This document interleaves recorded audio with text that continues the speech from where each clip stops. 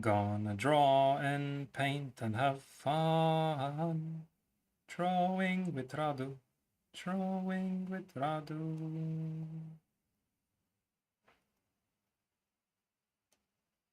Okay, let's see.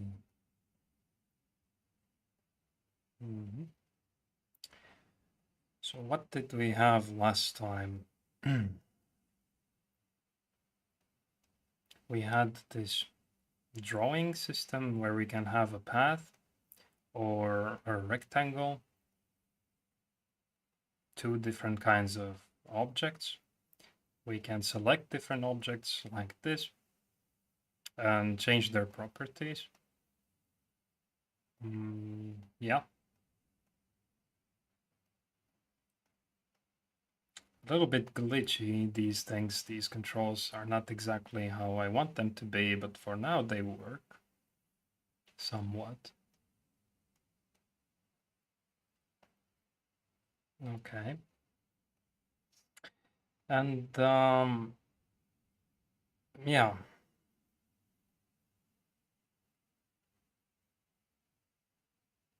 Mouse controls are here, the shapes are being created. And I think we even have this possibility to move the shapes. Selecting it and then dragging it around like this is possible. Even actually clicking on it and moving, it selects and enables drawing at the same time. I had to remember what this application was able to do. And there are many things that can be improved here, definitely. And not just features, but also, oh, I didn't want to do that, maybe. Not just features, but also code quality. And, oh, this is something I don't want. Closing that, it's creating a new path here. But we have delete also, okay. Yeah, and here I guess I can now create something like this, but then I have to select it and then change its color, something like that. Okay, and now I can have something here. Like so.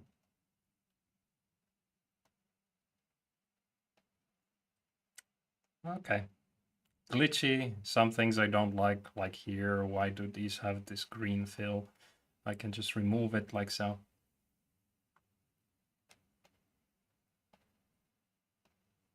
Yeah, these tools don't update to the selected object properties. Kinda, I want that to happen.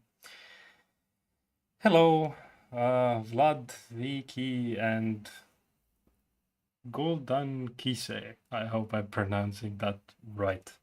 Anyway, so we have this thing, and I also got 2 pull requests on the GitHub repository here, and I have some kind of to-do list for today, and that's going to be fixing these contributions from the different people that have done something meanwhile, and also making an about page for the application where I will be listing those who have contributed so far.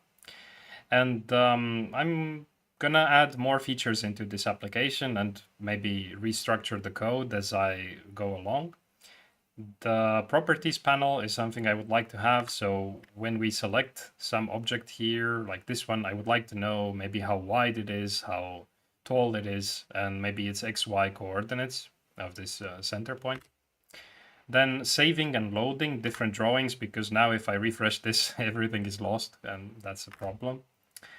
Import, export. So this is kind of the same as loading and saving, but actually it means exporting to different formats. So maybe I want to create an actual image like a JPG or PNG or something out of this image here. And then undo, redo. We do have a button for undo here, but it doesn't do anything. So these are things that I would like to do today, and very likely not tomorrow, but the day after tomorrow, I want to stream again. I have some kind of free time on these 2 days, and I would like to progress this to have a kind of a decent structure and then it's more like feature-oriented development in future streams. I also have some other ideas here to do, and we can get into these if I somehow manage to do all of these. Meanwhile, in these days, but they are just ideas. Maybe some ideas are from other people, but yeah. And now about the contributions. So this is something that people have been doing meanwhile, and I do plan to incorporate these different ideas in the application live now, so that you get a full story basically, and you can trace how all the updates have been happening here. So yeah, I'm going to start with this pull request from Egbert Postma. I don't know if this is from Postman or whatever. Postma. I'm not sure why that is there. But yeah, so this one is one pull request that I'm actually going to try to accept and see what happens, because I haven't tried to look at the code yet, but that's also something that you have to kind of learn to do when coding. And I thought that maybe having this live as a first look is a good idea. What I believe this is, it's a system for adding shortcuts to change the selected tool. So couple of changes in index.html, a little bit changes in script.js here, adding some lines and a few new functions, and then a completely new file called shortcuts.js. And really what this is trying to do is add listeners for R, P, and then space to change the tools to the rectangle tool, path tool, and selection tool. Because now every time I would like to draw a rectangle, I have to go up here, one click, and then move here, another click, and then I can start drawing a rectangle. But the idea would be that my mouse can stay here on the screen, and I would just press, I believe, R for the rectangle tool. So I would just press R on the keyboard, and then it would switch to this tool immediately. And that's something that most applications have. And it sounds like a good idea. And this code here is fairly easy to explain if I incorporate it as such. So I think I'm going to accept this one. I don't know if I'm going to accept these pull requests in the future, because sometimes they can change very many different things, and I would like to somehow re-implement them so that others can follow along. But this one, it's mostly this shortcuts.js file here and a few helper functions in here, and these small changes. So I think that people can still follow along.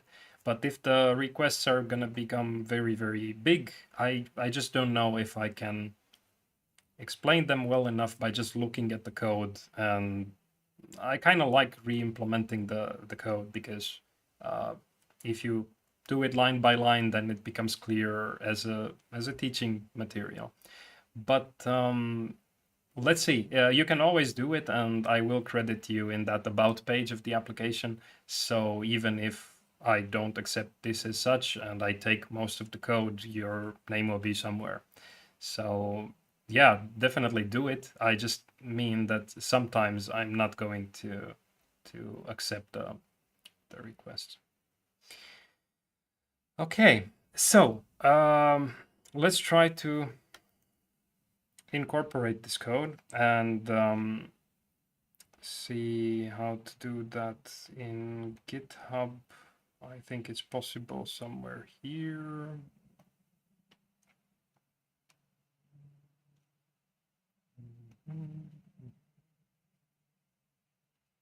This shortcut system.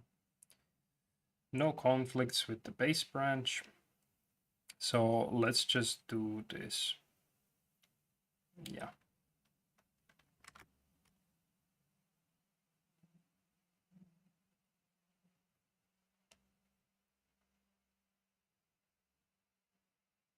Okay.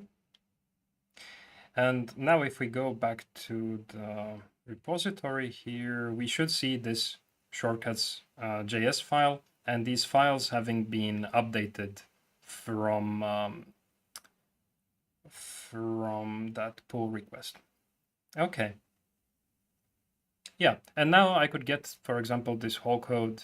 Maybe I just download it to a different file, and maybe later I show you a little bit how you could pull this instead. Or let's say somebody had a good idea in the comments about showing you how to do multiple commits and how you could follow along using them. I will show you in a second. But now I just download this whole code, which is something you can always do. And let's just move it into the downloads. And I'm probably going to extract this. It's a zip file. So I'm extracting it, and let me just move it in my working directory here.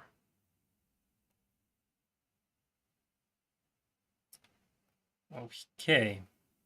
Yeah, I think this is fine for now. So I just put all that code in my working directory, and let's actually see if it works. So now if I refresh this project, it should be the new code replacing the previous one. And I can draw a path like before, but if I press R, it actually works. I'm lucky because if you get code that doesn't work, and yeah, I mean, you wouldn't accept that pull request if it doesn't work. But anyway, now it seems to change to the rectangle tool. This is fine. And space, I think, was the select tool. Yeah, and then I can click on things and move things around, and R switches to the rectangle tool again. So P back to the path tool. So this seems to work quite well. A little bit weird shortcuts. Like I'm somehow used to V for switching to the select tool. Of course, you could change these from the file here. Like if you want it to be something else. Like I said now that I would prefer V here, I could replace this with a V and that would be okay. But actually I'm going to do that just to test the changes if they reflect properly. The idea that P stands for path and R stands for rectangle and S stands for select. I don't know why I want V there. I think in some applications V is used for the default shortcut. Let's see, maybe, I don't know if in Photoshop or which one it has that, but I'm really used to V for some reason. And of course, sometimes these tools, many of them can start with the same letter. So I think V kind of looks like this arrow cursor upside down, and maybe that's the reason why somebody has implemented it in this way, and then I got used to it. But I really can't tell now why I'm used to it in that way. Okay.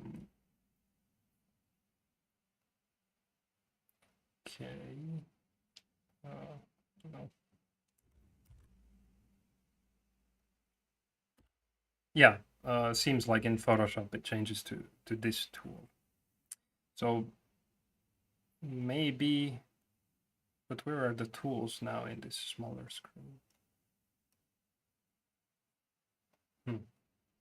Okay, it's a floating toolbox. Wait, yeah, it's floating here for some reason. Okay, so if you're drawing something like this shape and then you press V, it moves to selecting something, but actually, yeah, in Photoshop it's like this. So maybe I'm used to this one, and it's actually the move tool, but it's also the select tool. So if you have multiple shapes, multiple layers, actually in this case, it's also going to select the different layer and move it. So it's a kind of a combination tool.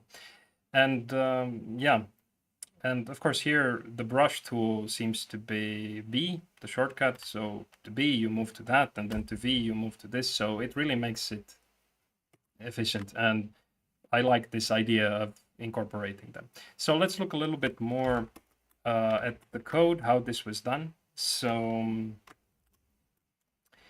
here, let's make this font size a bit larger. We are defining these shortcuts. They're defined as constants and essentially objects here added to a list of shortcuts. So this array will contain if control is pressed or not. And this is somehow important because I think the idea was that I will also have a shortcut for undo, control Z. So this control set to false for all the other ones, but control Z is going to have an action for undo here. And this one, we don't have it yet, but it was forward thinking somehow. And then with this array, we probably use it somewhere. So here it checks to see if there is a shortcut. So if it can find something with this key and that value for the control value, then it's going to return something, I believe. Yeah, it doesn't really matter what it returns. It will return this specific value if it finds it. But the idea here when executing the shortcut is if it is a valid shortcut, then do that action. And the action here are functions that seem to be defined elsewhere. And I think they were in script.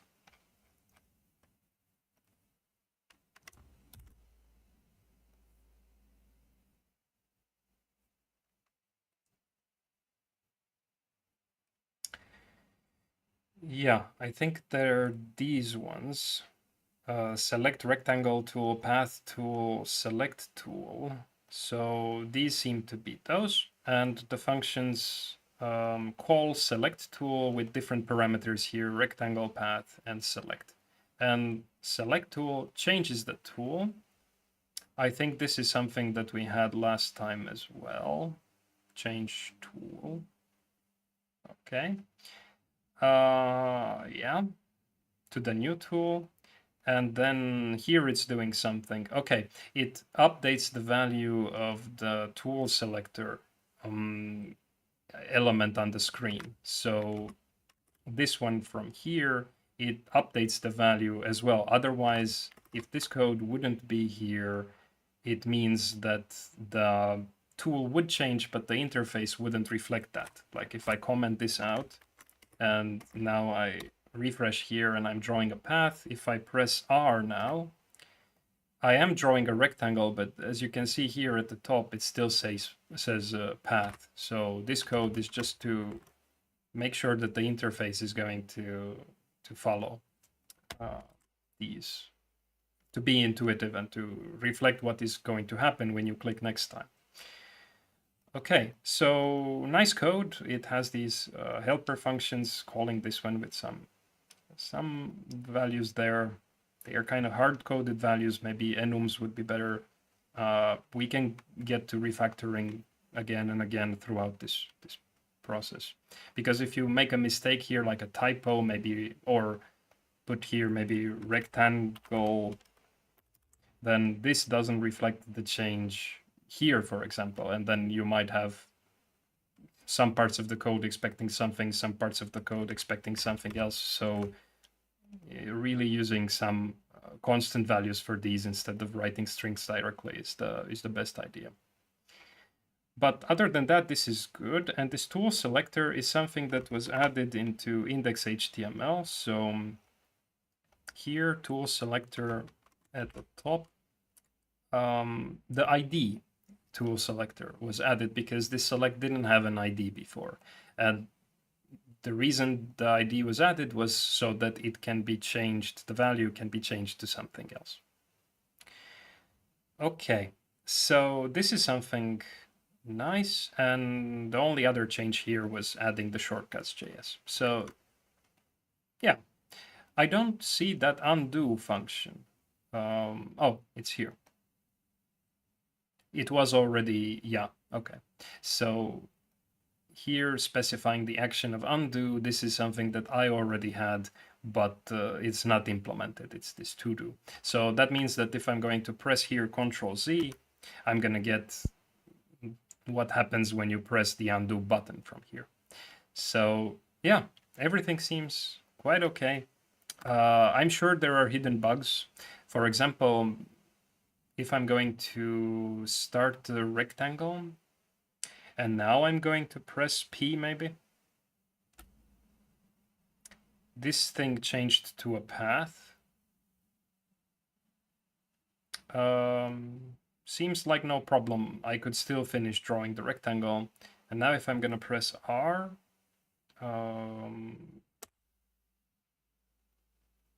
yeah, okay, this seems to work.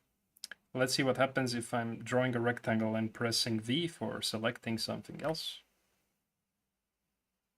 Okay, I was wrong. These don't create problems. I was just thinking that maybe if you're in the middle of drawing a shape, then something should happen. And it's debatable what should happen in that case. Should the shape that you're drawing be discarded, or should you be allowed to draw the shape further on?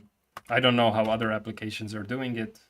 Like here, if I'm drawing something like this and now I press V, it actually doesn't change to the other tool. But if I stop drawing and press V, it changes to the other tool.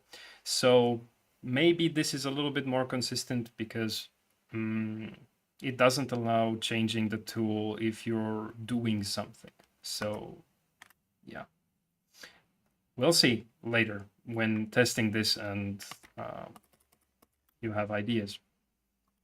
So I also mentioned this about page. I'm going to start to list here some names, maybe let's have a file called contributors. I hope this is okay. I hope this is a valid word. Does this mean something? Or did I invent this word? Sometimes my English is not that great.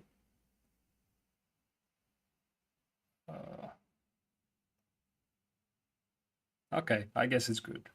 So, yeah. Okay, so in this one, I'm just going to have an array maybe for now. And I'm going to list everybody's name who has contributed here. So this is the first one. And at some point I will display these somewhere, making this about page. I'm not sure where I display it. Photoshop lists people who have developed the application while the page is loading, but our page loads instantly, so maybe it's not the best place. I don't know. Let's see. And let's move on. Second one. During last time's live chat, and by the way, I will check the chat more thoroughly after I'm done with these contributions. I just want to get rid of them and then begin working on new features. But before that, I will have a look at the chat more carefully. Yeah. Okay, Figma also. Yeah, you can select with V. Right, it seems to be a kind of a general thing then maybe. So during last live stream, during the chat, Capello said that maybe I should have a vector2 class with all the helpers. And yeah, I could do that. So here in the utils file, I'm having some kind of helper functions which are basically vector operations. And maybe I should have the object instead. And I don't know if I should call it point or vector, because adding points, subtracting points means kind of doesn't really mean much. But if you think about them as vectors, then adding and subtracting are valid operations. Maybe we should switch to that terminology and write a basic vector class. And I can start doing it. So maybe vector JS here and class vector. Maybe we would like to have, okay, interesting that it suggests static methods. I think this might be a good idea to have static methods. But I would also like to have an object for this. So this object would have an X and a Y value. Now, vectors typically are things that can exist in multiple dimensions. So not just 2 dimensions. And we might eventually have to consider that. I don't know.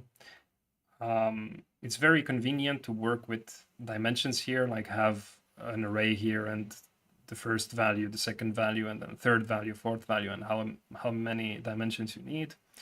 But for now, I just want to not change these functions too much. So this is just fine. And all these operations, I'm going to copy them here as static methods. And okay, Copilot suggests that I do this now. But if I would implement like this, then my code when I use this application would be something like this, and then v2 v1 add v2, which is fine. It creates a new vector like that. But if you think about chaining multiple operations like v1 add v2 and then maybe subtract v3 or multiply v4 and so on, this might be a little bit harder to read.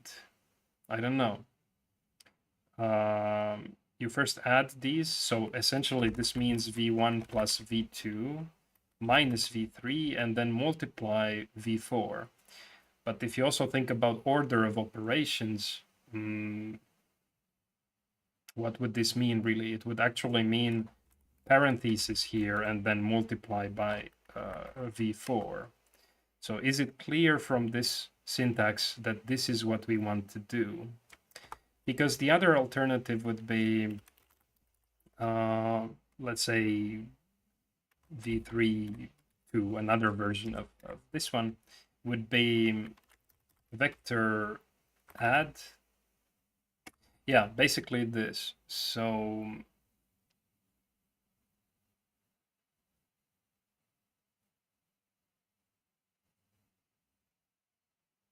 no, this is not exactly what I wanted to do. It would be v4 multiply and then v1 add. No. This is again an instance method, but I'm thinking about static methods. So vector dot multiply v4. Okay, yeah, maybe this is. Yeah, so the first thing I want to do is add v1 and v2. This is clear because it's the deepest function call in this list here. And then the result of this one is going to be subtract the result of the addition minus v3, and then it's going to multiply v4 with the result from here. I'm really not sure which is best, but I really don't like that I have to repeat vector here every time. So this is something that is quite annoying. Like, I would prefer to have just multiply, subtract, and add. This becomes almost as short as the other one. And because this is the first one, and this is the second one, and this is the third one, as the code reads, to me, this is more clear than this one here. But I don't know.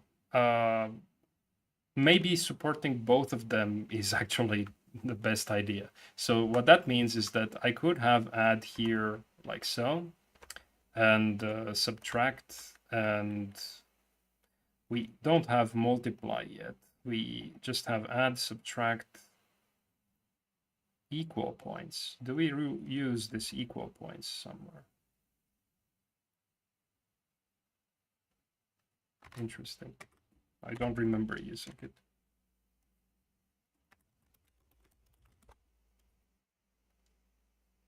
No, and I also don't remember adding it. How did this one get here?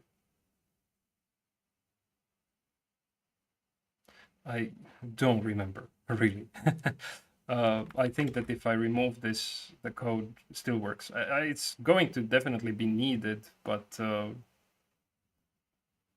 I am not sure when that code appeared there. Yeah. Okay. Anyway, so we have add, subtract, and two other operations here. Midpoint. Okay. For a set of vectors, and average points is like the center of math of mass for those. So okay, here basically we couldn't use those methods because they accept multiple points here. So these would definitely need to be static methods. So static get midpoint. Midpoint. I'm going to use the word point here. Let's see later when we refactor. But what I want to do is this one. So actually have multiple points here. And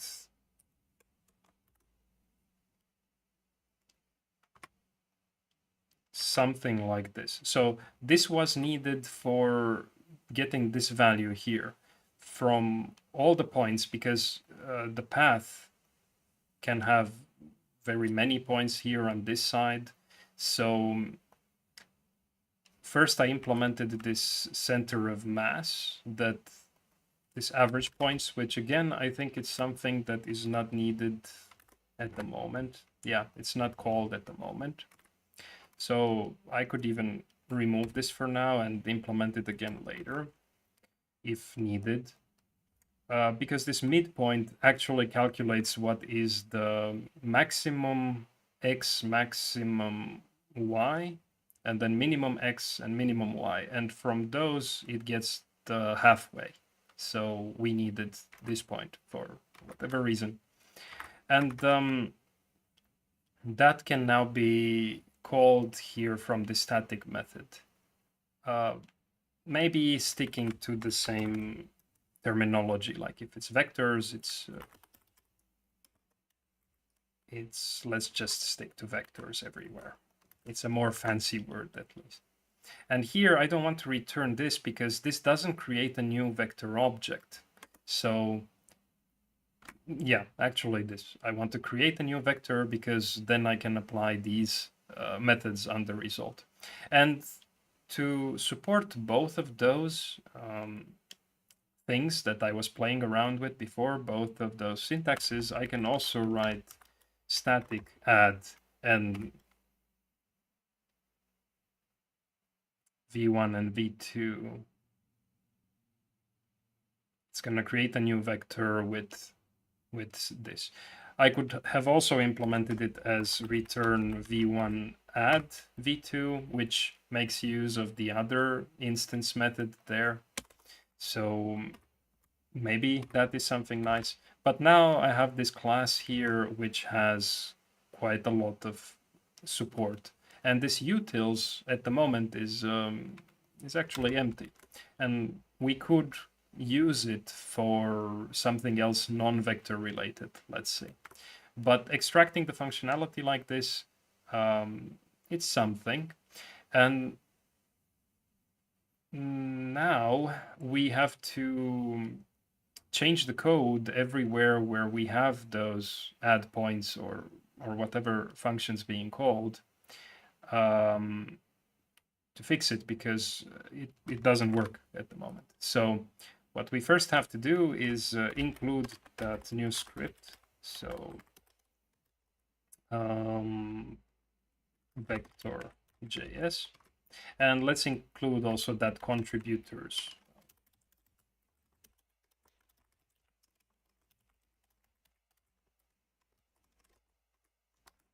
Okay, I'm done with including stuff. And let's see where we would need to call those new vector methods. So path doesn't seem to use any of them. This one doesn't seem to use any of them. Shape. Get midpoint is here. So we could do now vector mid vector of points. And then subtract points. So here we are free to do, for example, vector subtract or point subtract this center, I think. But let's just keep it like this now, and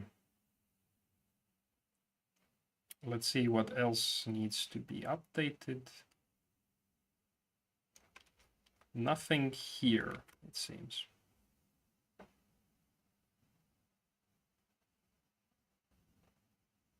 Okay. And then in script here,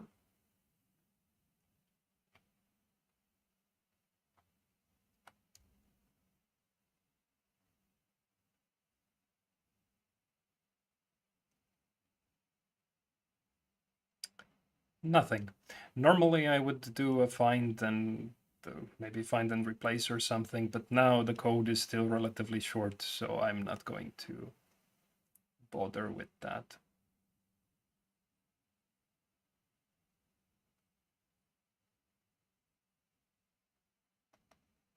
This is not add points, it's just adding a new point to that path. And then here, okay, this is something, so vector subtract, and then vector add.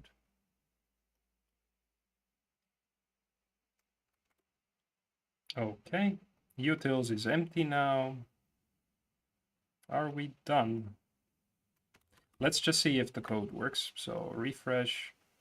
Path seems to work. Uh-oh. I don't know what happened, but v1 subtract is not a function. Okay. Okay. Every time we also create a new object, a new point. So I think that this might be in this events maybe. This mouse position should actually be a vector already. So like this, a new vector with that, and same goes for everything really. So this and this.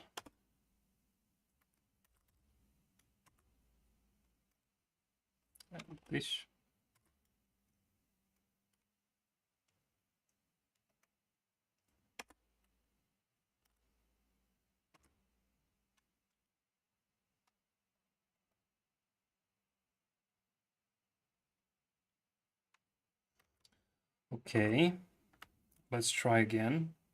So refresh, drawing a path, another path, drawing a rectangle, V to select something. Moving things around doesn't work. So what am I missing? V1 subtract is not a function, but where is it happening? It's happening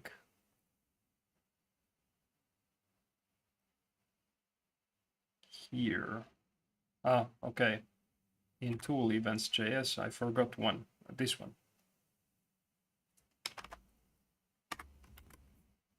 It's really important to test these things as thorough as you can when you refactor something like this, Because if you don't test all of these cases, or most of them, sometimes you can forget something, it's human, then you will later find out that maybe selecting and dragging doesn't work.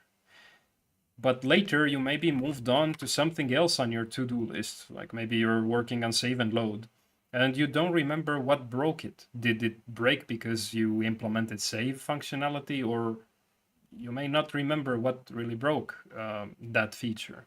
So testing thoroughly as you can after each update, it's a great thing. Alternatively, you can write unit tests for as many things as possible, but sometimes, especially with these event handlers, making unit tests for them is not easy. It's not straightforward. So some of the things might be, yeah.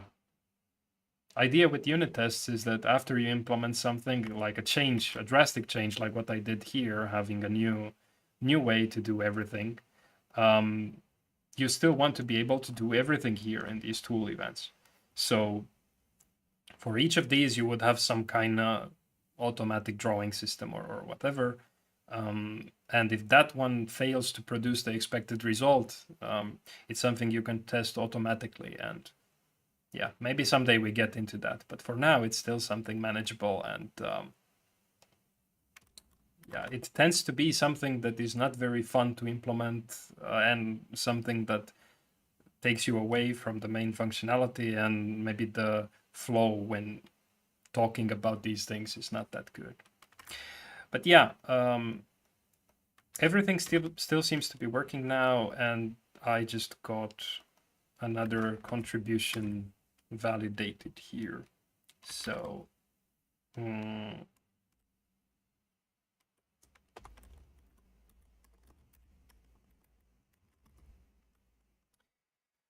okay, and then items stay selected when changing tools. So this is something that is kind of, I mean, it's true. If I select this item like this, and now I select the path tool and I start drawing it, that one is still selected, and it's kind of bad, obviously. But the thing is, Yusuf also provided some solution there. It involved double clicking on the events, on the items to actually select them. I think. I don't remember anymore the whole details, but I think they are listed somewhere, maybe on Discord or. Yeah, I think you can check the Discord and you can see our conversation there. And the problem, if we would implement some double click for selecting, and I don't remember anymore the whole solution, but double click, it's an extra click, and it's a extra thing that can go wrong. Like if you accidentally click, drag a little bit, and then click, it's not going to detect it or whatever. And then double click on mobile devices, which eventually I plan to support, is something that isn't really there. You might have click and hold, tap and hold, or something like this instead. So for now, I'm just going to make it so that when you change to a different tool, where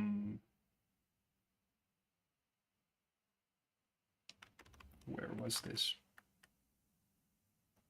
When you change to a different tool,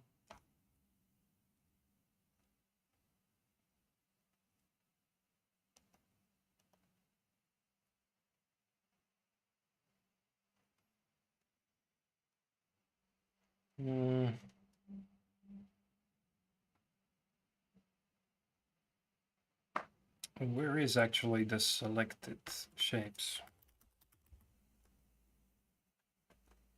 Ah, okay.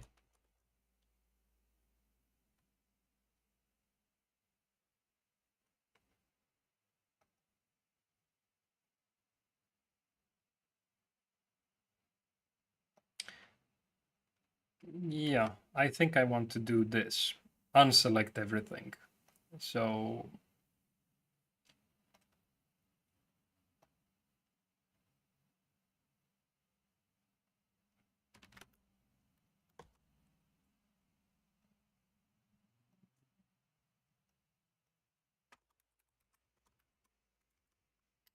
Let's see.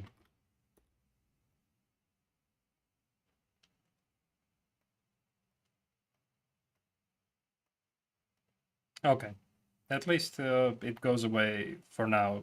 Maybe we can find better structure in the future there. But yeah, so this is something that is, it's and again a valid thing. It was a bug. I got multiple solutions. I think we were discussing several things, and Yusuf also has some ideas for multiple selection. So yeah, I'm definitely going to consider him a contributor as well here.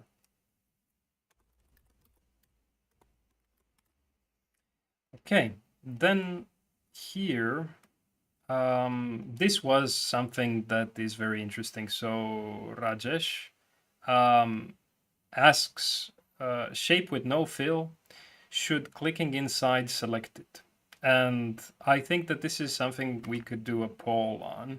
So what this means is if you have a shape, maybe this one, and maybe another shape. Okay, let's do this again. So a shape and then another shape like this. And I'm going to select this outer shape here and remove its fill. So should clicking here select this outer shape? Because now at the moment, clicking here doesn't select. You have to be close to this one to select. So you have to click on this contour there. And this is kind of good because now it allows me to click on this one as well. Like if I would be able to click here and select this shape, then I wouldn't be able to select the shape which is in the back, but I can clearly see this shape in this example. So I would actually prefer this current implementation that you have to click on the line to select it instead of anywhere inside. But if you delete this one and you click here, you kind of expect to select this one. So if there's a filled object like this, kind of looks solid, even if it doesn't have a fill. And really, these ideas um,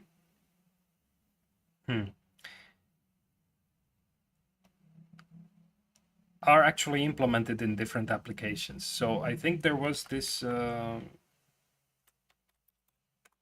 application. So this Visio, or no, not this one. What was it? Let's see.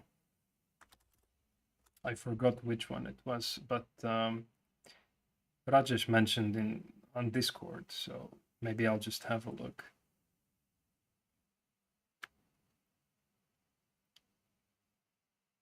Huh?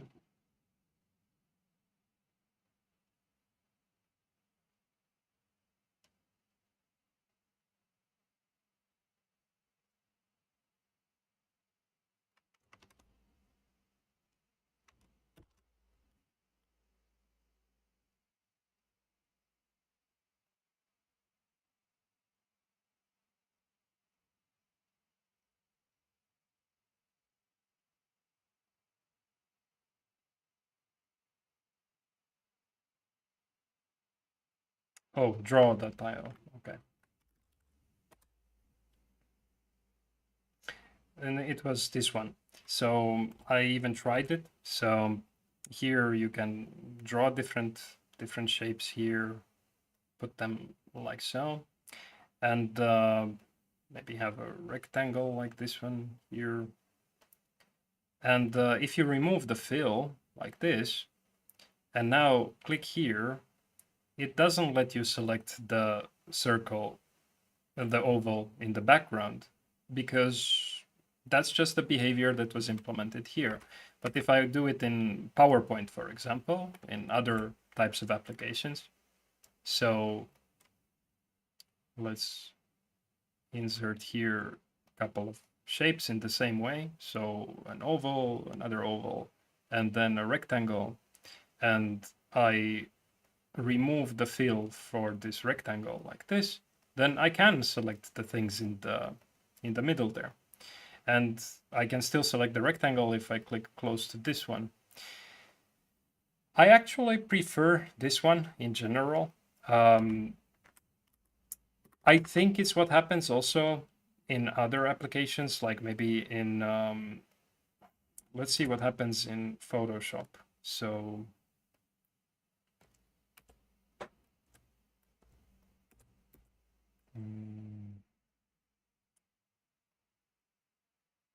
maybe this is the rectangle tool here. I'm drawing it. Okay. And if I have no fill here, and now I switch to this selection tool, clicking here, okay. Clicking here actually does nothing. Clicking and dragging, this is this rectangle selection tool, actually. It starts to select it because it starts to intersect with its region. So clicking and dragging here actually selects the object, but clicking on the line here, okay, actually you have to do it really carefully. Yeah, clicking exactly on the line and dragging, this is kind of annoying. So anyway, clicking inside and dragging enables this selection tool, but it doesn't start moving the object. You have to really click exactly. Okay, and now I didn't do it exactly, so it started doing that again. But if you click exactly there, very tedious. I can't believe that Photoshop is so difficult to manage. If you click exactly there, then it's going to select it like that. So seems like Photoshop and PowerPoint, both of them operate under this principle that if something has no fill, that fill shouldn't be clickable. Because if I make this fill, if I make this rectangle have a fill, so let's just make a new one like so. And now I click here, it definitely selects it. So it does that different behavior that I currently have implemented in the other place. Same goes for this path here. So clicking here starts the selection rectangle, but again, it starts it anywhere. And eventually when it hits these objects, it shows this bounce here. So seems to be 2 votes for this implementation that we currently have, and 1 vote at the moment for this one, according to these apps that I'm testing here. But really, this is one thing that could be investigated. Like, do their behavior suggest that it should be one way or another, or also the opinions? And I don't know, can I make a poll here and ask you? Let's see. Okay, I can. So should clicking inside a shape with no fill selected and enable moving on drag? And now I can have yes and no, and let's see what you guys think on average. So yeah, this is something that I can do to interact a little bit more. And maybe the result is going to be how I will implement this application, at least for now. And later we might have to change it. Let's see. But yeah, definitely, even if I wouldn't accept this change, this is a contribution because it pointed out the 2 ways of handling something, and there must be a better, one of them must be better. I think so. They can't be just, it can't just be an irrelevant thing. There must be a 51% like it one way than the other. It just can't be 50-50. So yeah, I prefer the no answer, but if you think about making this application, you make it for the general people, for others to use, and they might have a different opinion. So then I might have to sacrifice and say, okay, this application maybe should be implemented in this other way. And I just get used to it. So, yeah. Anyway.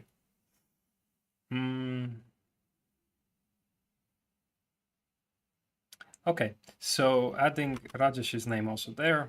Still a little bit until I include all these contributions here and these updates, and then I check the chat more carefully. So let's remove this one from here. Okay, nice refactor would be to move tool events in the shape classes. Static methods, add pointer down listener. Yeah, okay. I do remember last time when I was refactoring in the last moments, I didn't have much, how to say,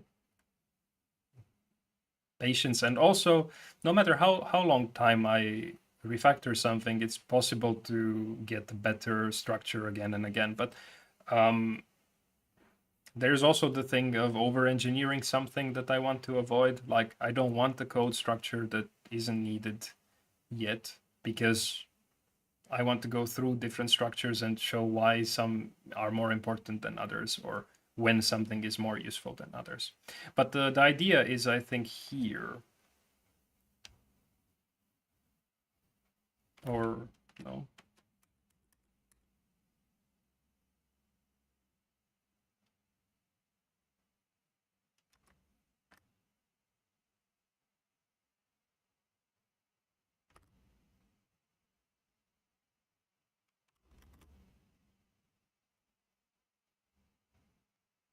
Ah, okay. This thing. So this down callback for rectangle. Yeah, maybe it makes sense to have them there. Let's see. So if we take this function from these tool events, and because this relates to rectangle here,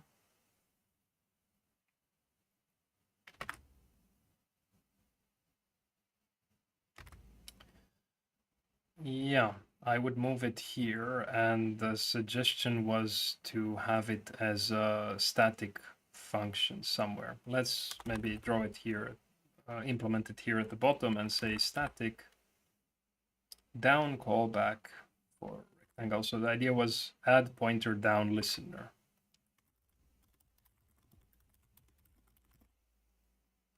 Mm-hmm. And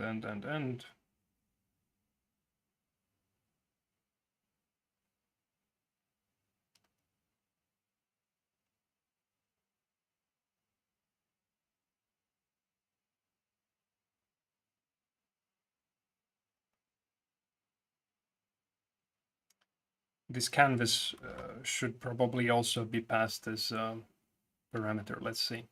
But back in script.js, so this would now be, you can see VS Code here is highlighting that this function doesn't exist anymore. So I should write now, yeah, add pointer down listener, like so. Yeah. And it made this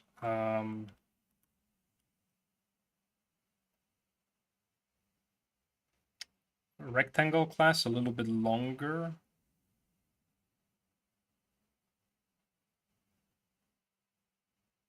I'm not sure if I agree with this change, because somehow I would like this to be a more general behavior. So not something, it's quite much copy pasting the code here for what is happening on pointer down as, yeah, as, for example, the one in the paths here. But let's actually do the change and then later see if that can be different. And another reason why I don't agree so much is that there is no select shape. So this one, at the moment at least, has to be there, unless we implement a tool object somewhere and then associate it with that the select tool would be having that. That might be actually the best thing. So instead of adding this to the rectangle shape, we would add it to the rectangle tool. But first we would need to create those tools, tool objects. And yeah, at least the idea of having them as a static method is a good idea. And where they will go eventually, let's just see how the code develops there. So here, also for removing the listeners, I think. Or no, this removes them. This re-adds them.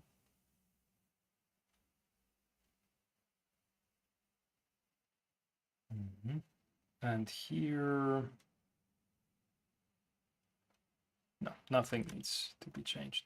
But in the tool events, we have to take out also this down callback for path. So this is also going to be something that I take out from there. And then let's just keep this one for select as such, because it doesn't have a place to go yet.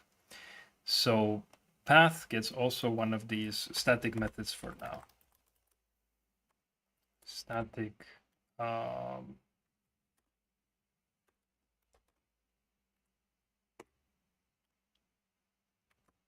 yeah, and inside of script.js,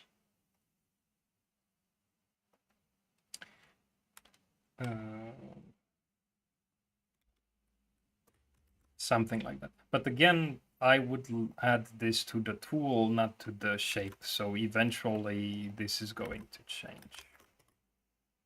It's a step in the right direction, but it's not really the thing that I want to have here.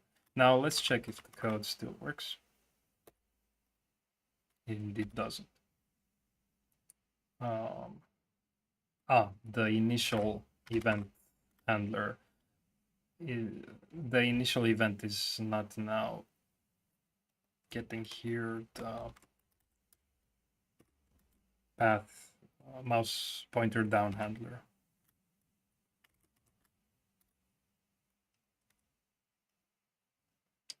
Okay. Okay. Okay. So yeah. Bob Cravens. Okay.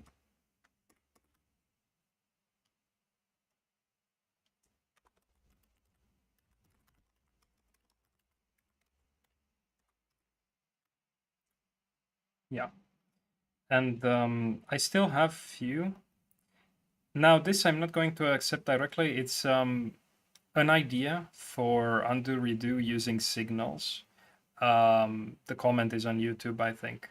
Yeah, and it makes sense. I just don't know are signals supported in JavaScript, and I didn't have time to look. And but anyway, the idea there is really good, and eventually I will have it for undo redo. But today I'm going to implement a more simple version of it, and later let's see how that one is going to happen. And then do frequent commits. So this is something that I will try to do. If I remember, it's hard to do it when problem solving like this, and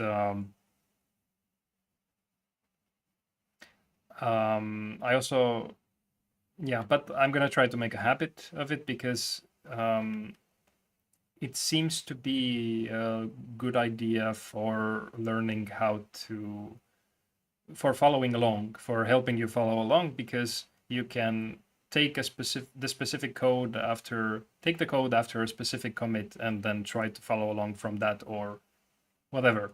I don't know if I consider this kind of live stream as something to follow along, worth to do that, or just while coding, or just take the code from time to time and try to do updates.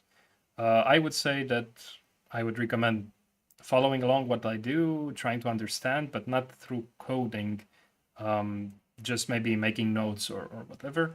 And then at the end of the stream, when I'm done with coding, you can take the final code, maybe study it, and try to make updates for next time.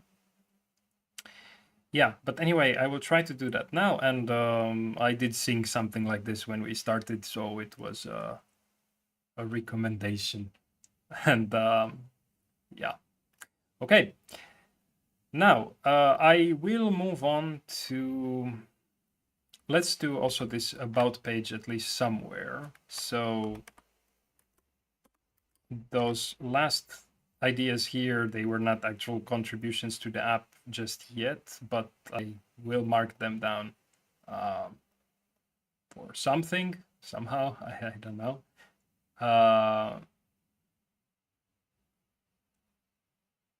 Yeah, they are here in my PowerPoint at least. So the about page, I'm just going to put somewhere the text from these contributors. So maybe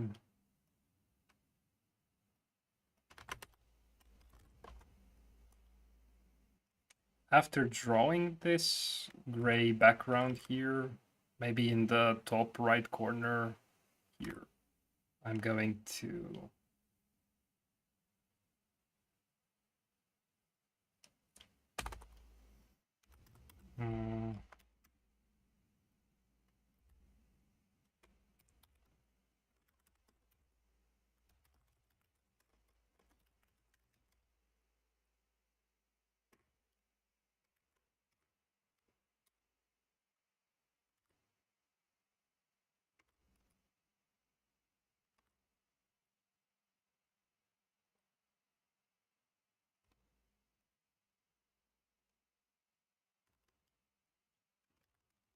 do that.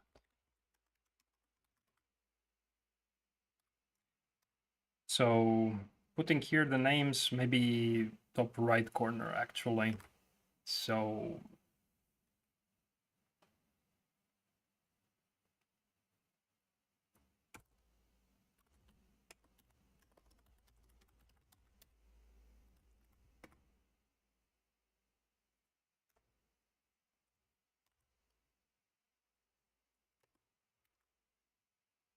yeah, this is fine for now, but I have to text the line to right. Oh, why is it the bottom? Oh, okay. I don't know. Is the bottom a good place for this? Maybe it is like opposite from these tools there. But let's see how it looks like at the top also. I kind of like this one more. And let's just put there also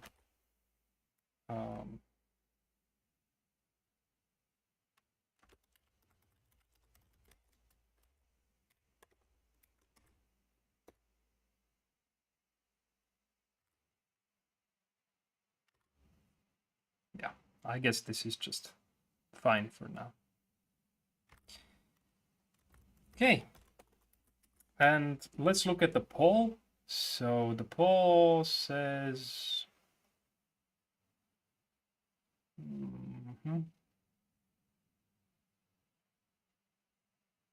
oh, wow, 17 votes, and actually it seems to be the other way. So not like what I agree is the best way to do it.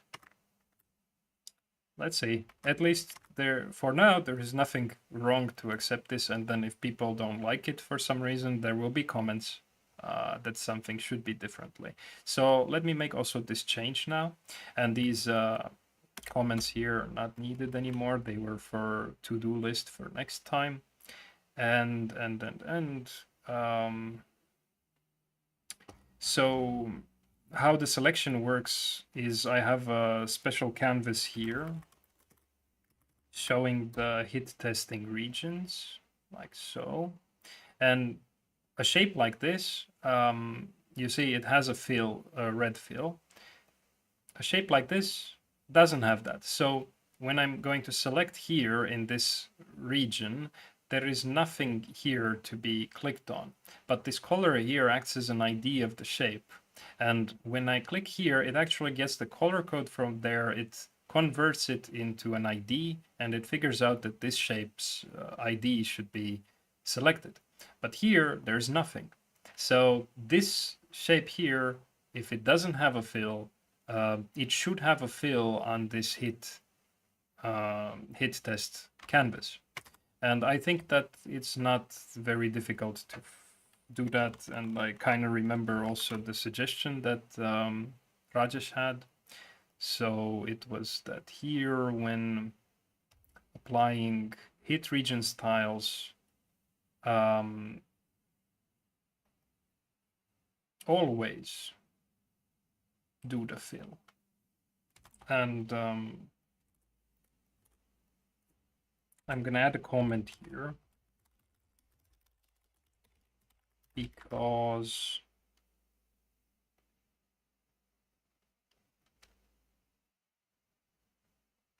of the poll during the live.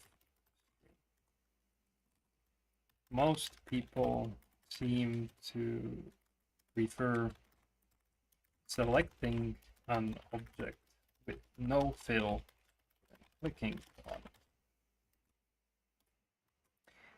So yeah, now if I go back here and I do the same thing, but the next one without a fill, you can see it gets a fill here in this region. So if I'm going to select, now I will be able to select this here. So yeah, I don't know. Again, it's something that will need to be tested. I'm quite sure that having just an opinion on how something should be done is important. Like testing as well is also important. Like if you think about this shape now,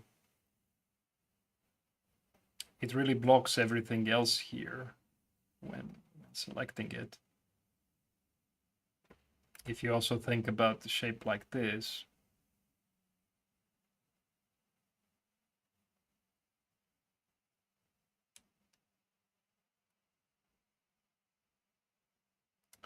then okay.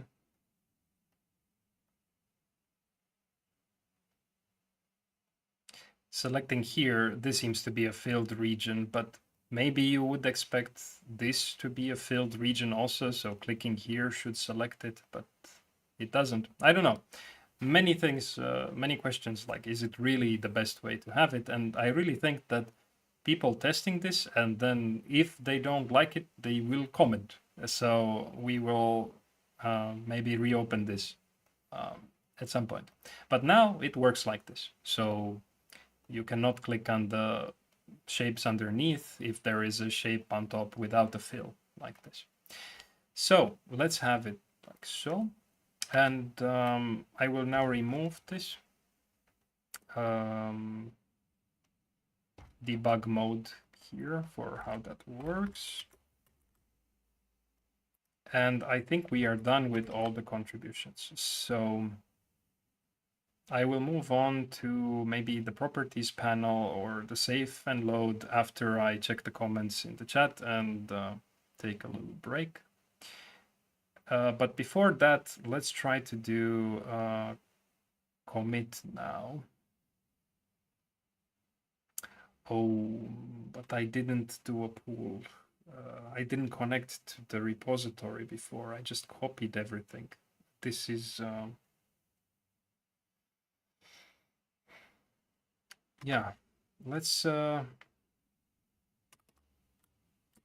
try. I'm going to make a new folder here.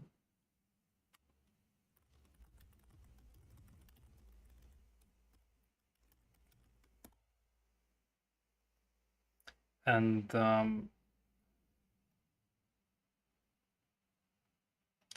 switch to this folder now.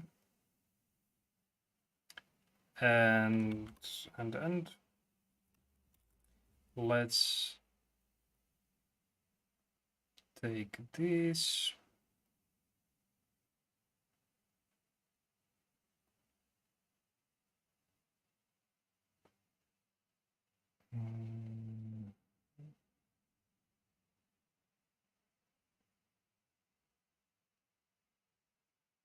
Okay, wait.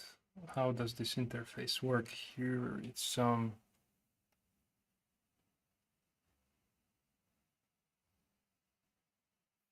I don't think that this is connected to anything. So yeah, let's connect like this. And on GitHub, I go here.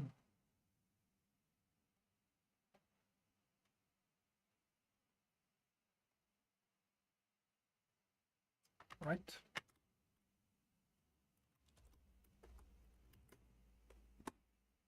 Like so. And now let's do it in this other folder that is empty.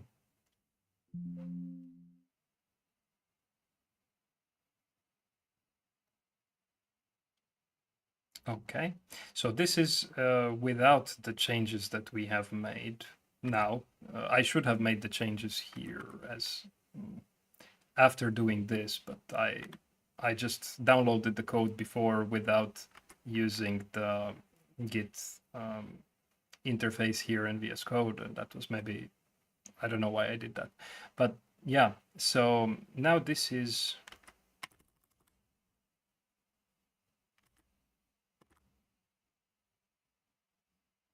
okay. It actually created for me another file here with this name. It's okay. I will restructure this a little later.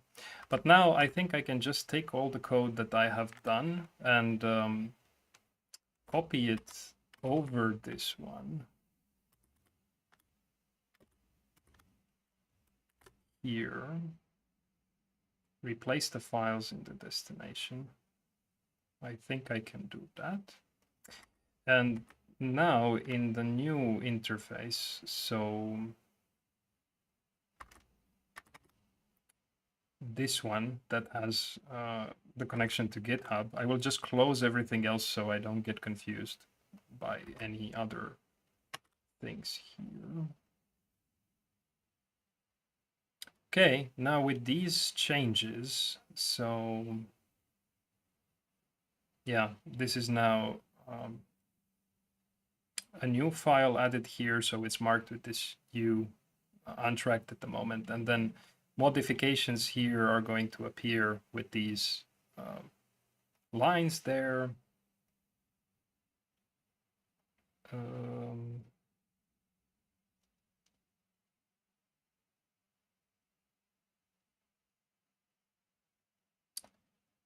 Does it really now?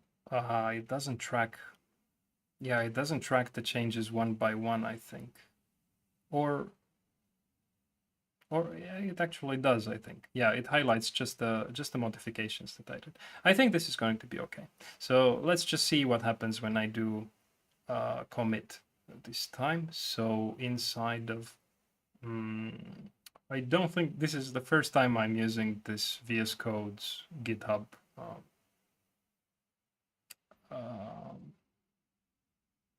extension. Yeah, view source control. Okay, so this, I will stage all the changes. Okay, so these are all the changes that I want to do. And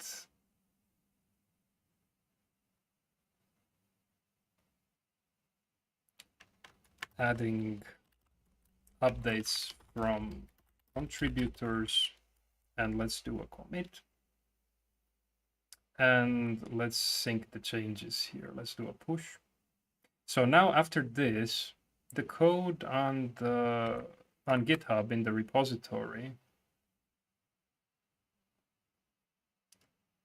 yeah, it should have the recent updates. So this license, readme, whatever, things that we didn't modify, the styles in the CSS, they are still the old ones. But everything else that we added new is working. Appears here now. And it has been updated. And now this is the code from this update. So if you want to follow along now, starting from this point, you can look, I think, in the, where do you look? In the,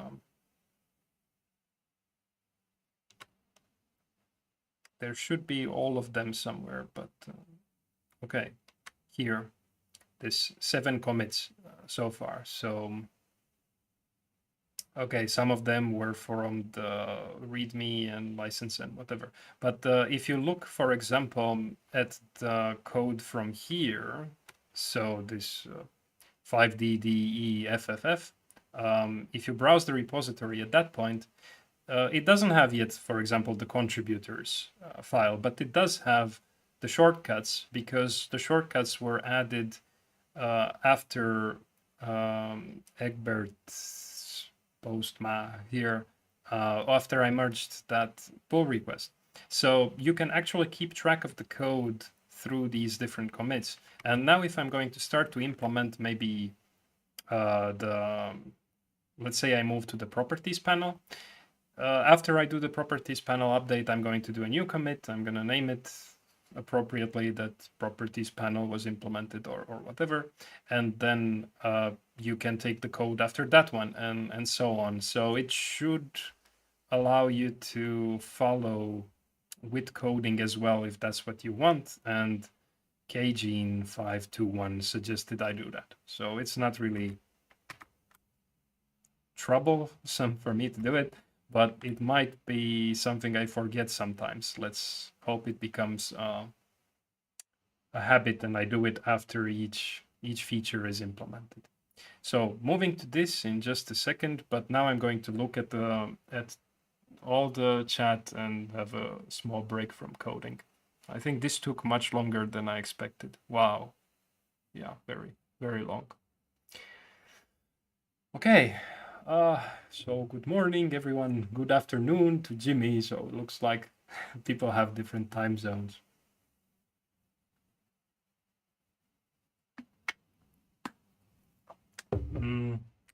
Robek seems to believe I'm the best. I don't know about that, but I think that this live stream is something that is really important for people to see, but it's also something that is going to be very boring for many people because, I mean, I wouldn't watch it to be honest. But then again, I know the way I do things already, and many people ask like, how do you incrementally develop something? Because if you think about the tutorials on the channel, they are already made projects, and I just show how to do step by step, without all the mistakes and all the problems that are happening. And maybe the whole structure of the project is somehow done through a lot of revisions, and sometimes, I would say all the time, it's really important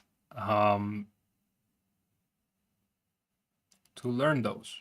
It's much more important to learn those, but it's also something very time consuming. Like these streams are very long, apparently.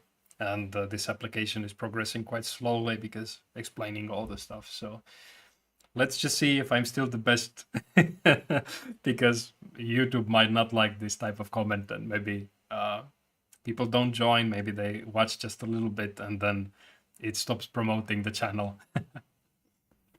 Yeah. Yeah, I mean, okay, Janeth. I hope that I will continue this even when work starts. So the idea is that now I want to do these longer streams to somehow get the structure for the application, but then move on to implementing individual features. And maybe I'm gonna have shorter streams during the work week when I just do one feature or something smaller, not this much. So I'm hoping that this becomes an ongoing project that I continue to work on from time to time. Let's see. Hi everyone. Okay, Figma. Yeah, you can select in Figma also with the possible. I don't know what you can do in PowerPoint. Let's actually see if I have some. Okay, V does nothing. Apparently it does nothing. So not everything has it, but some things have it. And actually Animate Flash has it. I'm sure. I definitely remember that. Okay.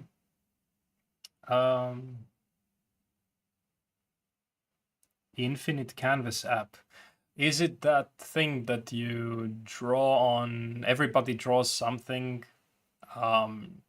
Maybe you have some limited number of drawings per day, lines per day, or something, and then everybody just contributes on the same canvas, and eventually it becomes this really big thing. Sure, but it goes into backend and it also goes into synchronizing stuff. It's not the type of things that I do on the channel, but basically if you select the shape and you delete it, but somebody else is working on it, then that's a conflict and you have to resolve it somehow, and all of those happen backend. So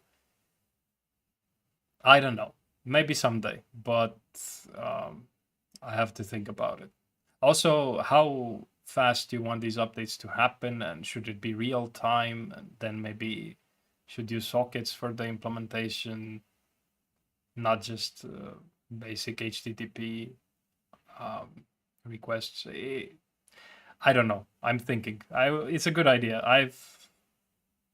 I know the type of application, and it's something that links very much to Canvas and other stuff on the channel. So maybe someday, at least a basic version I might do someday. But let's see. Thanks for the idea, Elier H. Okay, underrated channel. Thanks. Famous words will refactor later. Yeah. The difference is I actually do it.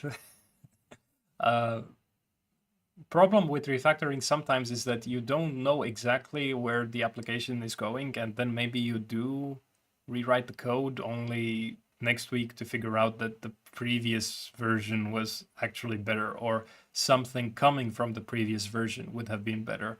And sometimes I just have these gut feelings about something. But normally I would like every live stream to end with the code in decent quality.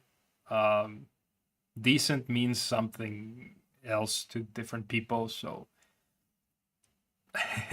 it's kind of my level of decent, but it's never perfect, and I can always look at it and refactor some more and think about potential problems in the future and refactor some more.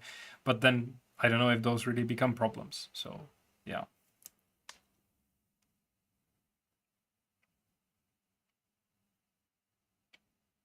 Which colors are sharp? Nustad. Do you mean colors sharp in the default selection here when drawing things? Yeah, I mean, you can choose different colors here, but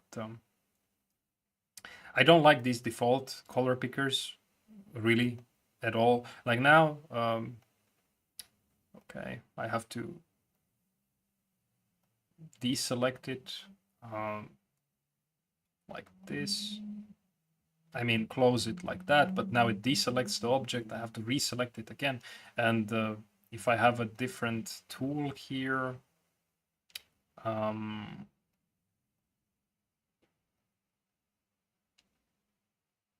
okay, this is actually not a big problem. But changing the value here like so needs an extra click. It's something I don't like. And also this default color picker doesn't have the transparency. And eventually I would like to have the shapes be transparent as well. And that really means that I'm gonna have to implement my own color picker component at some point. Funny.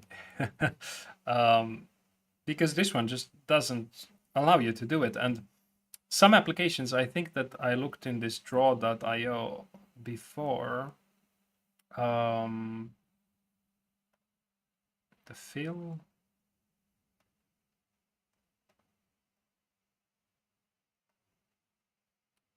No, this one has its own color picker, it seems. But there was some application where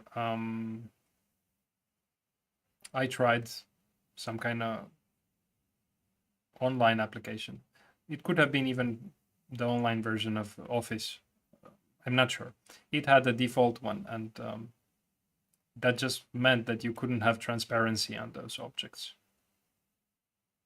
Or of course you could have transparency maybe if you would have here a transparent option and then drag a slider, a separate slider there. But yeah, it seems to be an issue with these because of this default color picker doesn't support it.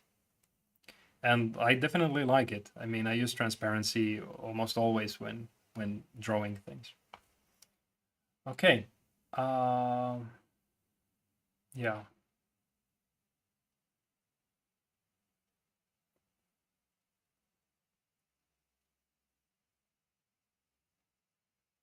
$31K.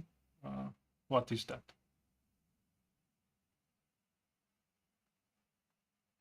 I don't know what 31K is. Visio, yeah, I had the wrong application name. It was this draw.io. Alt and drag. Yeah, I think this relates to something I was using there. And let's see. So no, Alt, if I hold it and drag it, it doesn't. Control doesn't. Shift doesn't. So probably it meant, can I get the same behavior here with clicking inside some region like this? Let's try removing the fill from here. No, it doesn't do that. Having a setting for it later on, sure. So boy Kortman is mentioning this. So having a setting for it later on, definitely you can. So then it wouldn't select that. But in general, settings like that can be done for pretty much everything. And they can become overwhelming. I think that often I mean, think about opening a settings panel that has like huge number of things to click on. It's maybe for you or for somebody who knows how to use these applications really well, or especially those who build the application, like contribute to the coding, it's clear. But new users will be very scared when they open such a panel. So that's one of the reasons why many applications remove some settings and just consider some default behavior there. But of course, if some people really like one option and it's this 50-50 kind of case, like now we had 64-35, so I think a significant difference. But if it would have been more like 50-50, then maybe having a setting for it would make sense. It makes people happy. But then how do you introduce the people to that setting is also a question. Like the fact that it's there, hidden somewhere in the panels, sure. But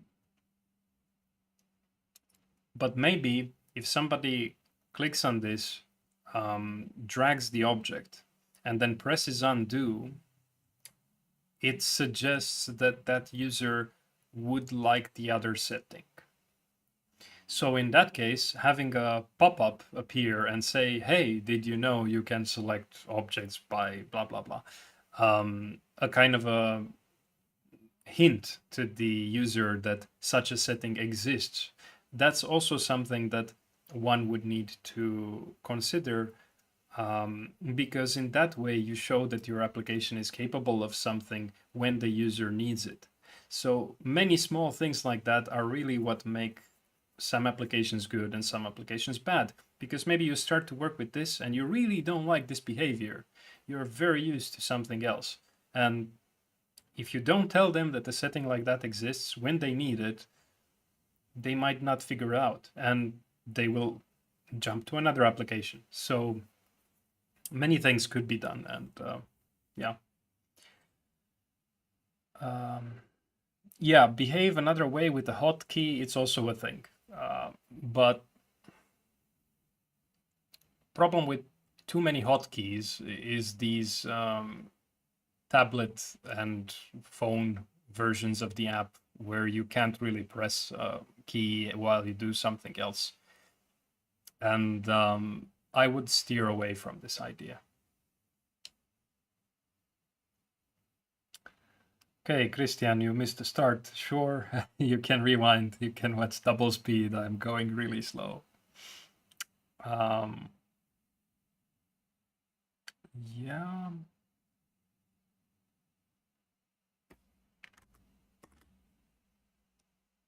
Okay. I did sing this briefly in the beginning. Hope that the stream started at that moment. Okay. This new thing I'm building is going to be a kind of a drawing app, like I don't know, a mix between Illustrator, Photoshop, PowerPoint, something that has the most useful features that I find in those applications. But it's more like teaching how to build a bigger project and how to consider different code structures and how to refactor, when to refactor. It's a slow process, so much more boring than the typical tutorial type of videos that I have on the channel. So it's something else. I just want to see if people like it because it's definitely something that people need. Like looking at that kind of recipe videos, it's fun and you can get many ideas and very quickly because there are no mistakes. Like it's highly edited and highly scripted. But when you code, it's not like that. You do have a lot of problems coming in all the time, and they often are more than what you see in the polished version of the video. Like when making that project, I had maybe double or triple the number of problems to solve behind the scenes, and I just show the end result with the most important things. So this is kind of like a unscripted experience and also a chance for you to contribute more on the project. Yeah, okay. Egbert is there, and yeah, I liked the pull request and I merged it in the beginning, so it was really useful. Okay, bună dimineața din Canada. That's interesting. Dumitru. Yeah, okay. SketchUp seems to have space there. Of course, all these keywords, all these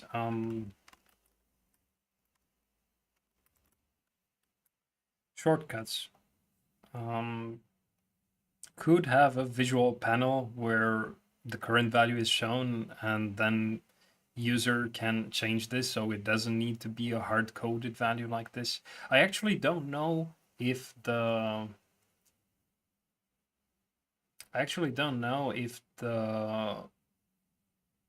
modern version of these applications allow you to change the shortcuts. I suppose they do, but you get used to some shortcuts and then in some other applications they are different, so it might make sense to unify these things in some way. um, so some people who are used to some versions, maybe you should let them do it, and not by changing the code itself but through a visual interface. And we will probably get to that also, but now I consider it a low priority, so let's see when we get to it again. Yeah, definitely I can understand. I just changed to V here because I'm more used to it, and I also wanted to show how you could change it. So yeah.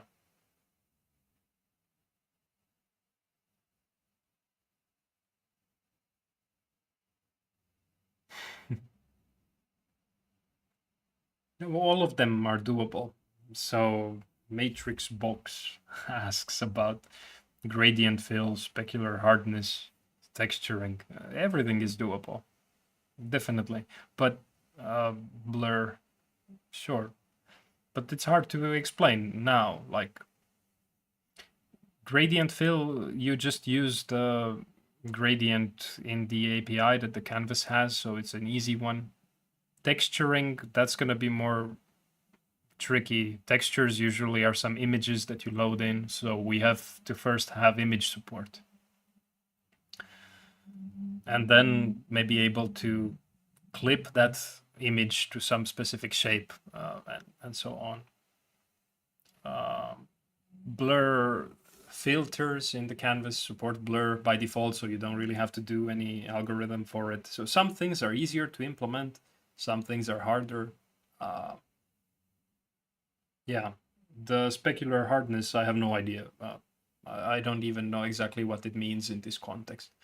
But anyway, if some feature becomes important in the future, we can find a way how to figure it out. Okay.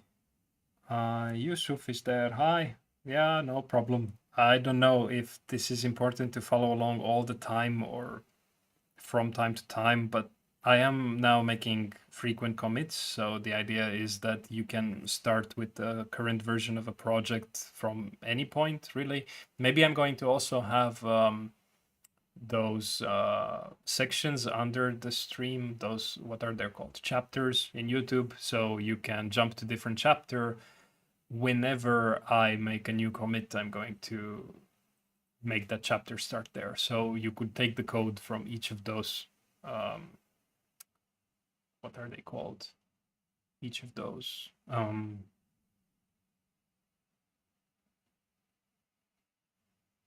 Like waypoints, or I'm not sure what the word for it is. Aha, bună dimineața din România. Yeah. Also that, like, if some feature doesn't exist on, like, if the canvas isn't supporting some specific feature on iOS, by that I assume you mean Safari on iOS, then you might have to implement it yourself if you want to support it. And of course, it's not very easy, but it's also not very hard, I think. We might get to that. So, but then the question starts to be, do you want to spend time on that? Is this blur feature something very important? Are people expected to use it? How many people use this application on iOS? Is the iOS that you're referring to, I don't have Apple devices, but I think that desktop versions of it, on desktop it might work, like on Macs, but then on the iPhone it might not work. So again, the question is this really going to become a mobile app or just a desktop app that will be used on different versions so of the operating system? So then really these kind of questions start to come. Should you spend your time implementing this particular feature? How much demand is for it really? And that's also why forums exist at some point, and people can start making their own suggestions, and if others vote on them, then they might become features that are implemented in the future. But by default, pretty much anything that can be done, that you have seen done in some other application, could be implemented by us as well. Some things harder than others, like here, changing the color of this, it's just fine. We get this really nice component here for changing the fill and the stroke of these objects. But if you really want to have transparency here, you either have to add an extra item like a slider for it, or re-implement this. Or some applications like this one have different style of selecting these colors. They have multiple options here that you just click on, and this can be very convenient sometimes because you don't want to have your application having colors that are kind of similar. Maybe you want to stick to some specific color, and remembering exactly these numbers is maybe not so easy. Actually, this tool lets you select a color from some other place like this, but because of this aliasing, you might sometimes click something like this and then not have exactly the same value, especially if you're dealing with gradients or something. So yeah, many things to consider. Is it worth implementing a new color picker than this default one in HTML? Maybe, but you also don't know what the browsers will do with this in the next in the future. Like maybe they are working on a better version. Some applications are really I don't know here. How does this one look like? So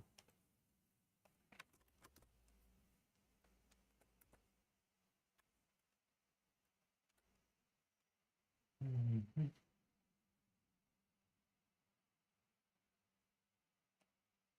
Okay, so this kind of thing, but then you have more fill colors here. You have that. Okay, different color models here.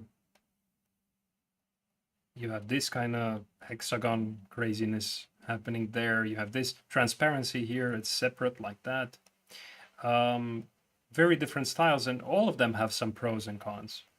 And I think Photoshop probably has the most advanced thing here because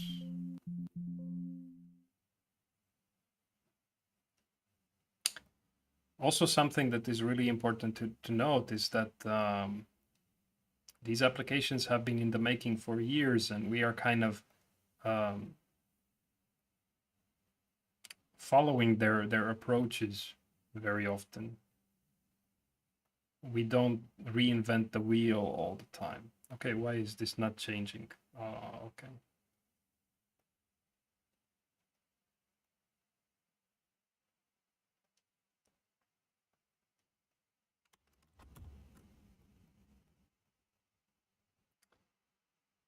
Yeah. Okay, so there is this mode. You select this color here, but then you have also this mode and this mode and this mode, and gradients are there. And yeah, I'm not sure if it's the most elaborate because gradients are also in PowerPoint, for example. If you format the shape, you get this panel, and then here you do have gradient options and gradient stops here, and you can do all kind of crazy stuff. But they are different, and okay, eventually I want to have support for these as well. So those who ask about gradients, they will come someday. I just don't know when. Okay.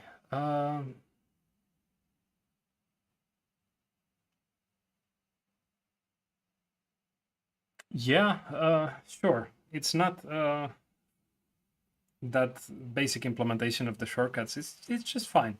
I mean, for now, it's great, and we can think about later what else it can be used for. Definitely, I want to see how it handles the undo with the control set to true. Okay. Now, getting ready to move on to the next step. So that's going to be implementing the properties panel, seeing the properties of some shape, some selected shape.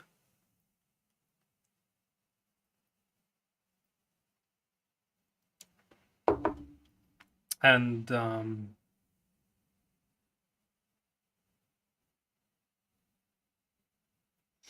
seeing the properties of the selected shape, and that's going to tie also with the save and load because those properties are the things that have to be saved somewhere. And let's see, also undo, redo. Undo, redo, I want it to be working as a revert to a previous saved state, basically, or maybe save on every modification, let's say.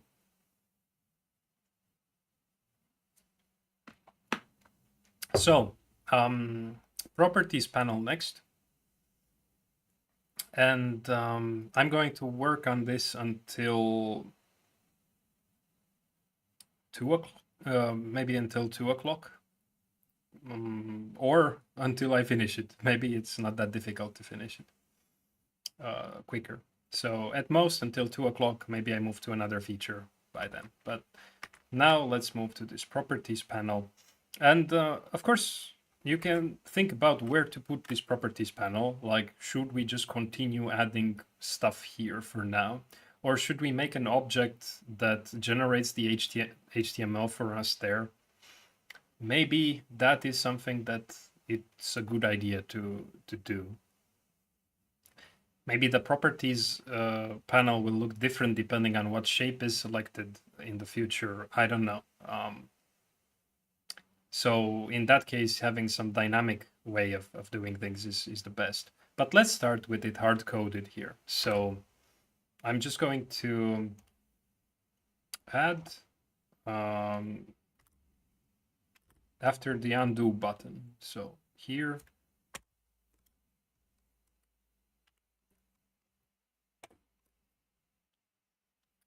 after this undo button, I'm going to add a div, and ID is going to be properties. And inside of this div, I'm going to say properties.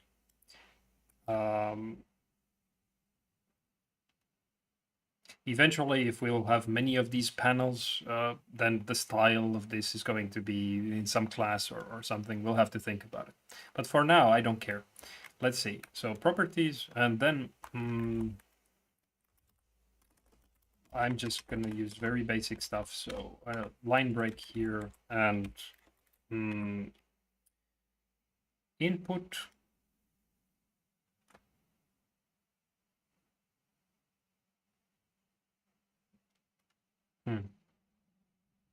Okay, it suggests something for me. A text input. Let's just say the first properties are going to be the X and Y coordinates. So this is actually kind of good, but let's see. So the input type text, I think we need here number because X is going to be some number there. Title, sure, maybe this could be X coordinate.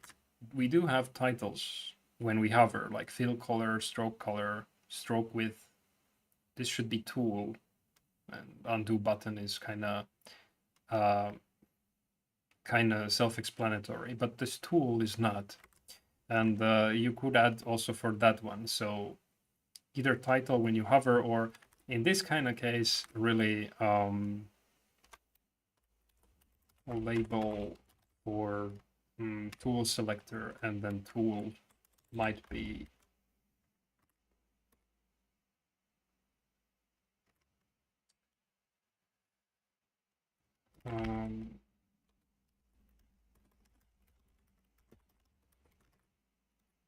okay. Is that not appearing there?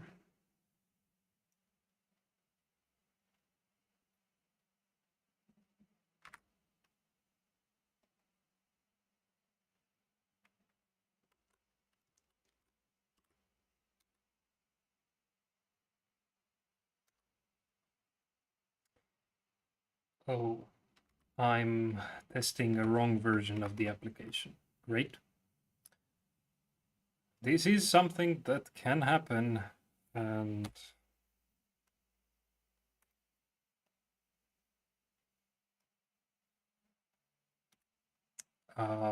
it's also one thing that can take forever to figure out, unfortunately. Okay, so now we have this tool there, and I think this name was important also. If not, then... or maybe not. Let's just have it for now, but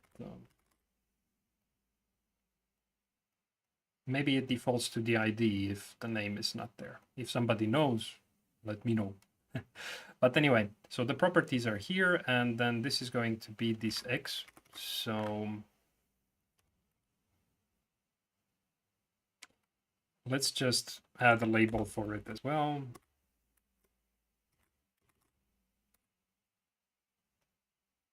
Okay, and Y, I'm going to do the same thing for Y.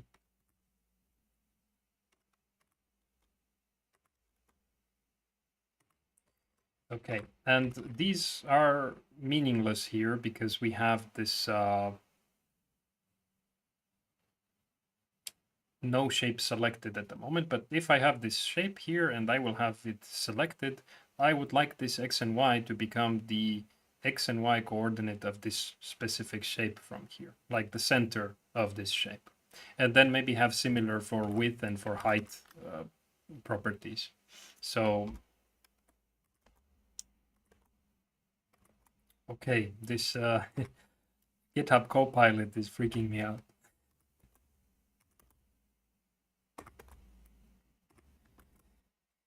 Yeah, and it also expects me to have here values, change x, change y, change width, change height, and these are going to be values for the selected shape. So the current shape, no, we don't have yet value for selected shape. Maybe we don't need. We just check which shape is selected. Some applications work with multiple selections at the same time. Like for example, here, if I'm going to draw something like many ovals like this and select all of them can have the size here, and if I change it, it's going to change all of them. Maybe I would like this behavior so that I can modify these properties here for multiple selected shapes when we have multiple selection. So not having selected shapes here, but retrieving them from the shape properties itself, it's something that we might want to do. So now change x, change y, change width, and change height. This is going to make this code horrible, and I do it on purpose, and then we'll see how refactoring to take out that properties panel as an object is going to take the functionality somewhere else. So let's just do it. Function change x. Okay, wow. This is correct. I believe this is correct. So it's searching for the shape that is selected, and then for all of them, if multiple are selected, it's updating the x value and the y value. This x and y value, wait a second, this might not be correct. So the shape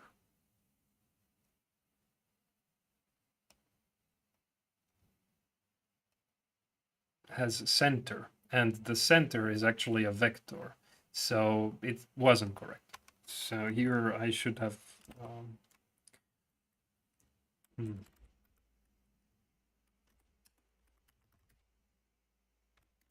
center x, something like this. And yeah, very hardcore OOP people there will immediately point out at getters or setters for these to the vector class, and maybe someday I will. I probably should.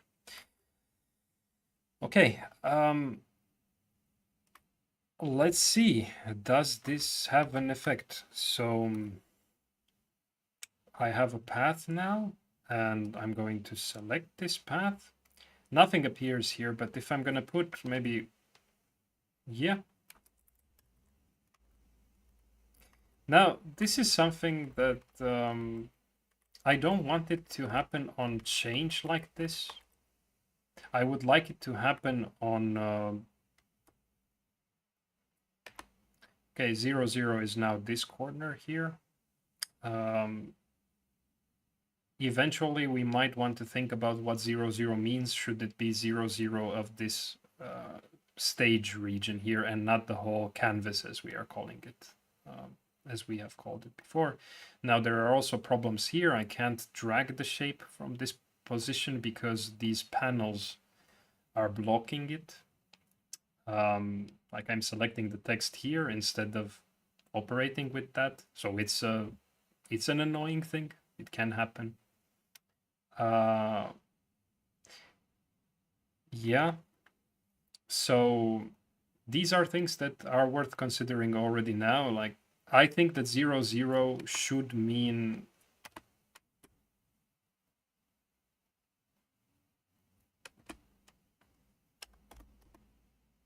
should mean these ones there. And also these properties, they should reflect whatever the selected shape has when clicking on it.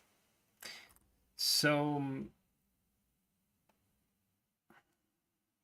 in the stage properties, we also have left and top versions, values of that. So we might use that as well here.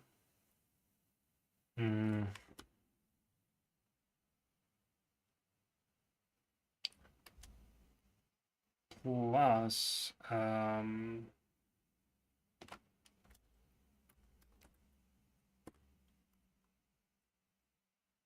stage properties left.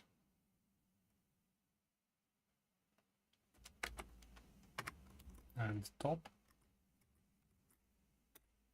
So now if we have this and we select something and we put here, okay, 0 and 0, then now 0, 0 means that. Dragging still puts it wherever you want, but putting there 0, 0 means that. Now dragging it and selecting it should update this properties panel to the values of this shape. So every time we do a drag or we do a selection, I think, maybe even when moving this, these values should change. I believe so.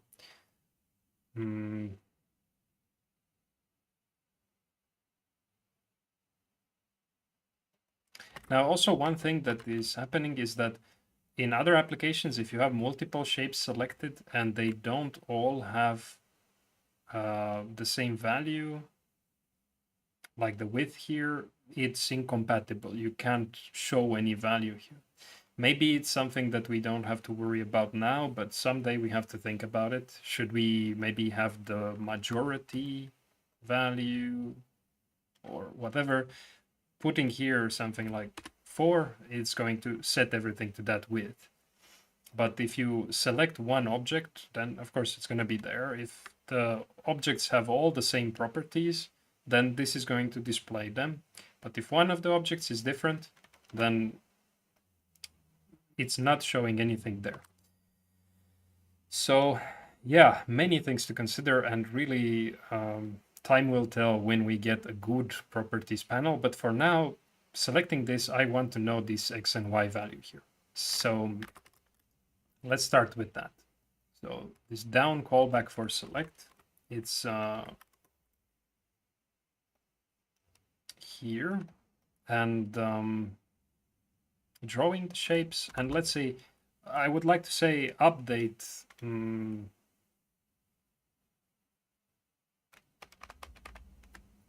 Wait. Okay, this draw shapes is important here because we have a shape. We have clicked on an actual shape. So draw shapes here, and then update properties.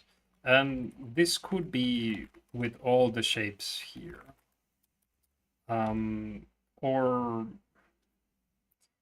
and then it takes out which of the shapes is selected from that.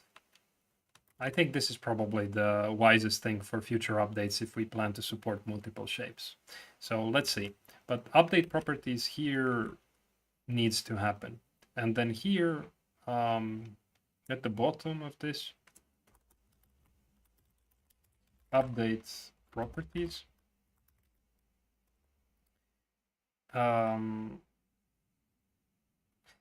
And maybe we would actually want to pass here already the selected shapes. So filter the shapes that are selected. So these are the selected shapes now being passed to update properties there. And selected shapes means that this function just updates the properties from these shapes. It doesn't have to do that selection anymore. Now, okay, interesting. It wants me to show an empty properties panel if there are no shapes selected. let's just see what happens, but probably I don't want that. And yeah, it just considers one selected shape at the moment. And then the properties, I really want to look at this X and Y IDs, which are probably not good ones to have here. We'll think about how to handle these later when we refactor this component. But let's just get it to work in the simplest possible way now and then see what a good structure for this is. So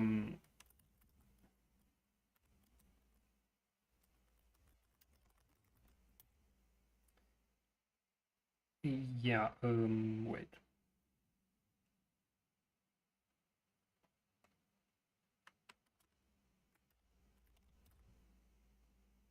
Maybe something like this would work for now. It's messy because we are actually accessing this by ID directly, and X could always be overwritten by something, especially because sometimes loops have X and Y.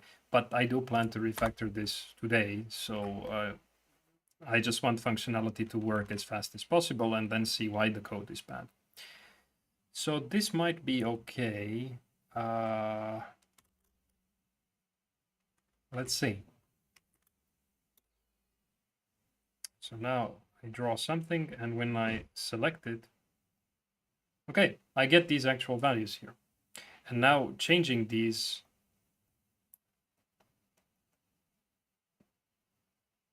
okay, I get the values, but I get them without the offset.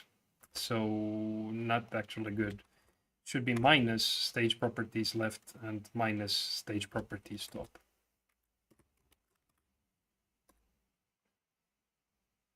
So now V, and selecting it, I did the shortcut thing, and now modifying a little bit. Yeah, now it works. So I'm modifying it from that specific location.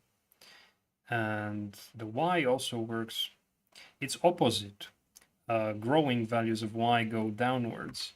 And this is also something that, okay, actually, these are just width and height, but okay, X and Y, horizontal and vertical. So vertical, increasing the vertical position also moves it downwards here. Interesting. Okay, from top left corner, right.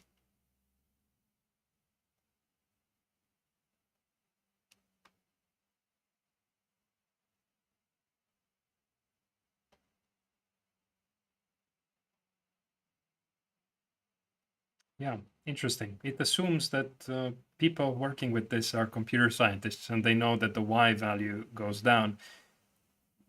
I think normally people think that it should be the other way around. But now I'm going to work with this because our 0, 0 is actually here. So the top left corner default value of this is just fine.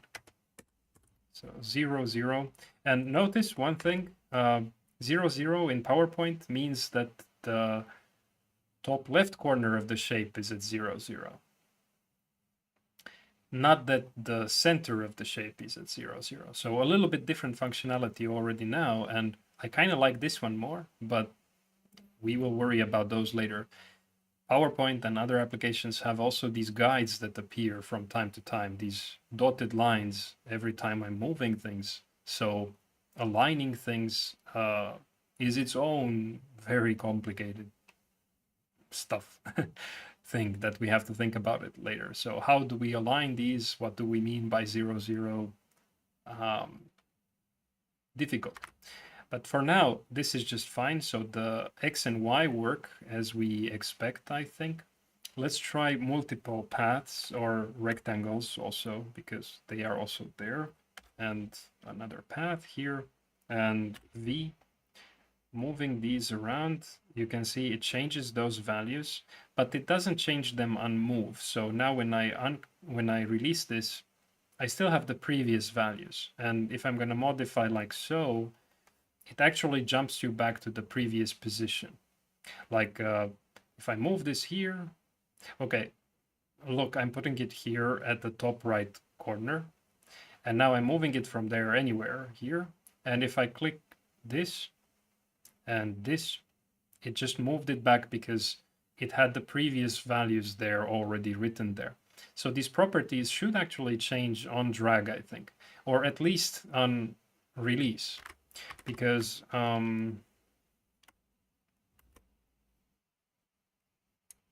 during the drag might be just too much. So maybe here up callback also does this update properties as well.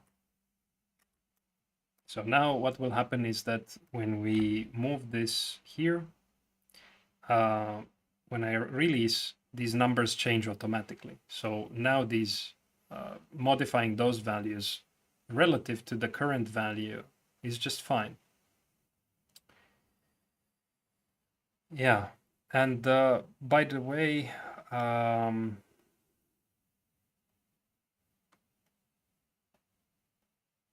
these floating point numbers are also something that we might have to consider. Like working with floating point numbers like this is can be too much. So maybe updating the properties here should do a round of that value to remove the decimals.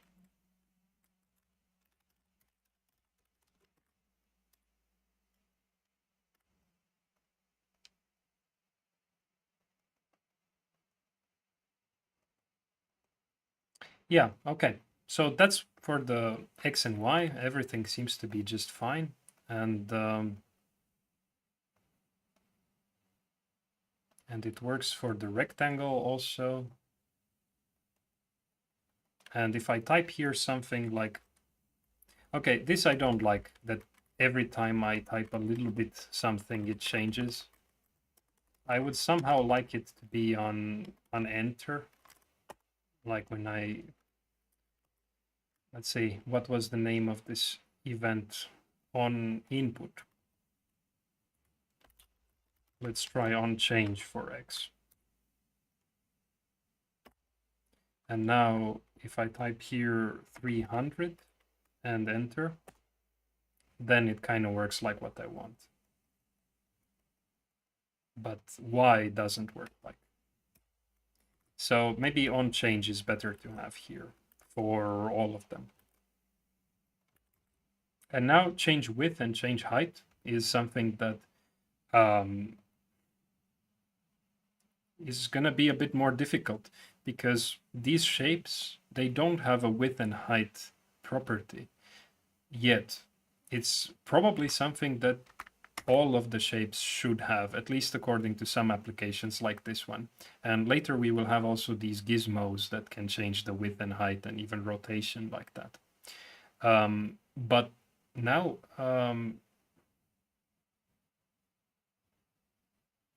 this width and height is something that is not implemented at all. And I think it should be. We could store these in size and have a vector here. Let's just have 0 for width and 0 for height. You can see vector is often, it could be used here, but if we are going to use then this size.x, it actually would mean width, which is kind of problematic because your naming is bad. Typically, I would implement it like this, but my vector wouldn't have x and y. It would have 0 and 1, and if the object is 3D, then it would have depth as well, and so on. So yeah, but that's just because I'm somehow really used to working with arrays in that way. But now I think that the size, we either keep the property as such, like width here,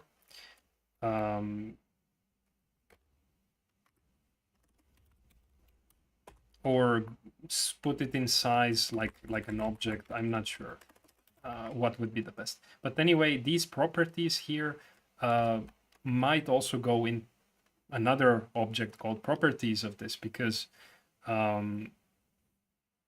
Now this is getting maybe too many attributes here, but we'll think about that later, I think. For now, maybe I just put here width 0 and height 0, and this is just a standard object. We could have size as an object like vector is, and that would have width and height and maybe some properties there that are useful. But for now, I'm just going to go with this approach. And every time when we recenter this, we could, or not really, no, not here, wait. How are our paths created? So the rectangle is created, it actually exists from the very beginning when we did the first corner click, and is updated all the time. So let's see, set corner, set points. I'm not sure where this one is used, but set corner 2, okay. On up callback, there is this recentering happening, and I think that probably this is where it would make the most sense.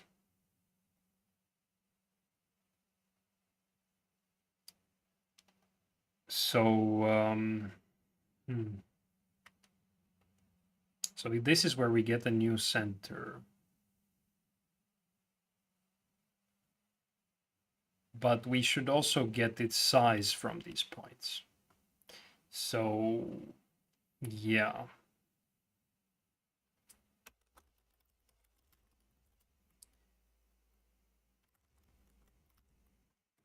I'm going to put it in that utils because it's, even though it could be a vector, I don't like that implementation that x would mean width and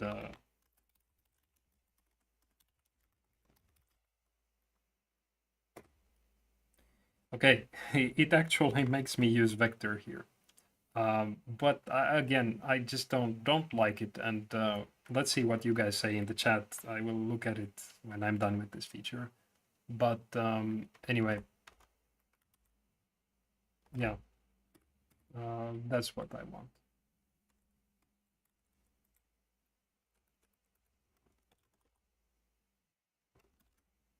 Oh no. Yeah, so this is what I want. So the size gets updated like that.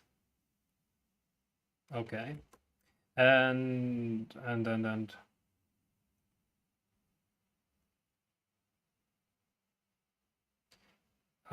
back to the tool events, whenever we update the properties,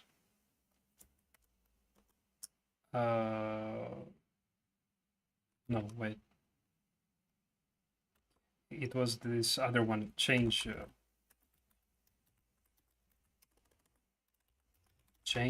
with value, and mhm.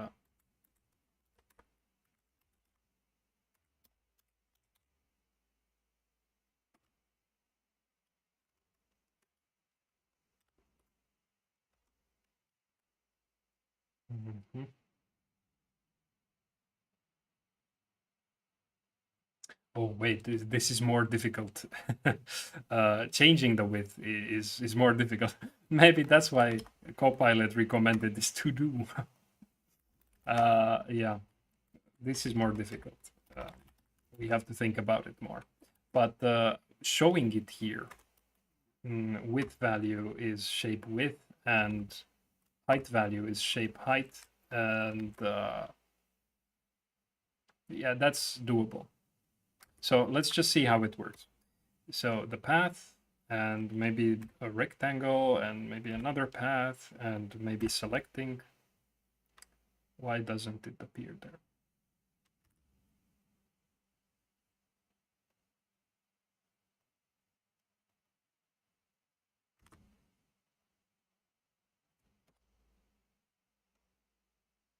Okay, shortcuts also has a logging here for the shortcut pressed, and that's not something that I need to have in that log at the moment.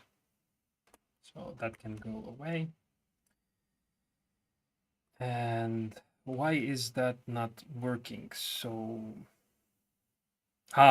shape size width and size height.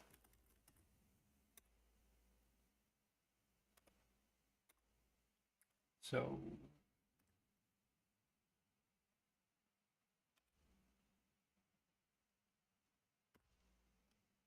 okay, now we have a width of 236 and 168.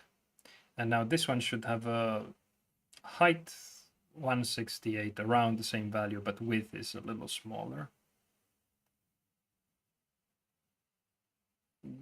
Yeah, and now this one much smaller. Yeah, and this one should be very big height, and seems to be fine. Okay, but changing these, give the to-do appearing there, because how do we do it? It's not really straightforward, because we need to modify, like for these, we need to modify the corner position.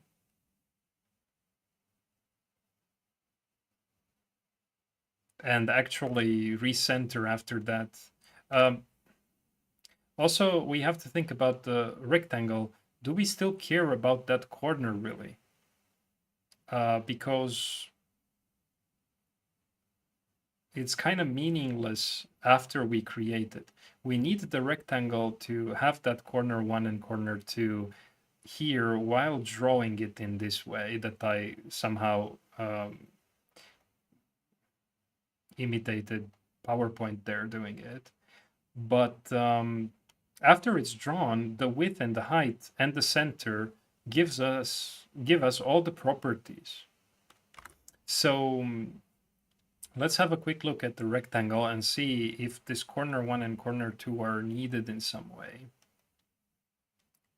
Okay, set points. So this set points is this used somewhere? Let's have a quick search.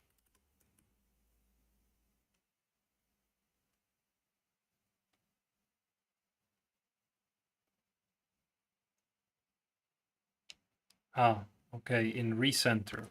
Interesting.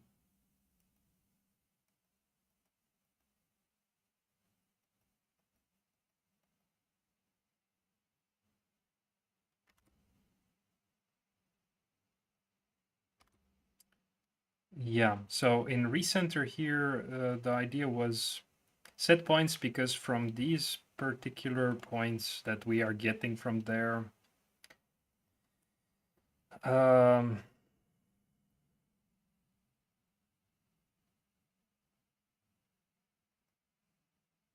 they are being modified to be relative to the center point. Yeah, so they are modified to be relative to the center point, and then the shape itself during the drawing, it knows to consider the center point as well. So for example, the rectangle in the draw here,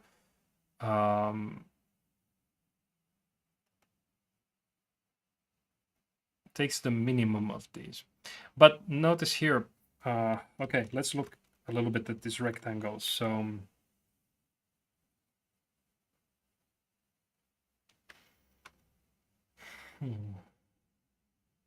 I don't like that this corner 1 and corner 2 are still used so much everywhere here. Because really after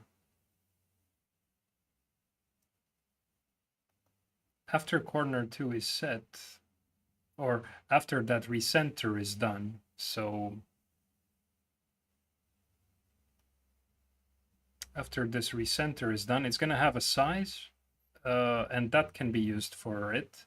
The center point also is used for it. The only thing I'm complaining about is that the corner 1 and corner 2 and the width and the height say the same thing.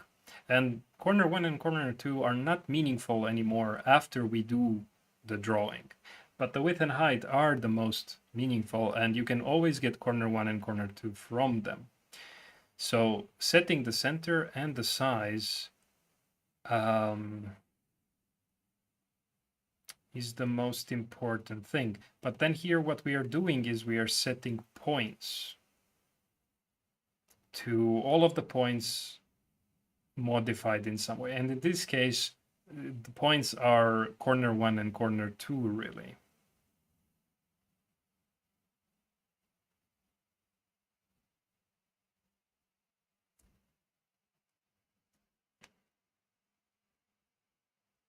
I don't think these are needed for the rectangle, at least. If you also think about this application and the rectangle itself, it does have width and height. But then if you right click, and those are making it still a rectangle, so every time this is modified. But it does have this option to edit points. And in that case, it actually has 4 different corner points, and you can modify all of them. But now it stopped being a rectangle. So even though it still has a width and the height, it's making it look much differently than before. So the rectangle that we had previously, this shape that we have now is still has those properties there, but you can't define it anymore from a center point and a width and a height. You need also to know individual point locations for it. So really,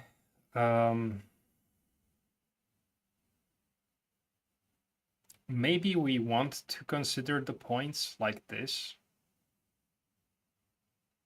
but when drawing the rectangle, damn, I don't know. The circle is going to be also a special case because it also has 4 control points, at least in PowerPoint.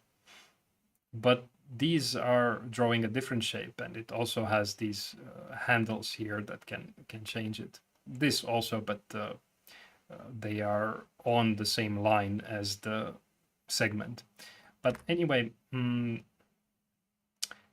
I think that I like everything to work with these points. But the problem is when I say get points from the rectangle, I don't want the corner points. I want all the points. Like what we had here previously with the edit points on. I want all 4 of them that define this path. And of course, they could come also with these handles in the future. Like maybe our vector will eventually become point with bezier handles or some crazy object like that. But why is this set points important? So,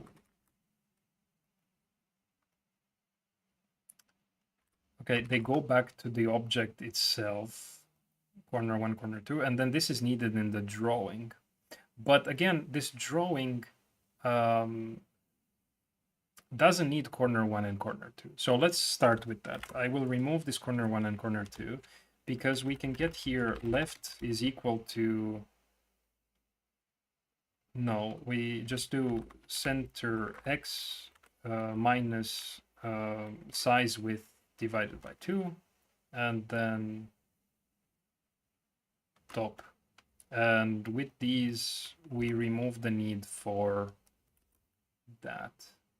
Oh, wait, no, because sometimes corner 1 and corner 2 need to exist for this object. So, difficult. Okay, if there is a size, then we do that. Else we do this. So it's something annoying, but let's see if we can get rid of it afterwards. So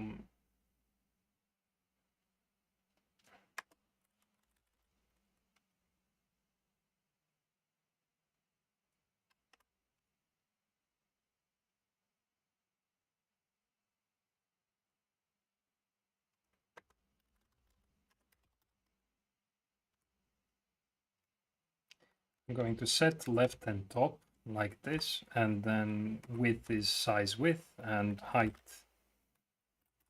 is size height. And then here, what I'm gonna do, this minimum x actually means, sure.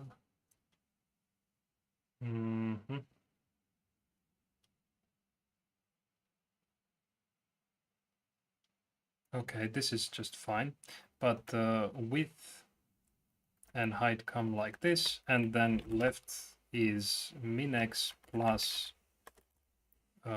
center x, something like that. So, okay, and then this code here becomes left top width and height.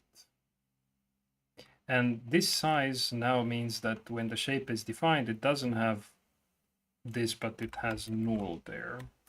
Let's see if this causes any problems. So path and rectangle and error.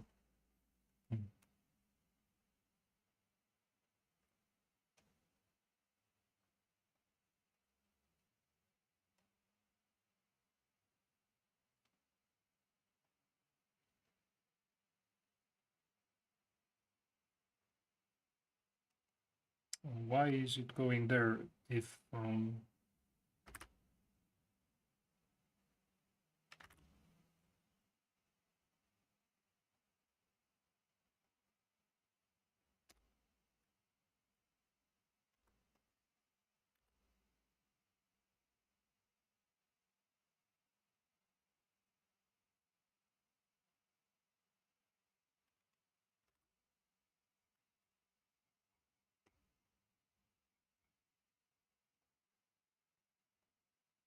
oh, this size?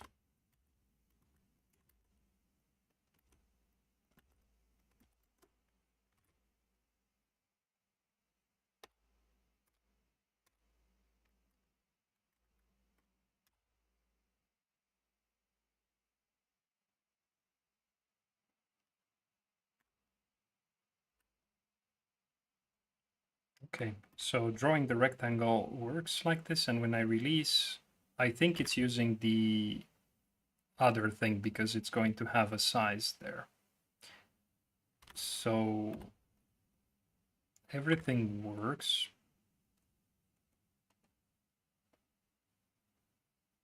But now when we do have the size, we don't no longer need corner 1 and corner 2. So these were some properties that I don't even think should have been part of the rectangle itself, but maybe of the properties of the tool that we use to draw the rectangle. This might need refactoring, so take out corner 1 and corner 2 to the drawing tool itself. It will need its own object, maybe something like that. So in that case, this becomes much easier to work with. Either it will have the sizes and then these get points and set points. Really, set points is no longer going to be needed, I think, in this case. Because, like, if I don't do anything here, it's still going to work because it's going to go here for the here where corner 1 and corner 2 are not needed anymore. So if I'm going to draw now some rectangles and select some of them, everything is still fine because this sets some points here that are no longer used at that point after the after this recenter happens. So after that we get the size, and this set point is probably still useful. It's definitely still useful for the path that each individual point is important there. But okay.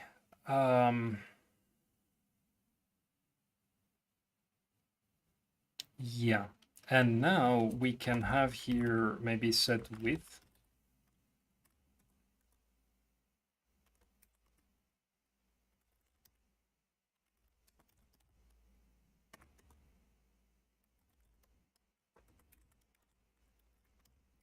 size width sets to width, and then size height. Oh, sorry.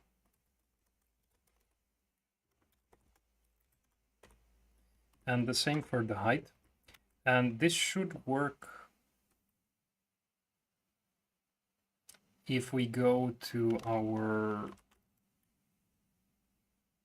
script and implement change width to set width that specific number. We don't need to add these stage properties here anymore. I think it's just this.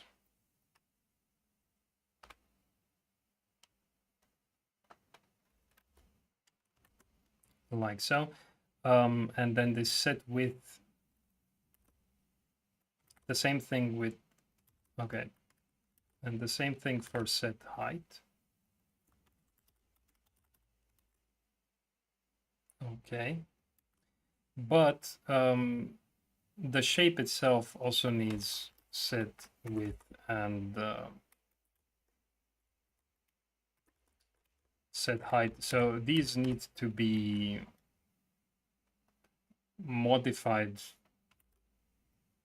in the subclasses because the rectangle just modifies the width and height properties.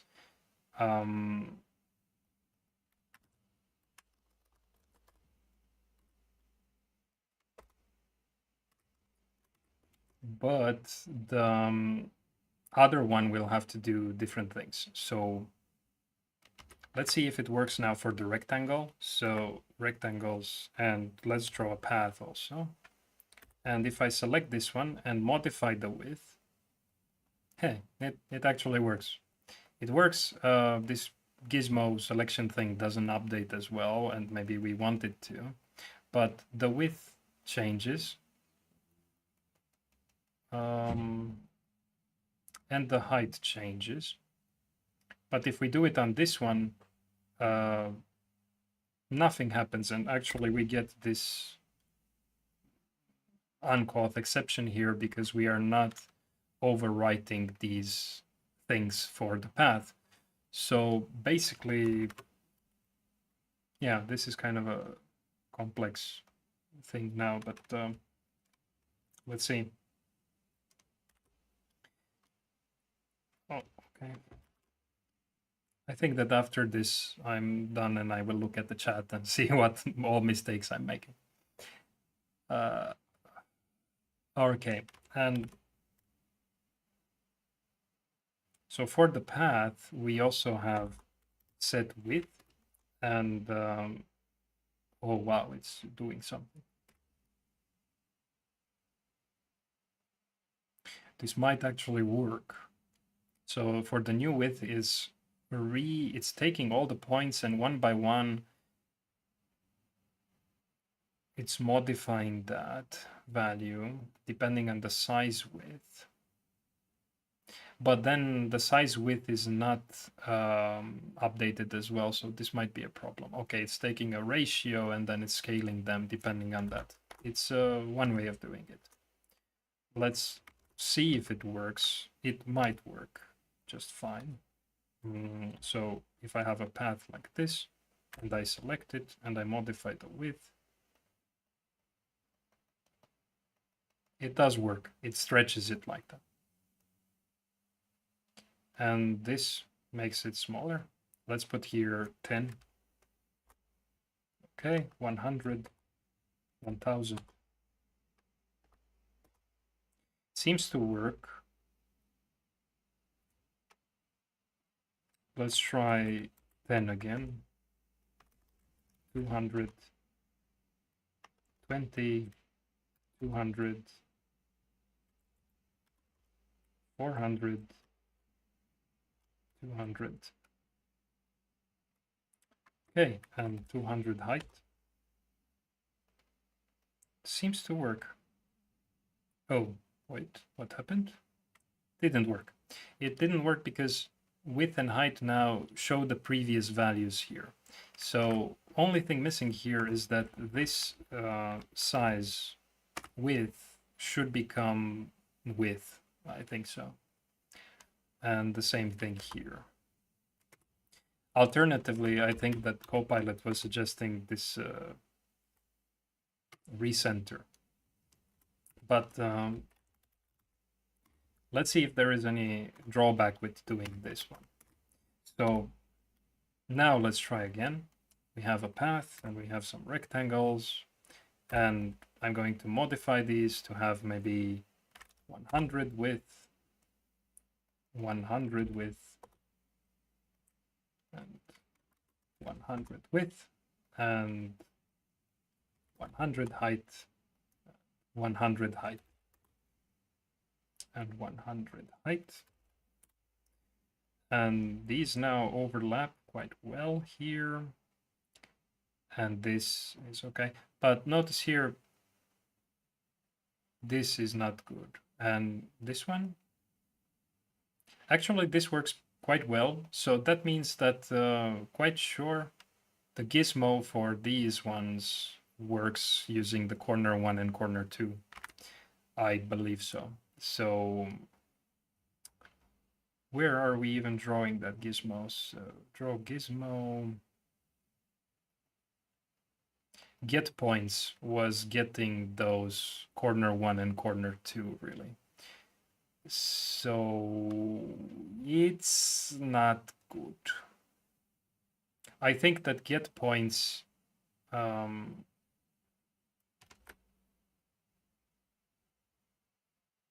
should get all the points really. And for the rectangle, it should get them according to the center and for the width and the height. So really, I hope this works.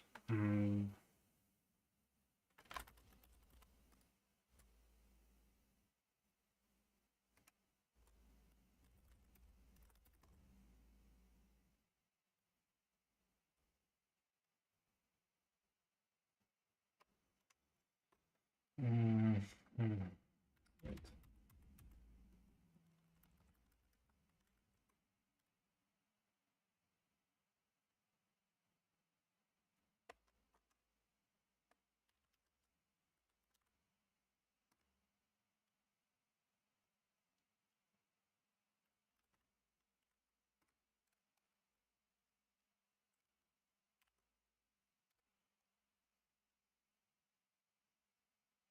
Okay, something like that.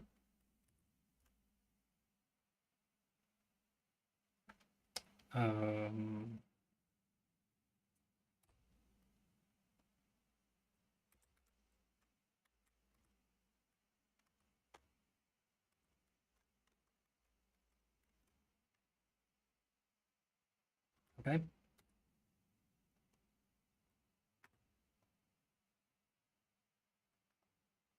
No, something is breaking there.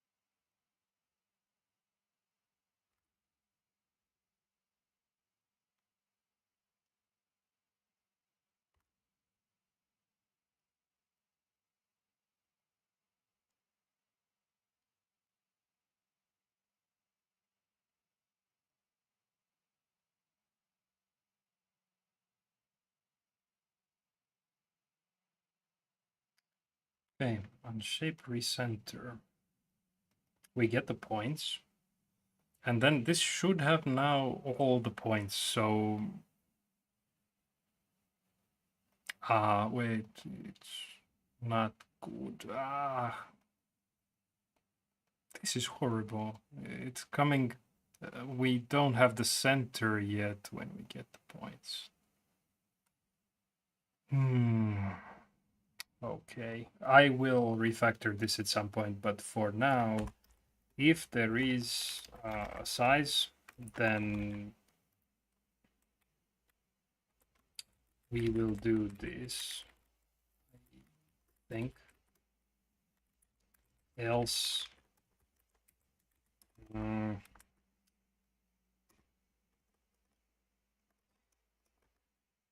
I don't know if this is enough, but it's very messy and very stupid, and I think that it's going to be fixed if I'm going to have the tool objects there. Okay, this doesn't seem to work well.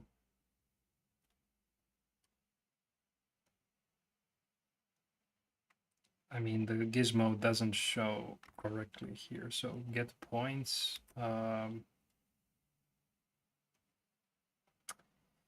Yeah, okay.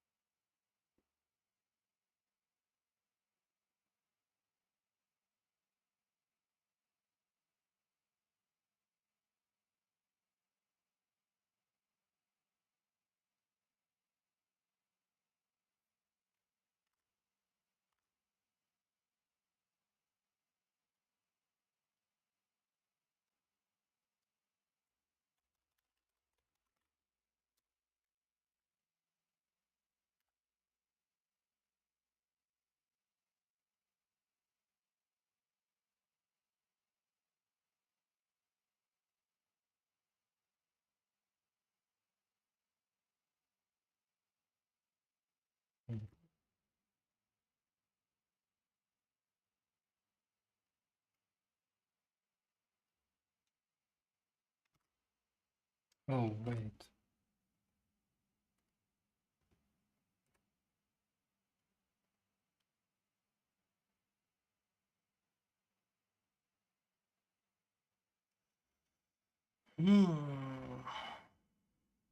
Something messy here. I think it has to do with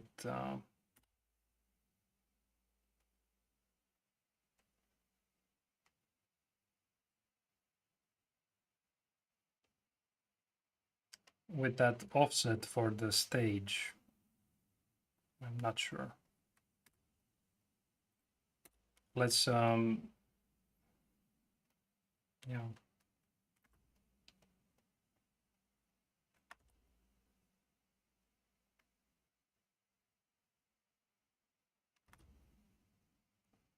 And then the width and height are calculated.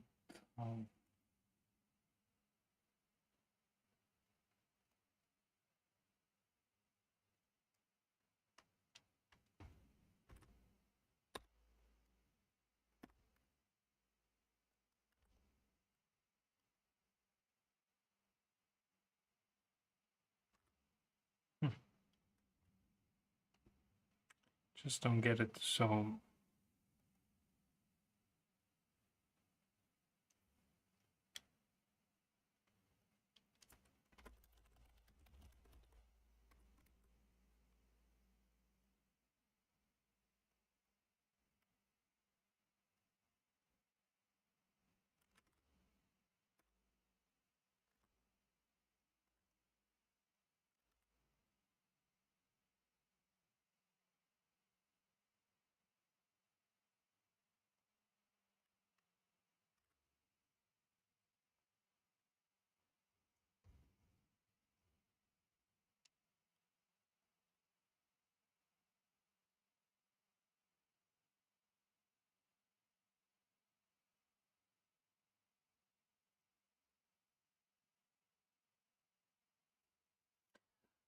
Oh, it shouldn't be relative to the center, maybe. Let's see if this is it. So just, I mean, it should be relative to the center. So just minus there and plus doesn't need to be there. I think that was the problem. Let's see.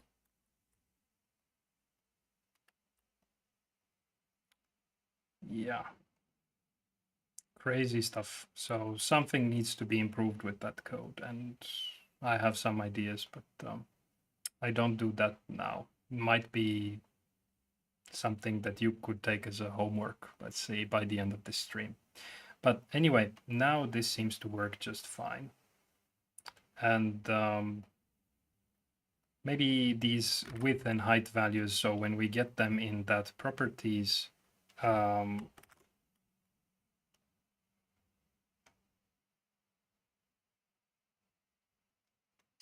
update properties here, this is going to be, oh,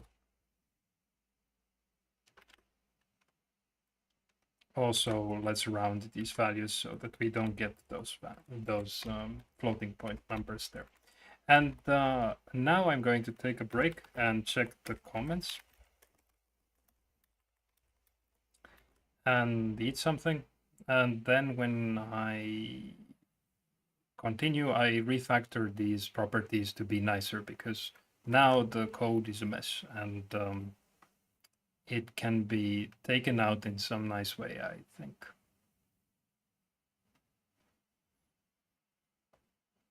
Okay, and then I continue with save and load. Right. Okay. But does this width and height now work with the integer values? So seems to be just fine. Okay. Wow. Many things. So let's see the chat. Anything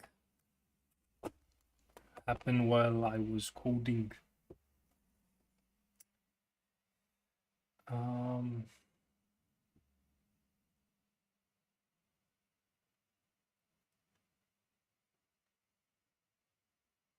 Okay, Danielle, Jose, maybe, and saying hello, good morning to everybody.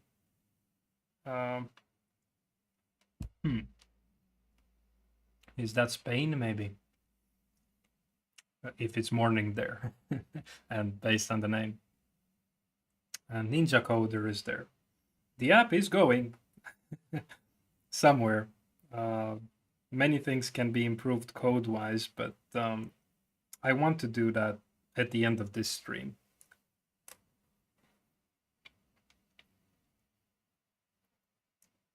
Version control. Yeah, after okay, maybe I do a commit right now.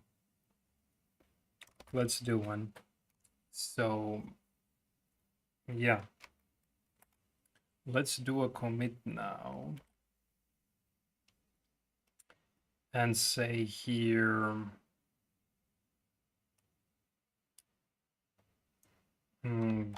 properties. Panel. Added properties panel. And then the next one will be refactored properties panel. So yeah, so now syncing the changes there, and it should appear here, added properties panel now. So you could take the code at this point in time as well. You could practice refactoring it if you have ideas, but then I will show you how I do it, and then you can compare the code. That seems a way that some of you like. But yeah, these are the files that have been modified now. Okay. Right.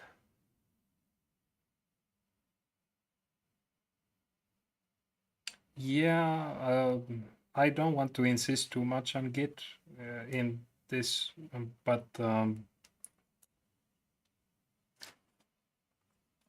maybe at some point somebody is making an update and on an older version, and then I have to fix some conflicts. That could be a useful lesson, but I don't know. I don't want to. I don't know. Should I?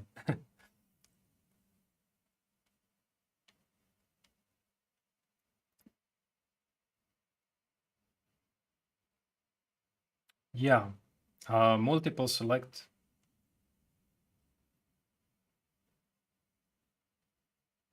Multiple select is definitely going to be a thing. Math tools, I don't know. Sure, eventually, why not? We can add more tools there. I'm not up to anything amazing, just updating more in this drawing app, trying to add a few more features to get a basic structure of the application, like what tools are needed, panels are needed, and then maybe cleaning up the code today. And that's going to be it. The features that I'm going to still work on are going to be the properties panel. I'm not done with it. I just implemented a version that kind of works, but the code is messy. It's just thrown there in the middle of everything, and we can separate it. And then I'm going to also move to the save and load, and hopefully also undo, redo. If not today, then I will leave it for Saturday, so 27th of July.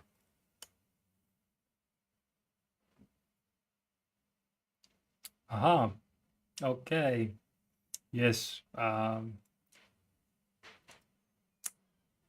think, is this the first time that Pesterenan, I'm not sure if I'm pronouncing that correctly. Is this the first time that you are with me live? Okay. Your own type. Yeah, for the size with width and height properties. I guess in TypeScript you could do that. Here you could also make an object, or you could use vector. Even this, and implement the vectors as an array. Maybe overwrite what width and height, like what get width and get height and set width and set height mean, and then you're just fine. The vector, the size object will just need to know that it's using an array there instead. So code can still be good even like that. Okay. Okay. Pesterenanzo. Okay, maybe like that. I'm not sure. If you say so. Yeah, okay. Object size with properties width and height. Yes, okay.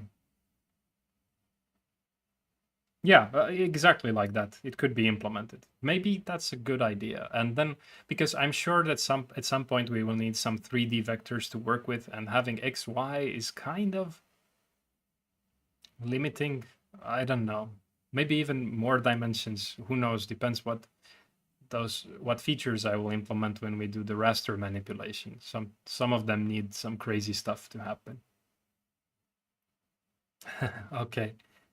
Yeah, coding in Canvas. MSG invalid in set height. Yeah, I think that happened at some point while I was coding. Oh.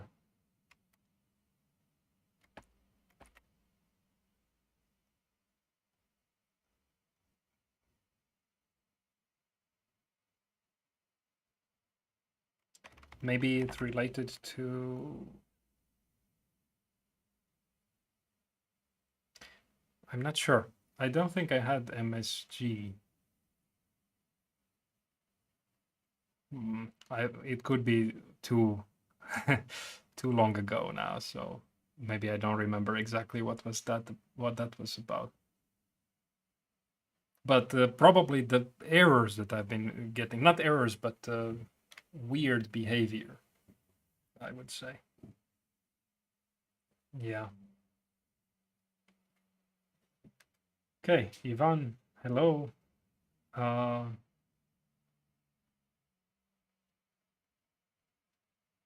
Okay,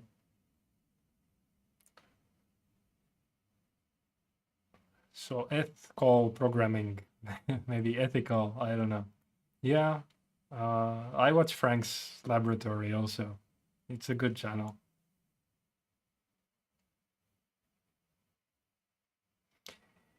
And back to Pesterenan. Yeah, I know you're making a similar app. Also, you mentioned thumbnail oriented, I think. Hmm.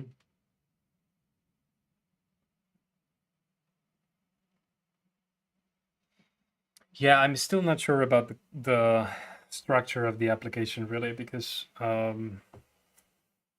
like I mean you can add event listeners in many ways. There are pros and cons to all of them. Some of them they go on top of each other. You might forget them. In some of them they override each other. Many codes options to write the code, and some of them has have pros and some of them have some cons, but in JavaScript, typically the reason why something was added is to make something easier to implement. And uh, the old way is also useful in some specific ways.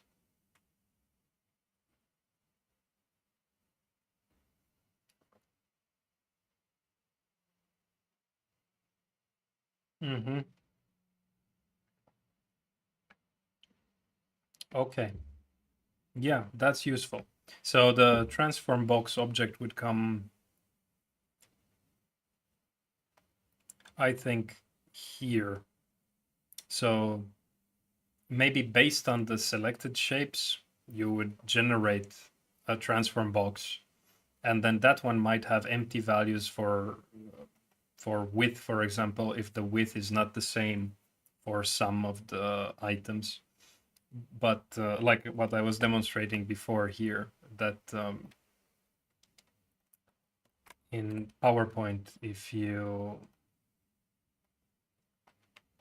draw several items and all of them have the same width and height, then the values appear here like this. But if one of them has a different value, then your transform box object can't really have a valid value for width here. But then you can create a new transform box object, maybe with a width of 2, and when pressing enter, all of them get the same value there. So I can definitely see how implementing it with that is going to be helpful here. And I think at some point there will be that. Um, but mm, step by step.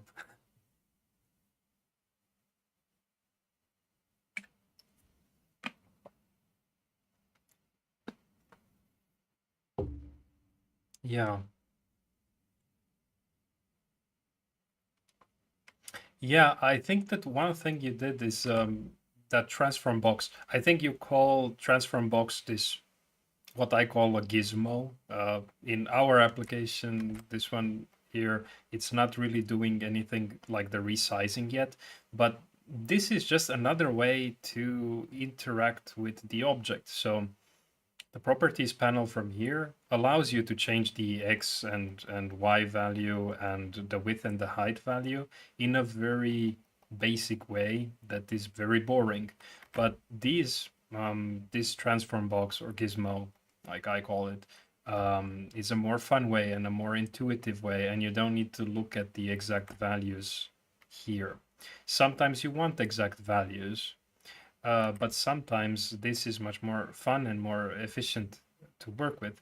But they are just ways of interacting with the object properties, either from this panel or from that. And I think that this panel should be implemented first because it works with these directly. And then the next step to make an even better interface would be to have that gizmo have a more intuitive, user-friendly interface for manipulation that is done just so that it looks right. So you probably started with this thing. the more complex thing, which is fine, maybe. But I tend to prefer modifying the actual properties themselves, and that being more important. And the reason why I wanted to extract these properties and show them here is that the save and load functionality is basically this. It's storing, for example, a rectangle object at this x and this y with this width and this height, really. Because these are the serializable properties. And for these, width and height are not that important, really. You can have them there, maybe as a kind of a error verification or whatever. But here you need the individual points as well, maybe relative to this center point.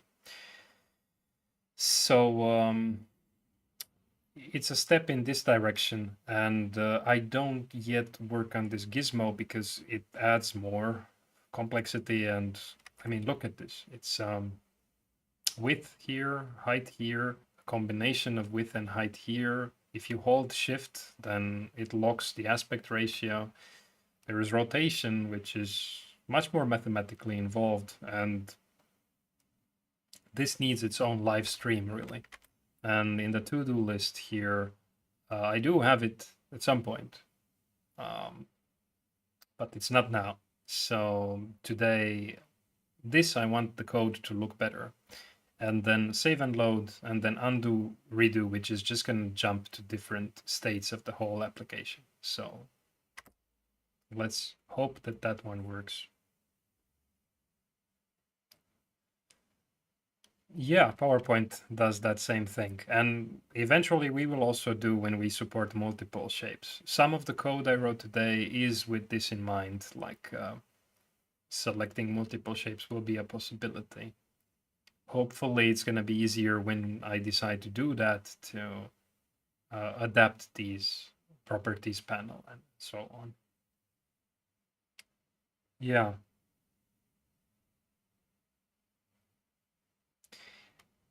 Yeah, so PowerPoint actually has different things here. What you're describing now, that modifying the transform box, I think what happens in your version is that the Gizmo or the transform box is just one of them when you select multiple. So kind of like how in PowerPoint you can group objects. Control G is the shortcut. And then this box affects all of the objects simultaneously like that. I believe that this is what you have done. But then this other way, each object is transformed independently when you interact with one object's properties, or in this case, one object's gizmo. These are very subtle things that the drawing apps let you do. Some of them work in some way, some of them work in some other way. Some of them do this by default when you do this. It's crazy. But people who know about these things, they know how to use them and they know how to switch from one to the other. And I want groups at some point like this. And I also want the ability to work like this independently when the objects. So for me, there's no question that eventually both of them are going to be there. Because in general, I use those. Yeah, but anyway. Yeah, exactly. Yeah, it's nice to see. And also, I mean, even if I've used many of these applications, I haven't really built one. And seeing all the problems that come and all the ways that you could structure the code and figure out solutions to different issues. I did build an application like this, but it was like 15 years ago. And it was, I think it had this transform box and even rotation. I don't remember if it had rotation, but at least this box with the gizmo with these handles, they worked there. and some kind of functionality like adding text and whatever. But I don't remember anymore all the details what I did, and it was Flash action script, so it was different programming language. And yeah, anyway, that was long time ago. And I don't remember how I did it, or yeah, I don't even have the code anymore. But okay, so now the problem with this code, and I'm going to go back to coding now until maybe 3 o'clock or less. Let's see. I want to refactor these properties panel. So yeah, I know more comments are coming, but now I'm going to have a, I will continue to code some things.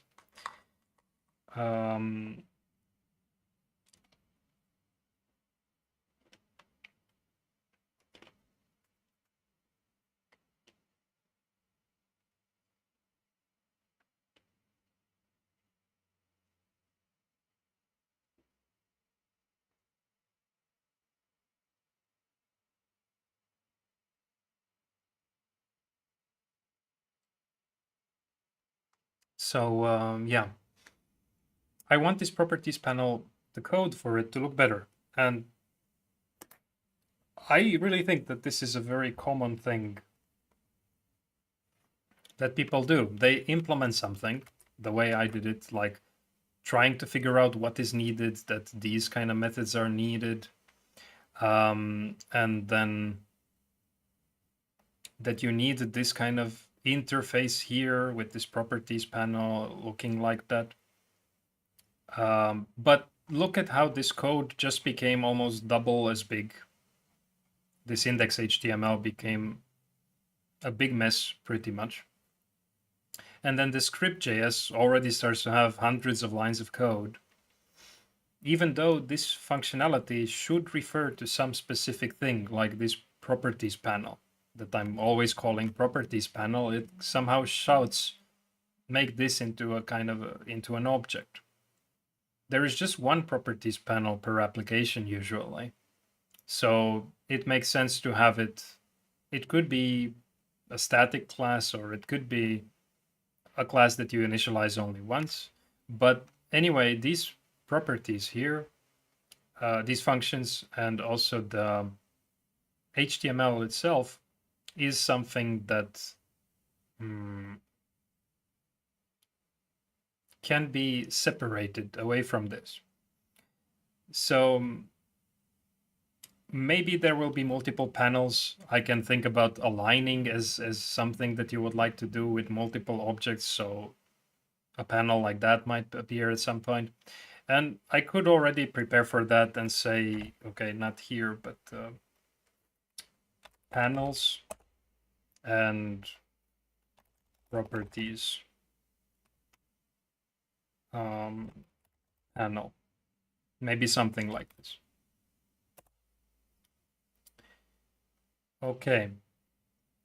And how would the code look like? So this, for now, it could be something like properties container. Just an empty div that has all these, that will hold the properties panel.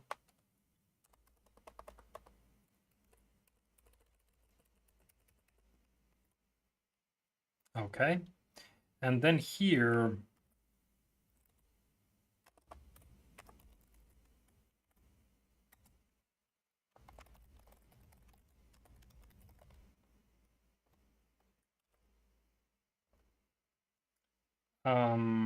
it wants to do something for me, this Copilot. Let's just see what it wants me to do. So it creates an element, a div. It gives a class name. It assumes I'm going to have some styles for it. And then inner HTML, I don't know. This is not very useful as such. But I'm going to paste here what we had previously.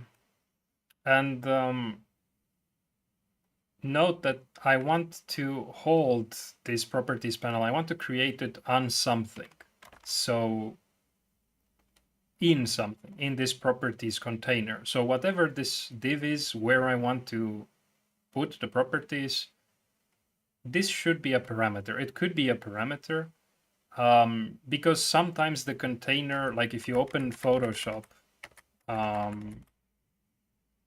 sometimes the properties or whatever it is, it's inside of a like like you could think about this as a table with 3 rows, but sometimes the properties panel might go away from this table, and now it's its own thing floating somewhere. It really depends, but there's no reason to keep this hard coded to some specific element. So you could give this as a parameter here, like holder, maybe holder div to be more specific. And then here you could say that, okay, we can store a reference to this div as well. And now we can generate the panel itself. So inside of this holder div, we can add text to it. So inner HTML is properties. This is just going to set this value there. But then maybe okay, adding a line break like that could also add a new element like that. Let's just keep it very simple for now and concatenate these lines in the inner HTML.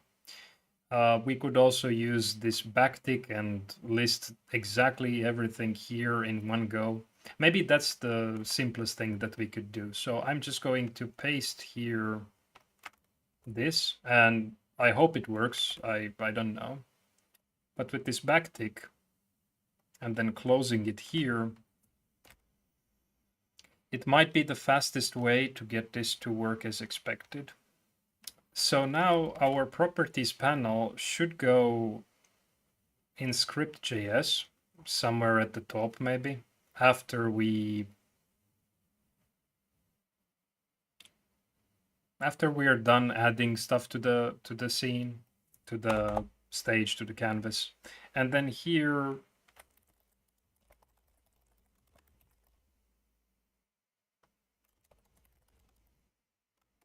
new properties panel on this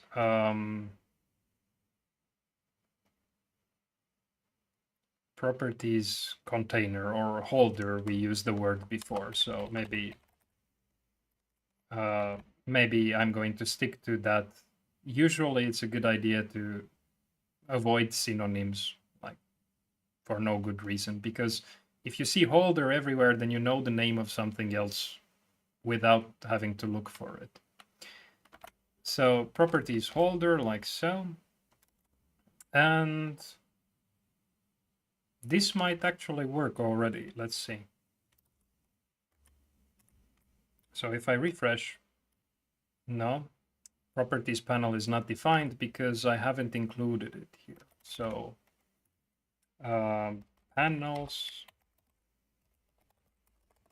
properties panel, and properties panel might be too much for the name because it's already in panels, but properties could be an object itself storing width, height, whatever. So let's see eventually how the code structure is going to end up. But now you see this is the same as before. Height doesn't seem to work. I wonder why. I think that the closing for the last input is not there. And now it works. And if I'm going to draw some shapes here, they seem to work just fine. But the problem is still not done. I removed some of the code from the HTML in this way. So this is smaller, much smaller now because it's just this and it doesn't have all the elements there. But our script JS file has here a lot of code like this change X, change Y, change width, change height.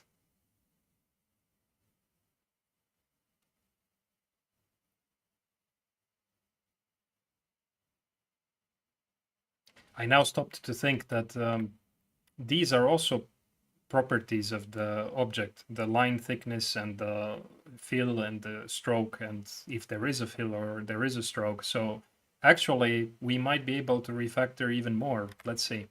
But this change X, change Y, change width, change height, and update properties, these functions can also go now in the properties panel. Somehow, I don't know what the best structure is here, but at least you can paste them like so. And they went away from this other file, and this file doesn't have any more 200 lines of code. It has less. So it's more readable. But of course, this function here, this code here, if you leave it like this, these are globally accessible functions. So you might not want that. You might want these functions to be only here, existing here in the properties panel. And for that reason,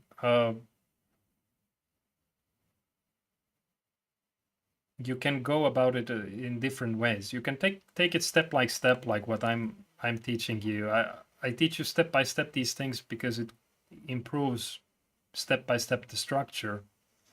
But for example, change X here, we could take it away. We could add it inside of this properties panel and have it a static method, like a static method or change X. And then here we would call it as properties panel dot change X instead. And in this way, change X can be something that you define elsewhere as well if you ever need a function with this name. And it's less likely for somebody to make a mistake because it's now tied to this properties panel only. So this should work. Let's try to see what happens. So let's draw a shape, select it, and change X. Yeah, it did move it like that.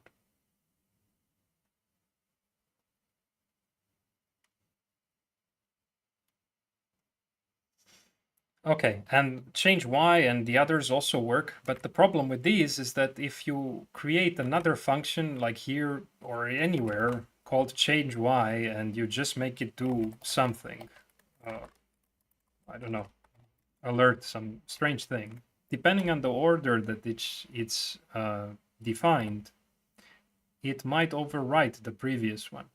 So now change Y overwrote the one from this one. And again, there are many different things, and the structure that JavaScript supports nowadays, the code, the JavaScript nowadays can handle this problem in different ways. You could also consider defining these as consts, like this. You could use the arrow function notation or the typical notation. But then you get errors when you try the code because change Y has already been declared. You can't reassign this to something else. So when you try to do this, it doesn't let you. The error appears there. But yeah, hope you get what I mean here. Anyway, for now, maybe the best thing is to just keep these as static methods here. It shouldn't cause any conflicts with some other stuff. And this I would definitely refactor somehow. I mean, writing the direct HTML like this, it's not ideal. Also, this label input combination is something that we have everywhere, and one component could just be the label input combination, and then here add that component one by one. restructuring this in that way would be good. But this is something that somebody could come with a very good structure, and it's the reason why I want to keep it like this. I think that now the code is not good, but it is good enough that it's not going to make me, it's not going to make it possible for me to break things easily, if that makes sense. And it also separated here much of it. Like this file has now 80 lines, and these 80 lines were making the code here problematic. And the code here problematic. And by problematic, I just mean bigger. It's a problem. The more code you have in a file, the more confusing it is what is it really doing there. And here, part of the code is changing the tools, setting the tools to different values, and part of the code is apparently changing the properties. And this is now something that I'm also thinking, and part of the code is preparing for the undo. So really the properties include these ones, but not undo. So actually, I would move undo here, like so. And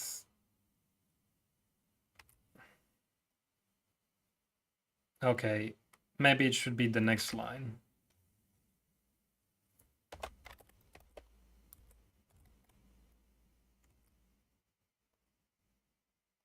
And then properties should include these as well. I think that all shapes at the moment have some fill and stroke and whatever.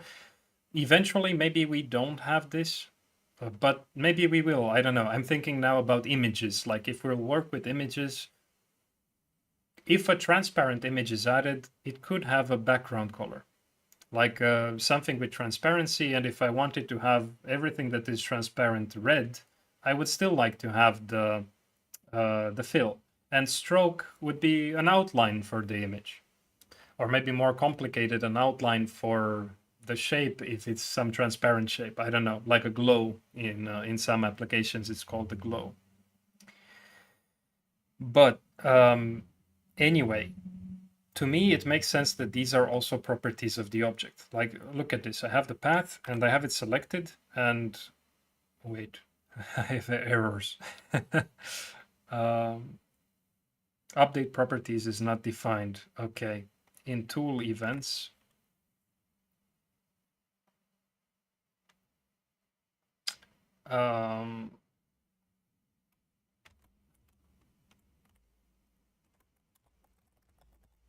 Yeah, this update properties is now in properties panel.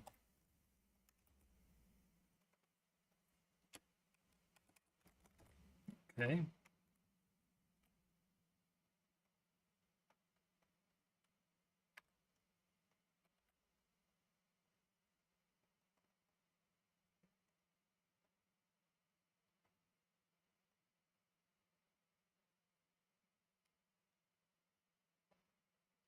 Yeah, so this works. It's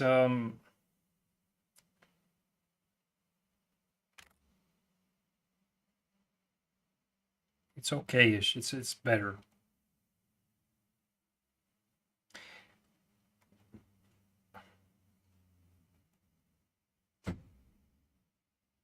And also one thing that is kind of yeah. So if the properties start here, then these should be part of the properties as well. And that means that in the index HTML, this code is going to become much less also. So all of this color, checkbox, range, these are also things inside of the that go in the properties holder now. But now this extra div here is meaningless. It just holds another div. So I can just remove it like so. And properties holder needs to somehow, the properties panel needs to also include that code here. So maybe I'm going to put it here at the end with the BR, and then I paste this here.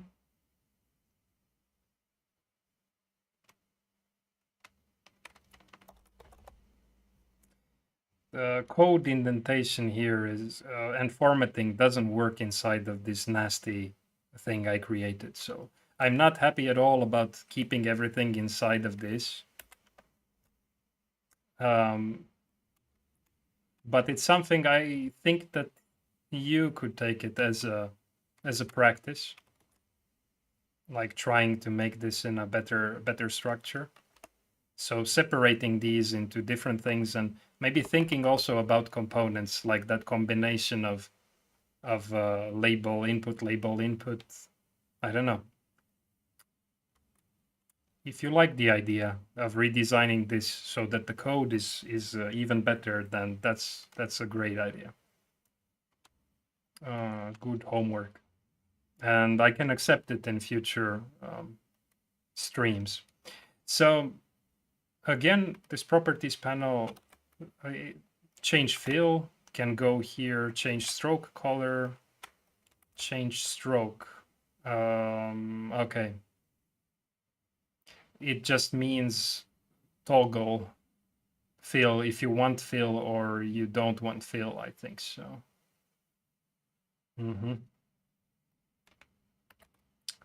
Okay, and change stroke width. And where do these functions go? Where were they? I have to see. So, actually here in this very long file. So change stroke width, stroke color, and change fill and fill color.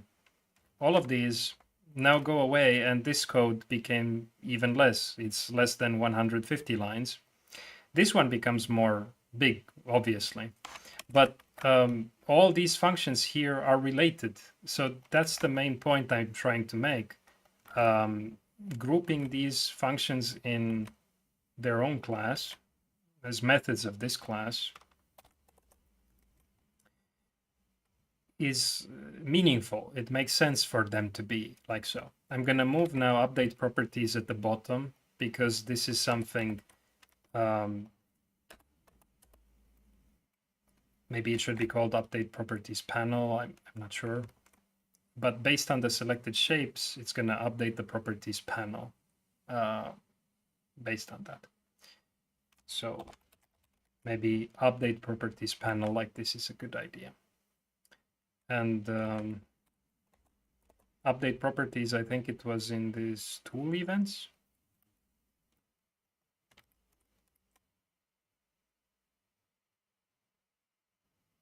Yeah.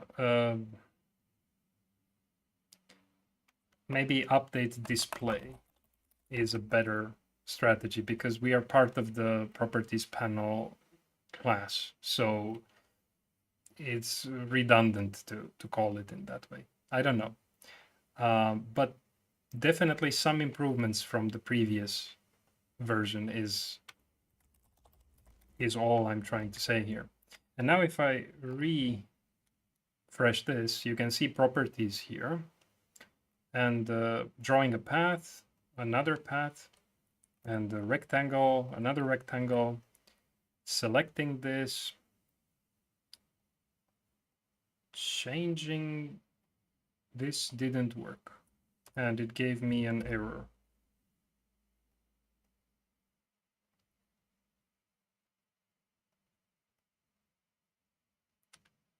Okay.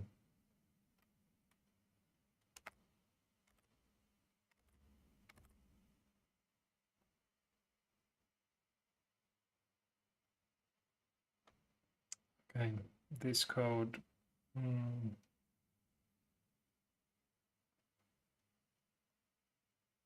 Change fill color is not defined. Okay.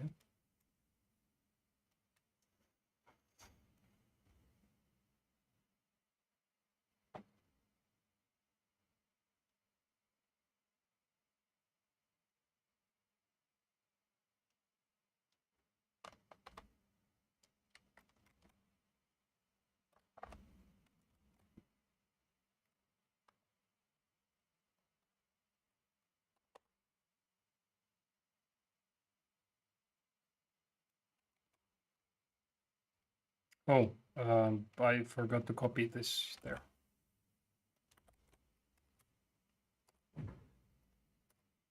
So path and another path and a rectangle, another rectangle. Let's change the color, do another rectangle, change the stroke, do another rectangle, and different stroke width, another rectangle, selecting this, changing the stroke to different color, maybe also the width, very thin one, like this. Okay, X, Y, now it's Y, and now width and height. Good. But these ones don't reflect. So this is what I was complaining in the very beginning, that I'm clicking on this. These are different colors. So if I would just like to change the red to a little bit different red, I'm stuck. I need to maybe take the color like this and then maybe modify it like that. But this is really depending on the application. So some applications do switch the color, some applications don't. Like here, if I change the color to this one to orange, and now I draw something new, like a rounded rectangle, it's still gonna have blue. And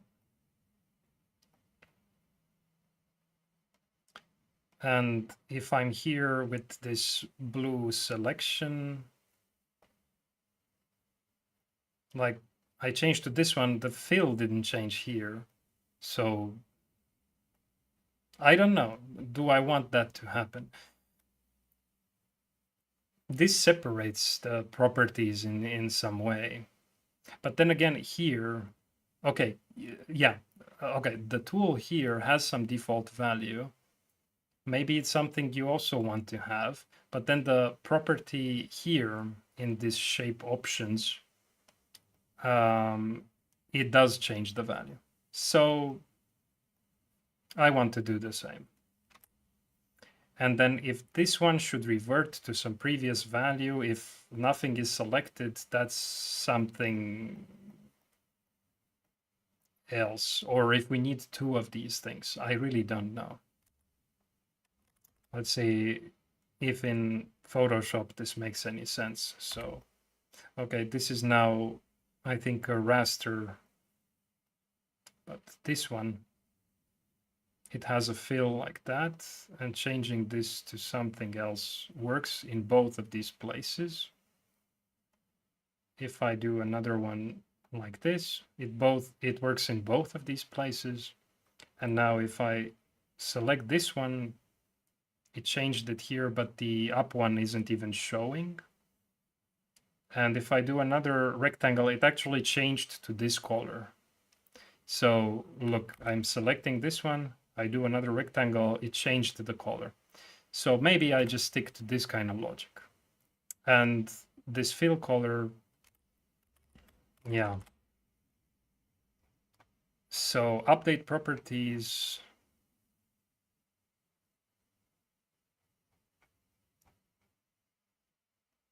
Yeah. Fill color value.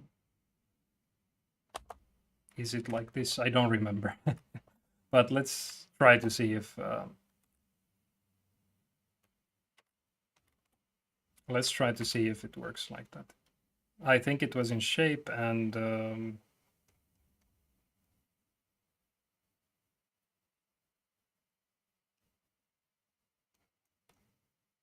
maybe. Let's see if it works. So refreshing here.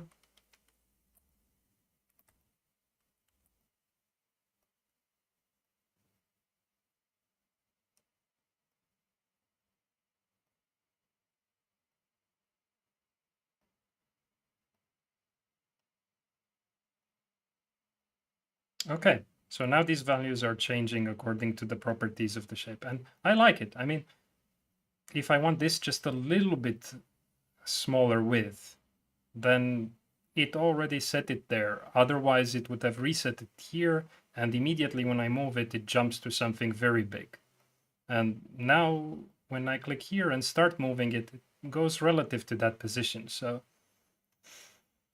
yeah, this is fine, I think.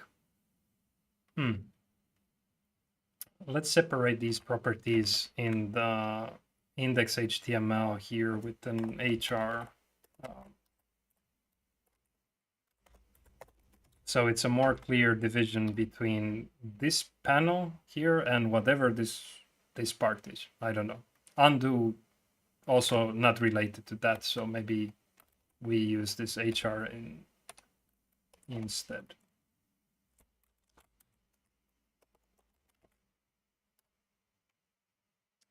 Yeah, okay. So I'm happy with the properties panel just because it's taking a lot of the functionality now and it's isolating it as part of this class. Almost approaching 200 lines here. So that code came from places, and now this index HTML, I can see it on one page basically, right? So definitely it's an improvement here. Okay. Very easy to see what this is. There, the canvas, and then the properties, undo, and the tool, which again could be a toolbox object there at the top. And also a little bit weird that this toolbox contains everything. It shouldn't. But you see, now because of this code is so less here, so little, it's clear to see that the toolbox should be different from the undo button and the properties panel there. Okay. I think we actually need them to be in it because of the CSS styling.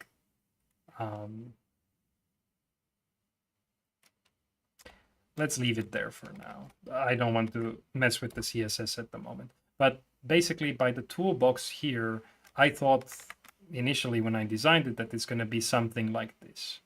And now the properties panel is something like this. So it's something separate, and the undo button is not here. It's usually in edit, undo, or whatever. But everybody presses Control Z, so yeah. Anyway, now the style for this toolbox lets us see this on top of everything here, and I just like that for now. Nice. Okay, so now that I'm done refactoring this, I will do another commit. So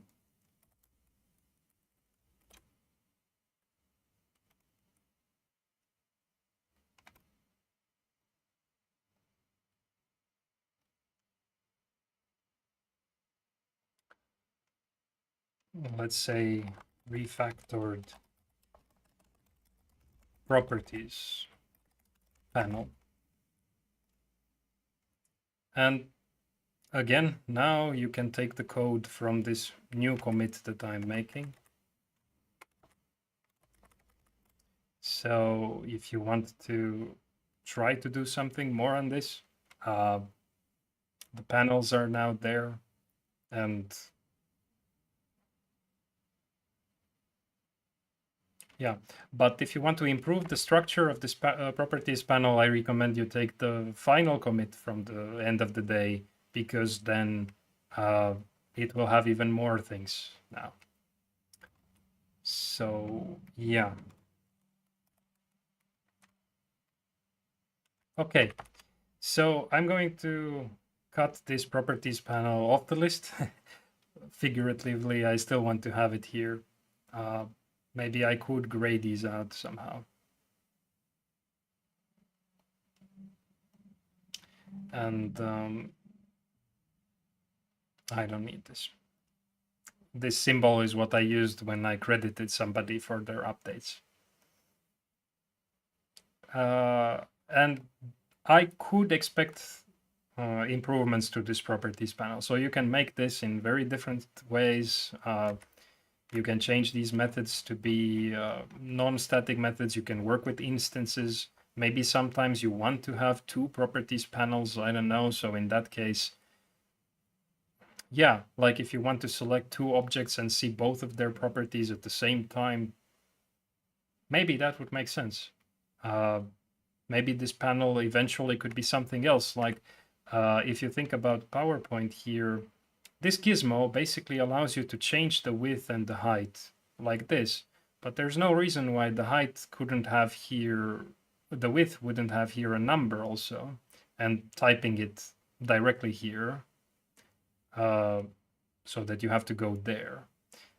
The same for the height. So bringing these numbers next to this gizmo is a way that the properties panel becomes closer to the object itself. The fact that these properties are on the right, it means that the user knows where they find them all the time, but it also adds this extra movement for the mouse and the need to be specific with it. So having the values next to you here could be a good idea. And in that case, having multiple values like the width here, here, and here essentially means multiple properties panels, but they are somehow integrated with that gizmo more. And the same way this rotation is here, there's no reason why there couldn't be a button for the color here as well, and the stroke and whatever. Like this gizmo could be like a belt of all kind of things there, and the color here could be different than the color there. It gives you a lot of it gives a messy interface, especially with the multiple selections. The same way that this is a messy interface now. Like this here starts to overlap with this one. This is quite close to this one, and depending on how you change these, it might overlap it as well. So then you start rotating instead of. So this interface is not fantastic. Having one box for everything keeps it more clean, but it also makes your transformation different. Like here, I can make these stretch vertically, like so. In that way, but here I'm stuck to changing things in the orientation that this is in. So it's a different control, really. Anyway, up to you to think how to design this, and you can think about the future, like what would it benefit and so on. You could think about making components here similar to how React works and the components built there, but here it's just using basic JavaScript. Yeah. Okay. So I'm going to move to save and load. But first I will check the chat.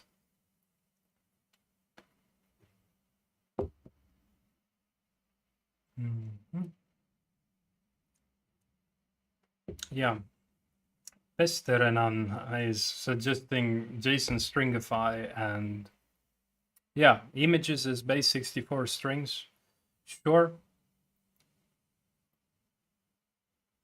And it does get pretty big, but then again, save files are pretty big for any application. And of course, you could think about compressing things, zipping things, maybe it reduces space. But that's later stuff. And the keyword image there, image is like something we don't support yet. Everything so far is vector shapes. And eventually we get to images as well, but not now. And I don't want to worry about that now. But JSON stringify, yeah, I think I will use that because I want, at least for now, the file I am saving to be readable. And we can use the standard to serialize, so that's good.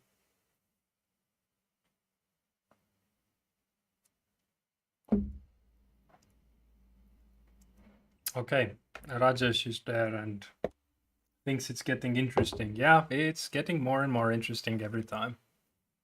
with every update. I do plan to code again, not tomorrow, but after tomorrow.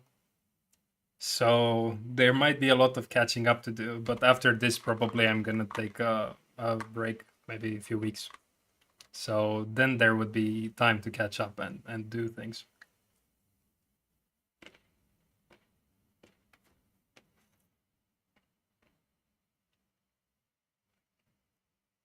Okay. Rogomon says JavaScript beginner to advanced. I don't really teach JavaScript. I just use it to do stuff. Maybe someday, but I think there are very many channels teaching that. Free Code Camp has, for example, this JavaScript beginner to advanced. It's really good. Maybe some things are a little bit. I don't remember when I saw it last time, but of course, JavaScript evolves all the time, so there might be some new things that are not there, but they are good. And I don't feel the need to reinvent the wheel. And I don't really know if I recommend JavaScript in general. I mean, I'm using it all the time, but the reasons I'm using it are mostly that it's very easy to write code in it. It's very easy to share files with it. You don't need to install anything because if you have a browser watching this video on, you already have a way to run JavaScript. And yeah, and most people have recent versions of the browsers, so they also have the recent version of JavaScript. So it's many things are very easy, and it's also kind of made for the web and to visualize stuff quite easily in it. And yeah, I like using it because it's convenient for me as a teaching language and for sharing it. And yeah, and also the development tools, like you can code using any kind of editor, really. I use this VS Code, but there's no real reason for it. You could have something else and you don't need to change to what I'm using. So it's just a very convenient language for teaching the things that I want to teach in. And of course, it's a popular language nowadays. I mean, you can pretty much do full stack development using it. And that includes mobile as well.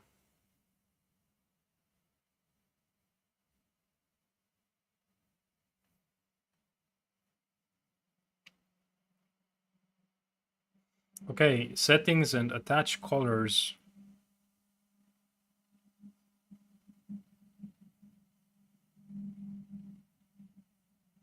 Saving and loading of settings. Yeah, that's important. And this attach colors, I think it's something that I took a different approach here.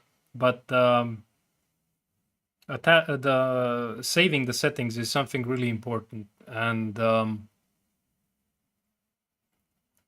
we don't really have settings worth saving, I think, at the moment. Like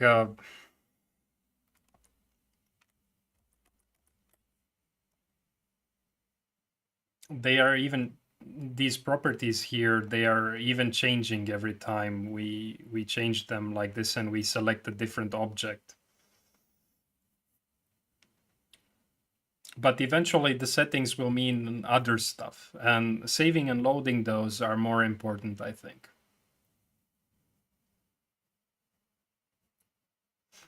And how we save them is going to be another problem. Like, do we save them just locally on the computer that is being used, or do we save them on some server somewhere, or how? Because do you want them to be the same when you use the application on some other device? But again, let's see how many actual settings will be here. At the moment, the only true setting I'm thinking about is that one linked to the poll we did before. Do you want the object to be selected if it doesn't have a fill? And if you click inside, like, should this select the object or not? That's actually a true setting that I would like to persist after I change it once. And that would link to an eventual user account, but I don't want to make.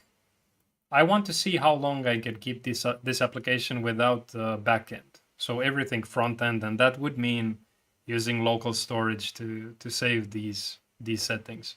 But let's have enough settings for that first.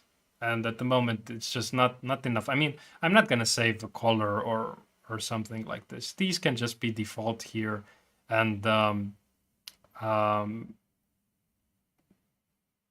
it's just one click or two clicks really to um, change these properties at the moment. When it becomes needed, I will prioritize it, and definitely at some point something is needed, but this is not really important. I mean, why would you like next time you open the application to have maybe maybe this kind of selection here? It assumes that you want to draw the same thing in the same color, which is not really the case. I think so. Yeah, anyway.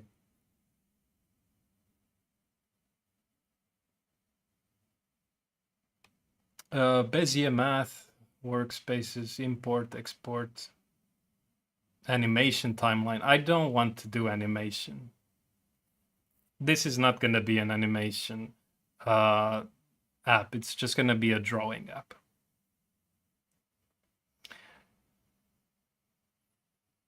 Yeah, I do agree with the other things. This Bezier math. So I do have these milestones here. Do I have it on the list already?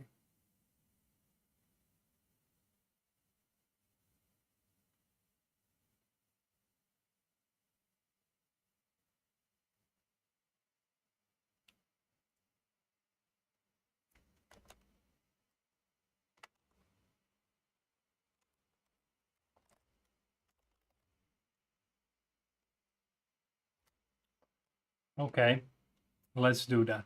And let's add it here and say stable media diffusion gallery is recommending this update, and I use color coding red to be somebody who wrote on YouTube. So yeah,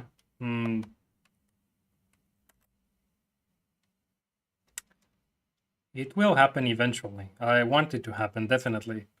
One of the best things I like about some applications, and I have PowerPoint open here, and it's easy is that to show is that when you can edit points with Bezier handles, very often I change a circle to something else. Like maybe I wanted to have a pointy thing like this. Okay, now it changed this other handle as well. But doing some object like this can have many manipulating objects like this is very beneficial. And of course, not PowerPoint, but Photoshop has the pen tool, and this one is kind of like built around the Bezier handles, really. You don't see them here, but they are always there. So if I'm going to select now this this tool, I can see the handles on each of these. So it's an essential thing, and eventually it's gonna appear here, just not today.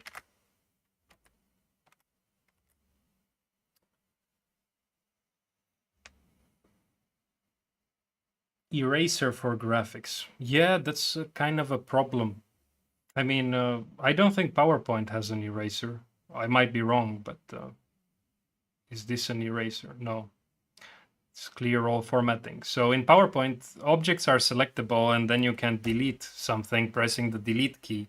And we have the same thing in our application so far. So if you draw some path or some rectangle or whatever, and you select it, pressing delete is going to remove it. Eraser would mean that I would draw here something, a path maybe, and then it would start removing from the object. You could get the same effect by maybe setting the stroke to white, removing the fill, maybe making it big like this, and then just drawing a path. So this kind of looks like an eraser, probably like what you have in your mind. But really, this what is happening is that you create these objects here that are clickable and that you can move elsewhere. And if your background is supposed to be transparent, then this doesn't work. And the eraser is really a tool that is built for with raster in mind. And then that means that this rectangle is not really a rectangle anymore, but it becomes green and blue pixels here, which is fine. But when you do that, you lose some flexibility, like being able to move it or resize it or whatever. And that's a problem. I mean, sometimes you want that, but sometimes you don't want that. And eventually, I want to support both of these things in this application. PowerPoint actually does. Like, if you take all of these and you copy them and then you paste as an image, now this is an image. It's not anymore vector graphics that can be infinitely scaled and so on, but it's something that will have some kind of artifacts along the borders, like aliasing things that when you zoom in, you start to see the pixelation. And also, yeah, I'm not showing it well, but I don't really want to focus on this too much. Or do I?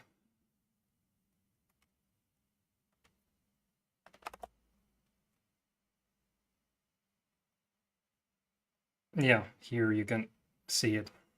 So you can also do other pixel manipulation things like picture corrections, brightness changes, contrast changes. This is something that you can't do on the vector form of these objects, but you can do on these raster and a lot of other crazy stuff like these artistic effects and so on. So really, I mean, PowerPoint is not by many people considered a graphics editor per se, but it's made to build presentations. But the features that it has a combination of vector and raster functions. You can do very many crazy things with it if you know where they are and how to use them. Some things are a bit glitchy, yeah, but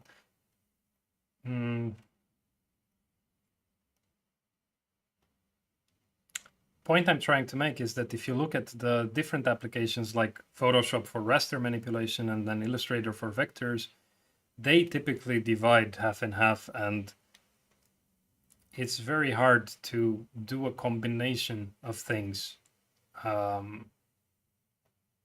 within them. And I don't know if this is the best example here, but it is able to do some things in a surprising way, and I like it. I like to be able to mix these things. Sure, if your goal is to make a giant billboard and it should look very big and without pixels, then you will use only vector features and so on. But very often you might have a need for a combination of them, and then some application that is able to do both like this is really nice to have, I think. Okay. Eraser. Yeah, okay. Very many things here. Booleans. Booleans is something that these also PowerPoint has, and it's really nice to have, like doing this.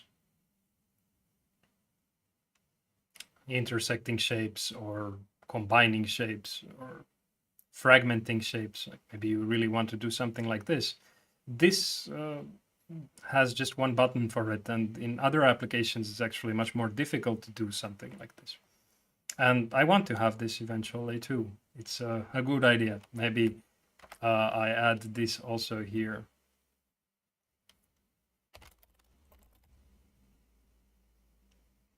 Okay.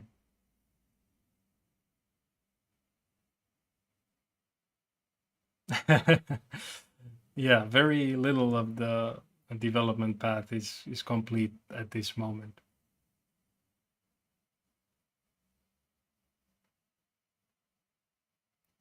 I don't even know what those are.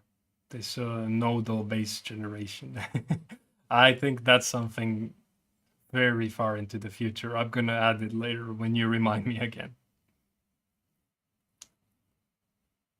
I think you can do everything, but there are limits to using JavaScript here, and might need to do some tricks to have it working efficiently for more advanced features that are more processor intensive.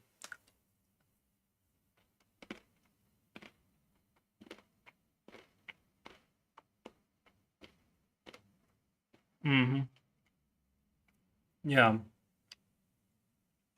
Razvan makes a good point. I just will try to implement a quick way to save. It's just normal. I mean,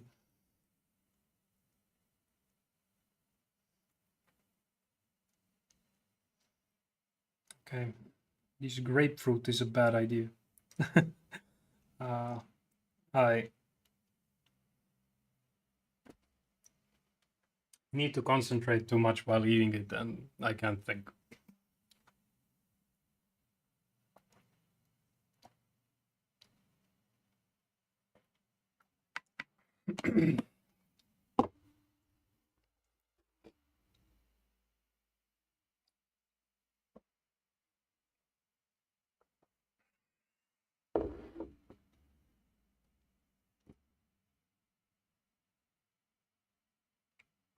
Okay, yeah, that's a good point. Um,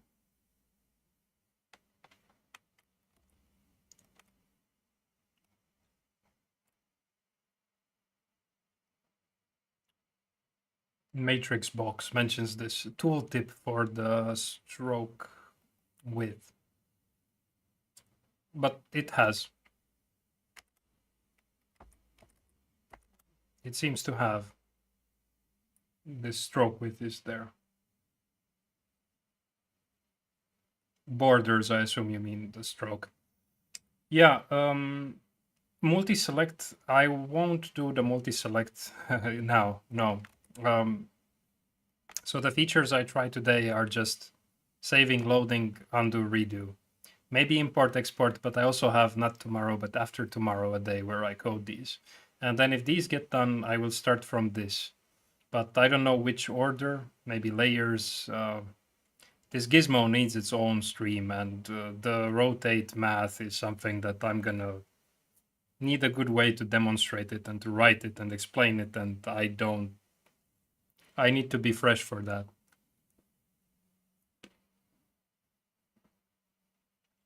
Let's see, many other things that I can do, but this multi-select is something that Yusuf actually mentioned on Discord, and he might want to implement it, and then I import his implementation. Let's see, it depends, but let's see. Custom background from file. Yeah. You mean images later. Eventually, I will have images as well, but not soon.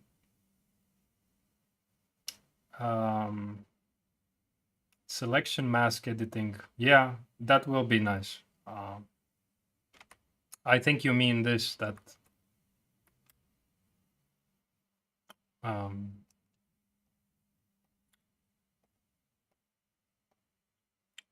this one.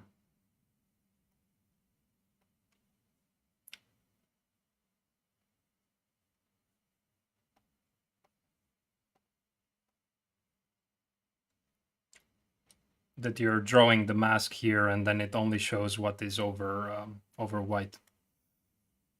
I want to have that at some point also. It's really good because it doesn't destroy the original shape when you draw it like this.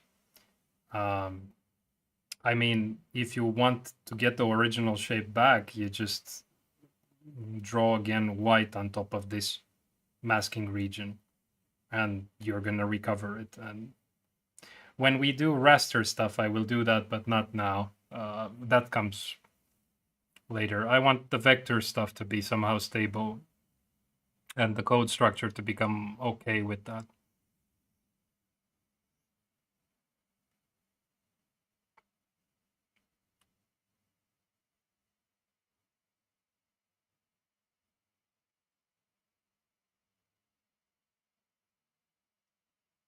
Yeah, drop down. Actually, drop down for these tools is not a great idea, like what I have now, because uh, it's an extra click. So you need to go there and then click again and go there and click again. But in most applications, this toolbox is a point and click thing. And yeah, some of them have these variations with click and hold. But far later, at the moment, I just have two tools here. And yeah. Okay. Rulers, grid, snapping. Sure, they are all great ideas, but they need to be handled well and step by step. And I can't just jump and do this and that and that and that because there's not enough time. And some of them are also very um, hard to do, and they need some kind of good code structure to begin. And some of the code I'm writing now is horrible. Like after I have some features, I have to think about refactoring and future features as well during the refactoring process. Yeah, undo redo is something I want to have today. So let's try to move on and do the save. SVG I will not support, I think, because this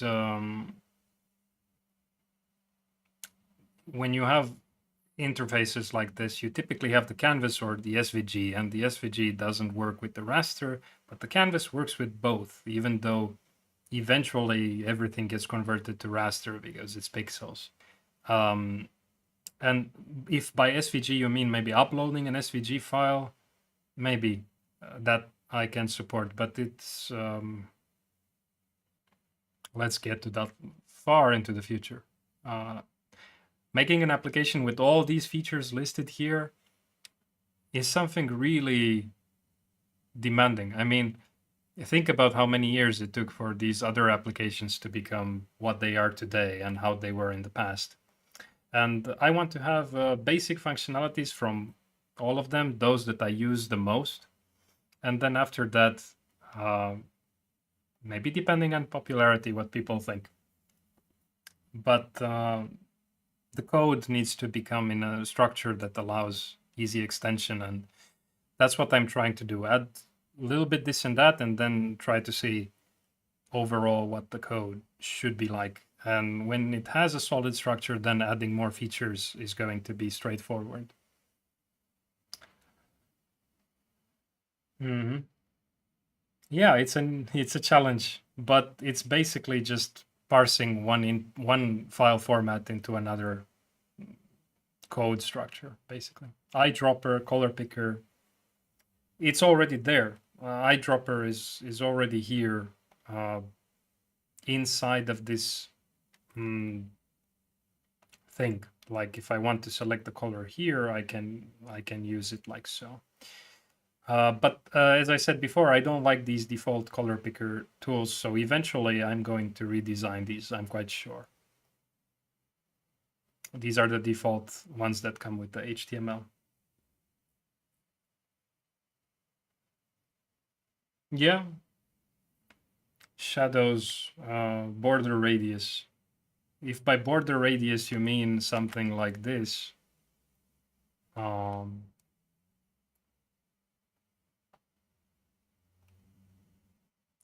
then probably, but this is a tool called round rectangle or something like this, or rectangle with rounded corners. Yeah, but I'm gonna add there.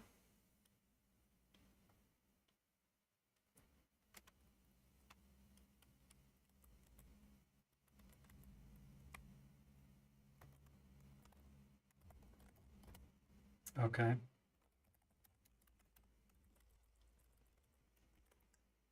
It's a good idea. Eventually there will be those.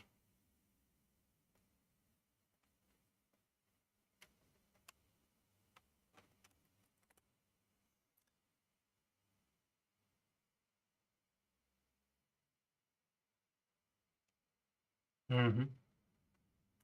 Yeah, okay. Change of color, it's already something. I think it links more to raster stuff. Like if you think about maybe taking this layer and doing some, okay.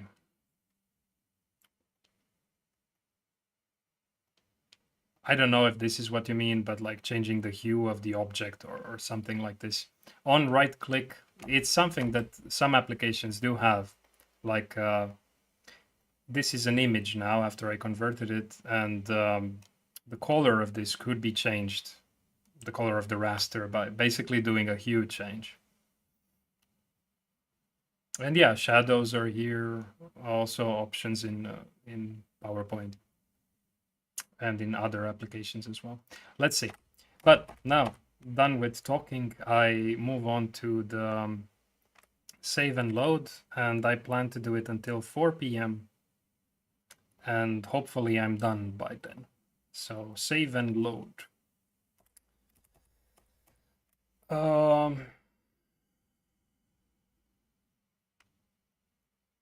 Let's go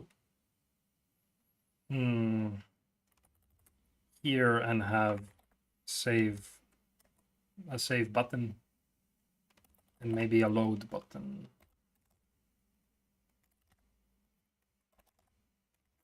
And what should this save do?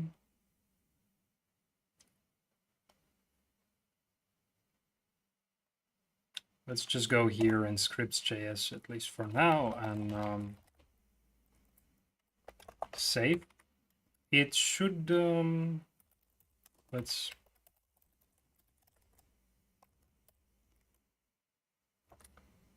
just log all the shapes that we have in the console and press save.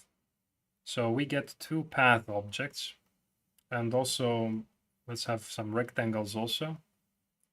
Okay, rectangle has this console log here that we don't want.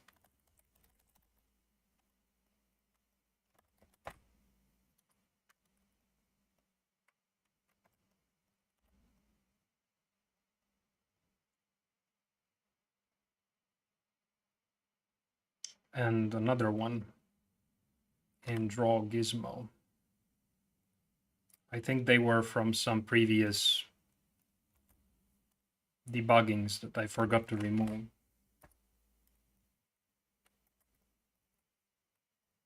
Okay, and now saving gives me 2 paths and 2 rectangles. They have some IDs, options, points. Let's start with the rectangles, and I'm going to have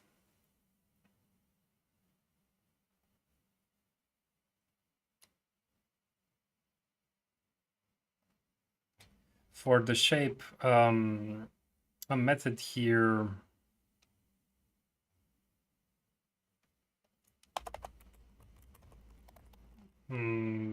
serialize, and then ID, options, center, size, selected. Selected, it's not something that, I don't know, is it worth to keep the object that is selected there selected? Maybe not. Center size is there, but also the rectangle has the size that is important, and the center, that really is everything about it. Eventually rotation will be there, but that's a property of the shape, really. But then the path also has those points that are important. So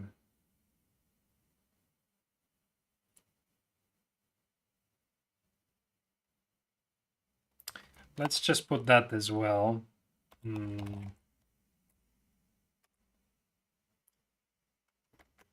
And see if this is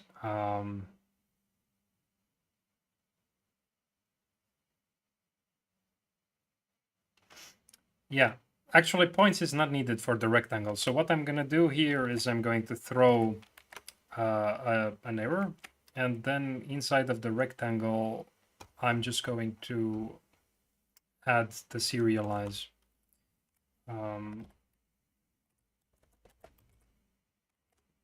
Like so, and it's not going to have the points, but it also needs to tell that this is a rectangle that we're dealing with, because the size and center could also be an oval or something else in the future. So type, let's have it rect like this. And we are going to also need a load function from this type of object.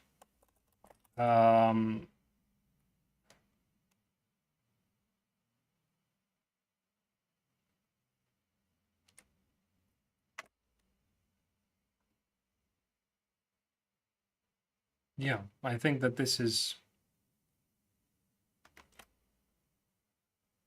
not correct, because the center here is not going to serialize well. Okay.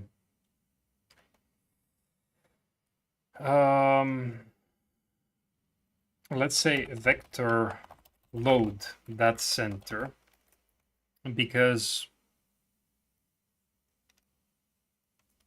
and then a static method called load with the given data is going to return a new vector with x and y. And then this way, vector load is going to create a new vector for the center. It's the only object at the moment that needs to be loaded in this way. Otherwise, the vector operations won't work on it. It depends. Maybe the static ones will work, but the other ones won't. So to be safe, this is important.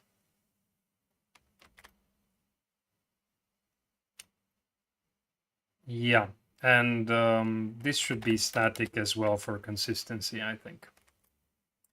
So if I'm going to copy this structure now to path as well, and I'm going to load the data here, so the difference is that this is a path, and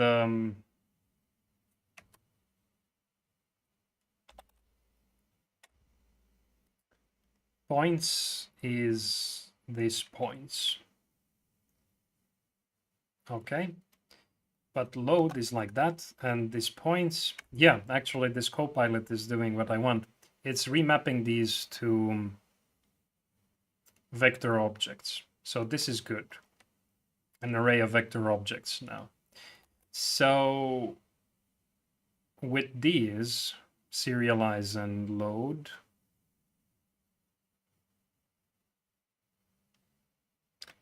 I think I have everything I need. So now in script.js, save is going to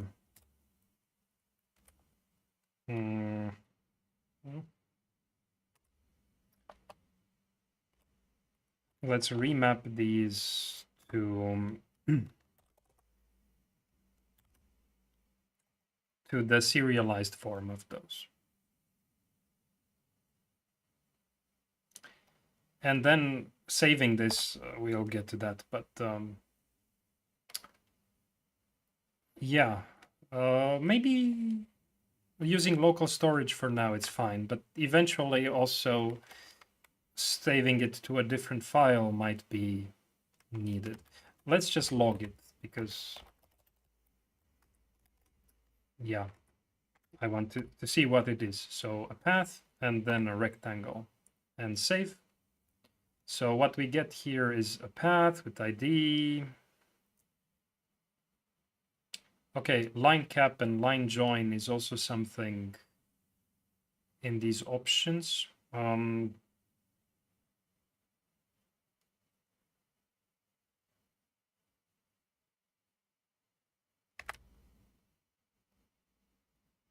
But they come. They come just fine.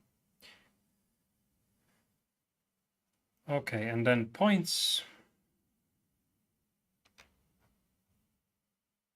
So path, and then the rectangle is somewhere here, much shorter because the individual points don't appear here. We just have the center and the size like this. Okay, and loading these.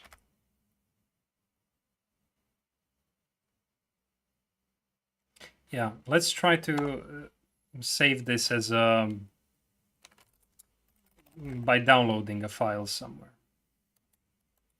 So this Copilot is actually wanting to create a JSON file, putting the data as a blob, adding it to an anchor, naming it shapes JSON.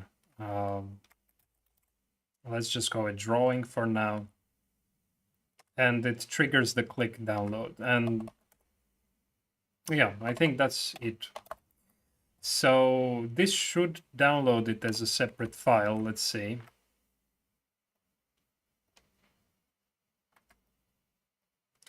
Let's try giving these different properties here.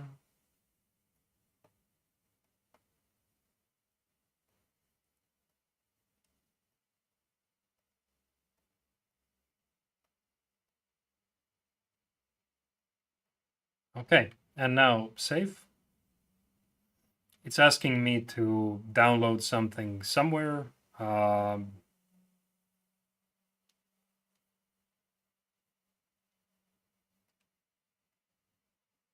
can't drag this and show you apparently. But it is calling it drawing JSON, and then I save, and now it's there. And of course, if I refresh, then it's nothing there. But now the point will be to download that, to load that. So load, and I'm going to have to select a file from there.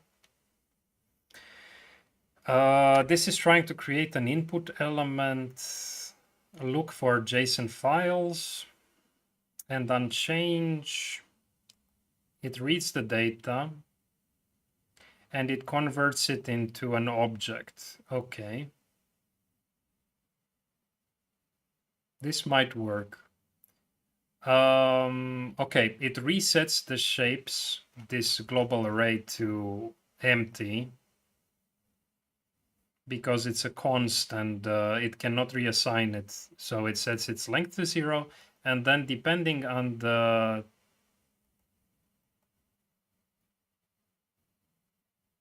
type, if it's a new rectangle,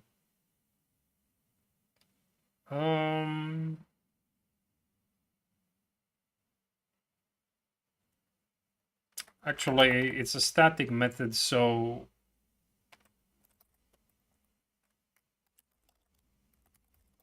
this probably works.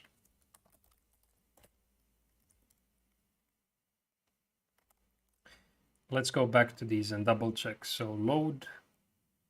Oh no, wait.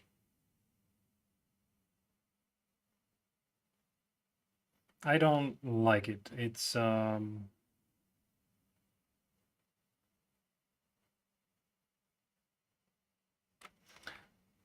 okay. I'm gonna I like this ability that I don't need to create a vector, an empty vector, and then set its properties. So same goes for this.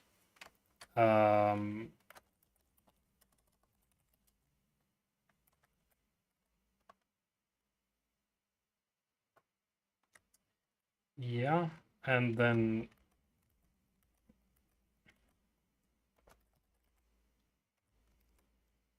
and same will go for the path. So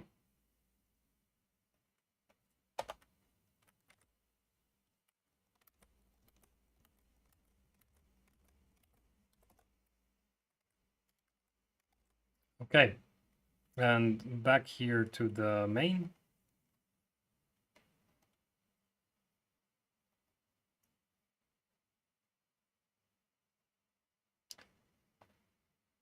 Okay, what is this here?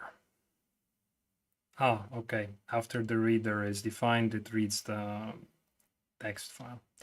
Let's see, does this work?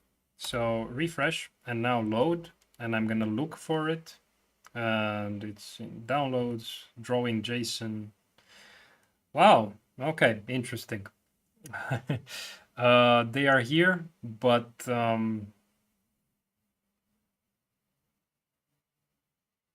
they weren't like this before, were they? They were maybe like this. It works, but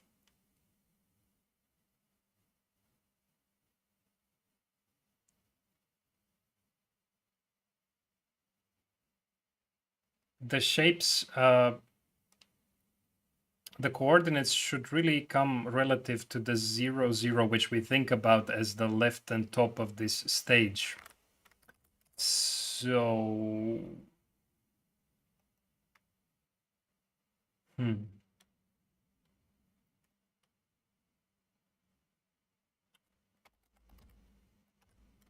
let's just pass this and avoid the global object there for now. And here, when loading this, we load that. Hmm.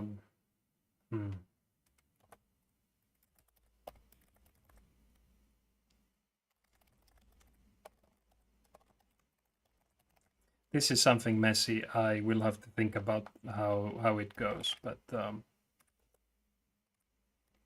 something like that for the rectangle should solve the problem. Let's try loading again. Oh, wait.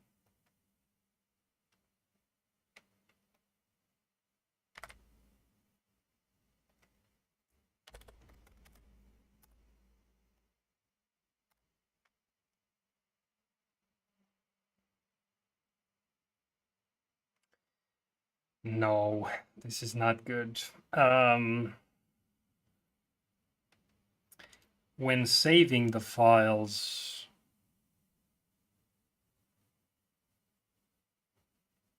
the stage properties should also be considered. Like how big was your whole screen and where the stage started relative to that screen.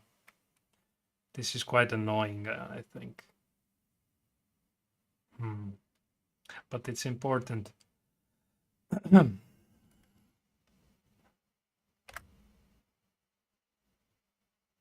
The stage properties should be actually subtracted from it. And this is something annoying. We will have to implement something like a viewport eventually, where we are able to move the stage around and resize the stage and things like that. So that's going to solve the problem. And the objects for subtracting and adding the methods for doing that will be there in that one. But this one here, I kind of need it for it to work. I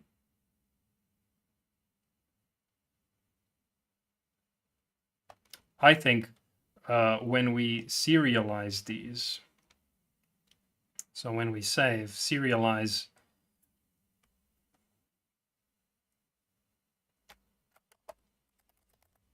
with the stage properties in mind. This is kind of annoying, but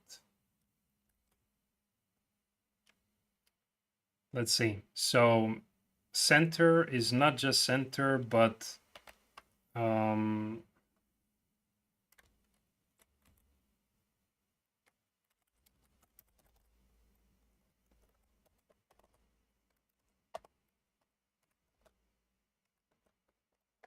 yeah, like this. And then adding that. So back to the drawing board. If I'm going to have a smaller screen like this when drawing, like this, and I'm just going to put rectangles now, and I'm going to save them. And now refresh, loading them, it works. But if I'm going to refresh now on a different size screen and I load them, it also works. So now it's fine. But if I go back to the smaller screen, load them, and add a path, maybe this one here, top right corner, kind of like a equilateral triangle here. And now I save with this one as well. And refresh load, it works. But on the bigger screen, the path is not in its right place here. So I also need for the path when serializing to fix this. So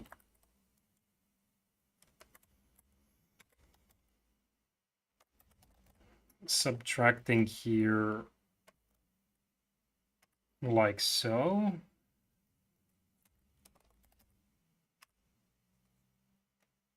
I will have to refactor this somehow. It doesn't make sense to serialize with these in mind, and serializing should be something that eventually the stage object is going to do. But for now, this works, and it's still not enough.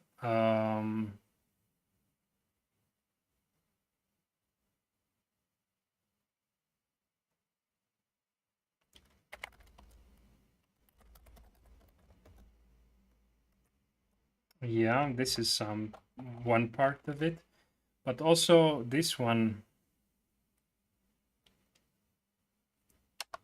I have to add each point this difference. So new vector, and the same thing happens here for this one. So points when serializing, yeah, I have to map, and then I have to create a vector where we subtract that. And this would definitely help if the vector would, if the stage, if the size of the stage, or these properties, this point, this left top, would be a top left yx combination. So then I could use the vector subtract operation here. That's also some improvement. But now with this one, let's try one more time and see if there are any problems. So two, okay. So one rectangle here, and one path here, like so. And let's save it now.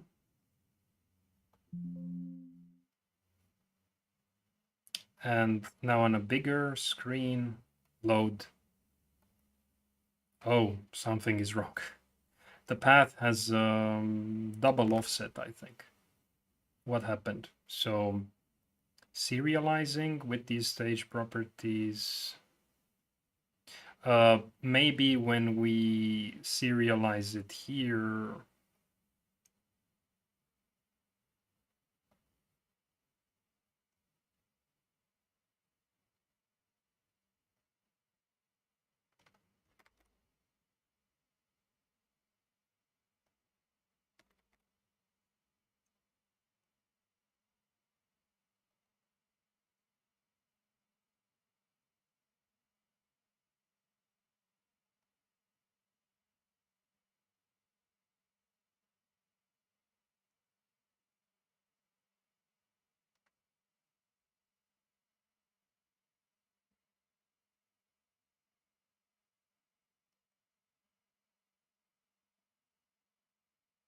Oh,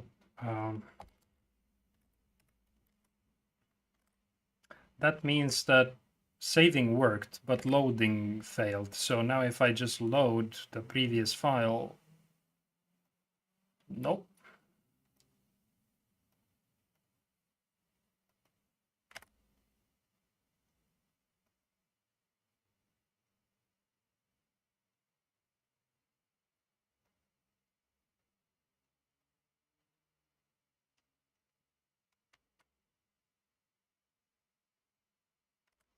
Let's try one more time. So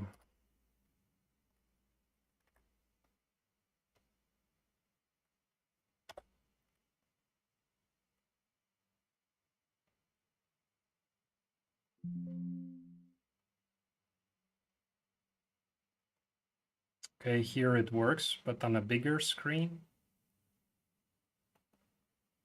What's wrong?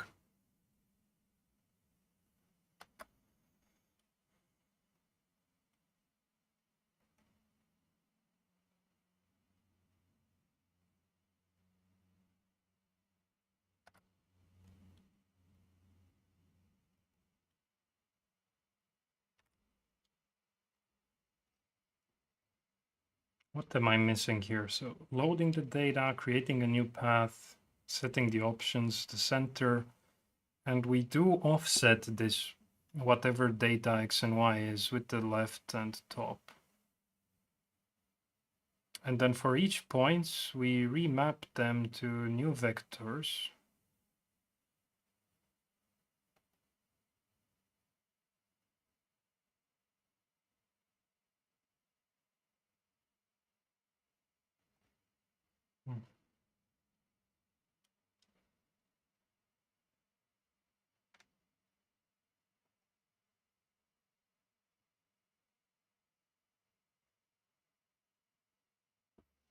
Does everything else work?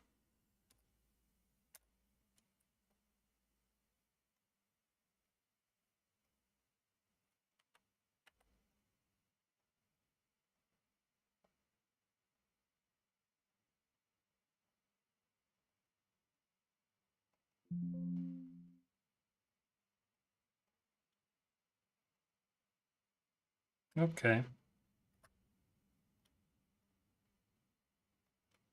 Ah, just this offset is wrong. So what is the problem?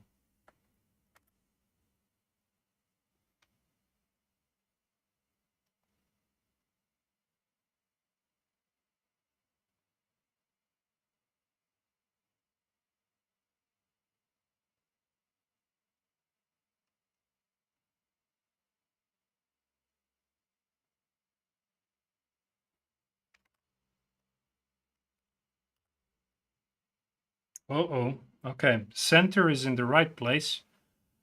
Okay, but the points are offset. Yeah, okay.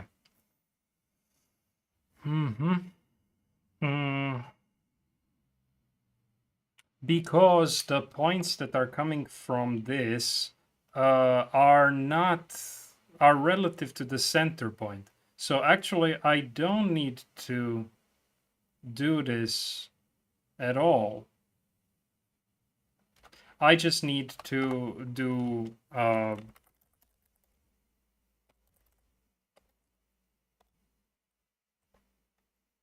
that. Yeah. So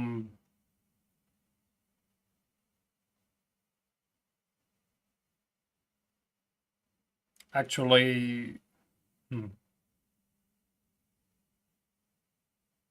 I don't need to do this at all. I can just serialize this because when they become strings here, it doesn't matter. But here we need to have the vector, and this doesn't need the offset, only the center needs the offset. I got confused. So here we can say vector load p like so. I think so.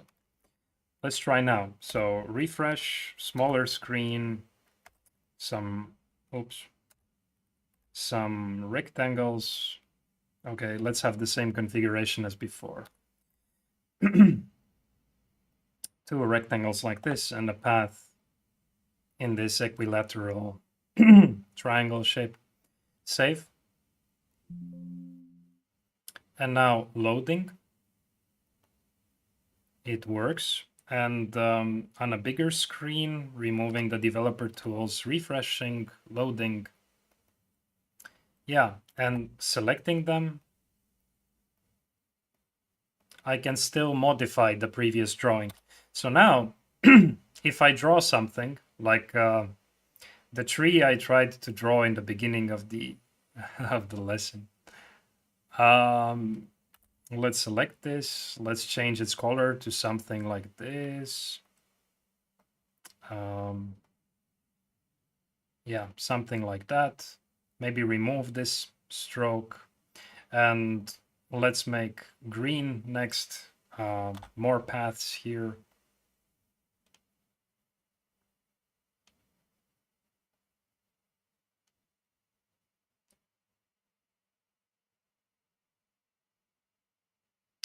Okay, and let's take the color from here and connect this one. Maybe it can go a little bit over. Okay, not very good.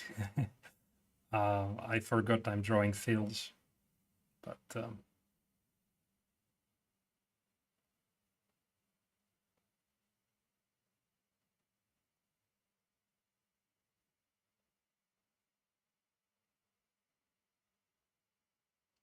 something like that. And now if I save this, maybe I can name it tree.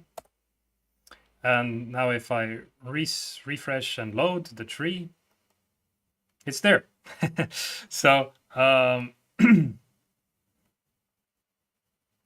I can go to my file, to my code, and maybe I can make a new folder with drawings. And I'm going to add this tree from the downloads here.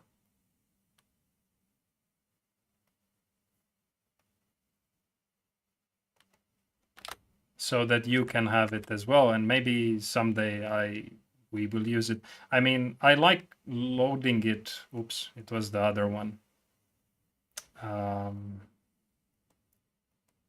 So in the drawings, I can load the tree now, and I can select this if I want to make it like darker or something. I don't know. Typically, the things at the top are more bright, and the things at the bottom are more dark, just because of how light strikes on things. But anyway, this is not the drawing lesson. Okay, nice. Okay, save and load. Not perfect, and I really don't like some things about it. Like this subtraction is something that will need to be delegated to something else. I believe so, because you don't want to remember to do that every time you implement a new object.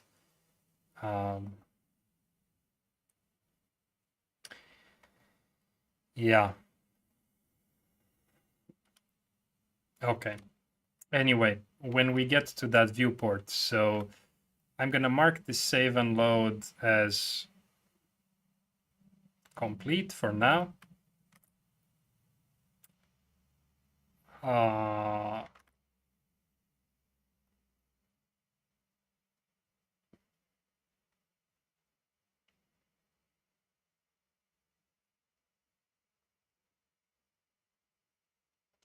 Yeah.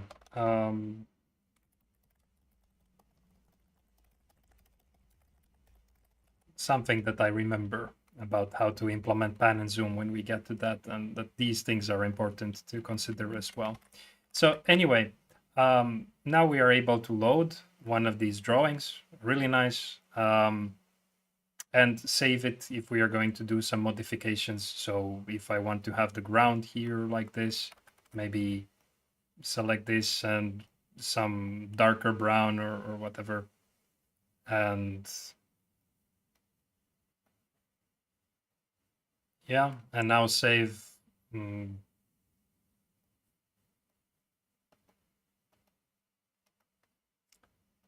Tree with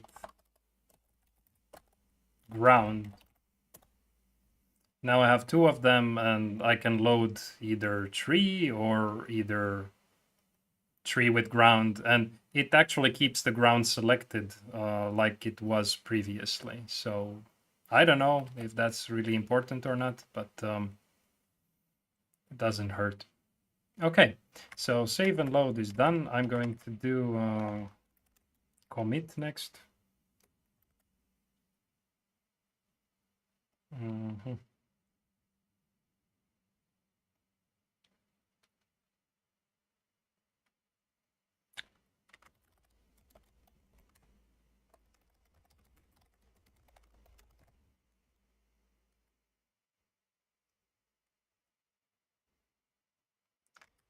And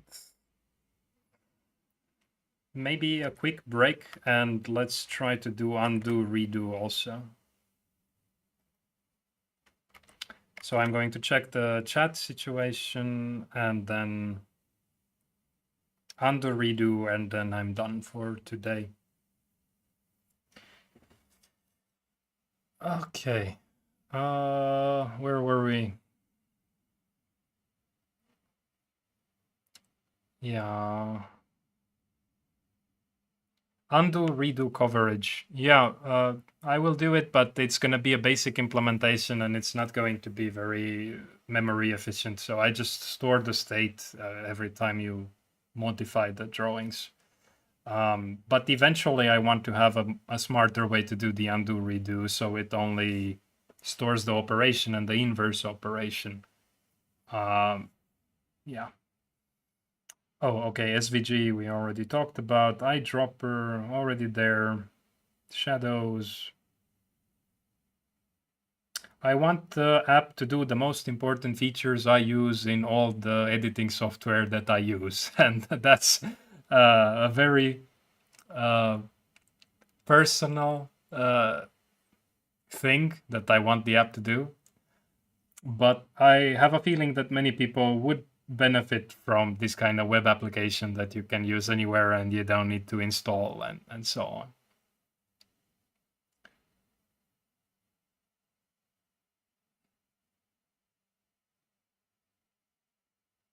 Yeah, I mean, I guess the technical term would be a graphics editor, or I don't know. What do people call Photoshop? Like,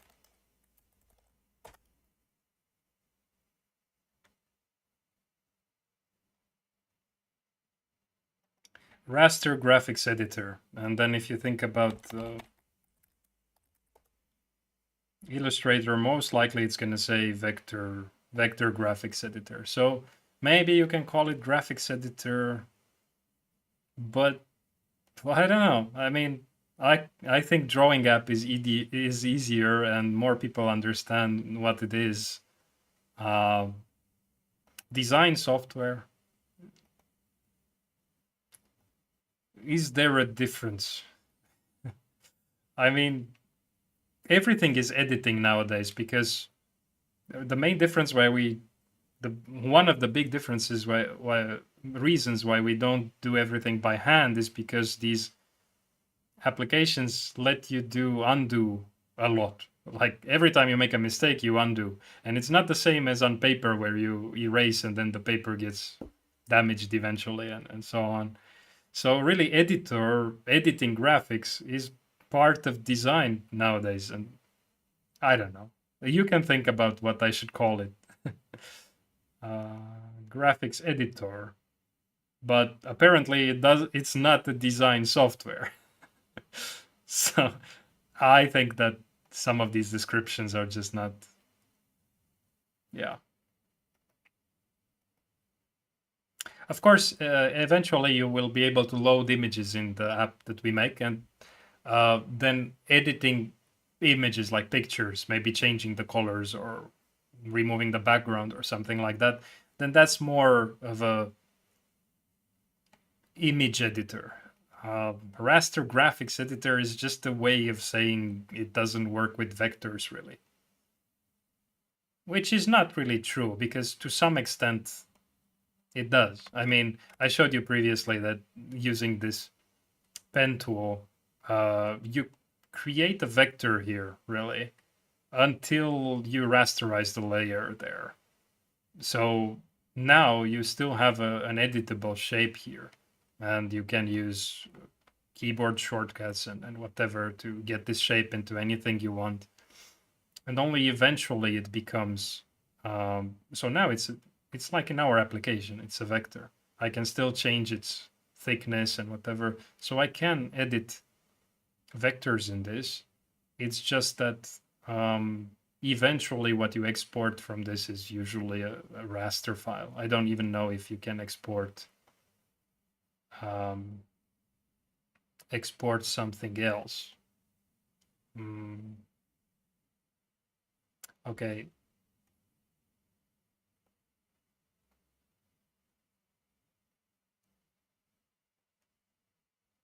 No, it's just raster files. But internally, when you save this as a Photoshop file, you can still load it and you can still edit its vector objects. So I don't know about terminology, but none of these things are perfect, and you can find reasons like exact examples of this is a bad, yeah. And here, okay, image editor, this is some other application, but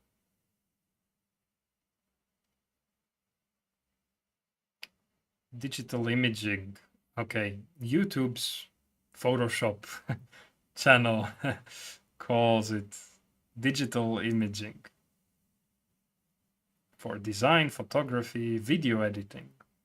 Okay, but it's like saying paint is used for with video editing if I take a frame of something and I edit it there. And yeah, I think they just want to make it okay. I'm not an expert at Photoshop, but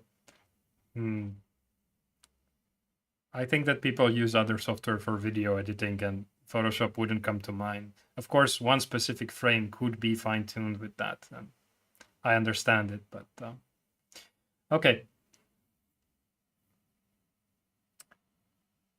Path editing, yes, that's going to be very important. So editing path is very important, but the problem is if you think about the current tools that we have, it's really the rectangle tool. And at the moment, I don't have a way to convert from a rectangle into a path. And the path editor, I mean, our paths look like this. So if you think about editing each individual point here, it's something very tedious, and I don't prioritize this. I would rather prioritize the Bezier math, because then you can make a shape like this, curvy with fewer points than what we have at the moment. So it will appear at some point. I don't want to be able to just change the width and height and so on, but also access individual points. But the individual points here are so many that it wouldn't be a great idea, like not a useful feature. So later it's going to come. But it's not used on this specific type of tool, like an object, like a shape, like a path. Maybe the rectangle could be useful because then you could move one corner somewhere else and turn it into something. It has just 4 points. So yeah. But in combination with something like the pen tool here, it's going to become important at some point. But let's do that when we have a tool that really needs it. At the moment, we don't really. Okay.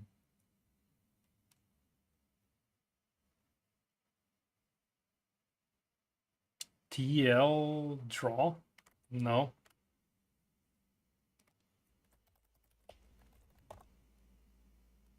Okay. Maybe it's something else. Just draw that.io. Yeah, I've seen that one. I just demoed it earlier when we talked about filled or unfilled shapes and how they handle it differently than PowerPoint. I don't want to extend this with a timeline. Like, I don't want to make this into an animation app. I want to keep it as a editor because there are so many things that good editors should do, and good for me at least. But I think that other people might like this kind of application. So I want to keep the most important features and make it work as a web app, and eventually maybe improve on it. Of course, the same modules, the same components that are building this could be used to convert this into an animation app as well. So adding timelines and ways of doing maybe interpolation or whatever. But eventually, maybe. But I don't want this to be that. I want it to just be a drawing app, graphics editor or whatever. Okay. Proportional selection. I don't know what that is. I haven't used Blender in a long time, and I know it had a serious update in, I don't know, 4 years ago or 2 years ago or something.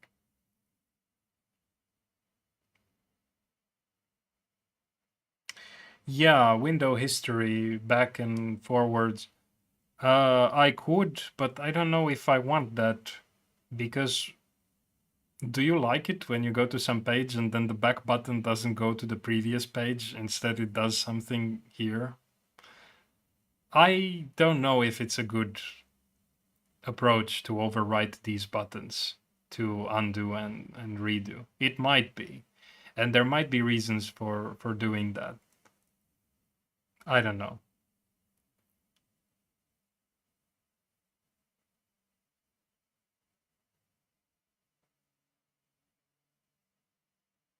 Selection based on distance. I'm not really following.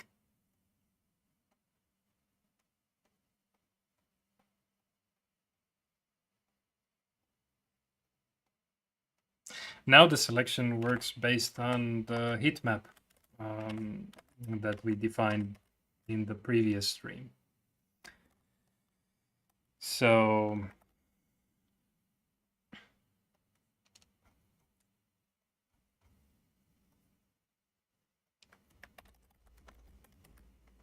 these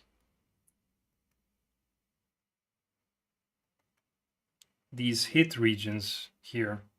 So when I drew this, I made many mistakes here, but if I start moving the pieces around, you can actually revisit my mistakes from previously. So selection is made based on the hit area covered by each of these individual shapes there. It's not based on distance. Oh, TL draw.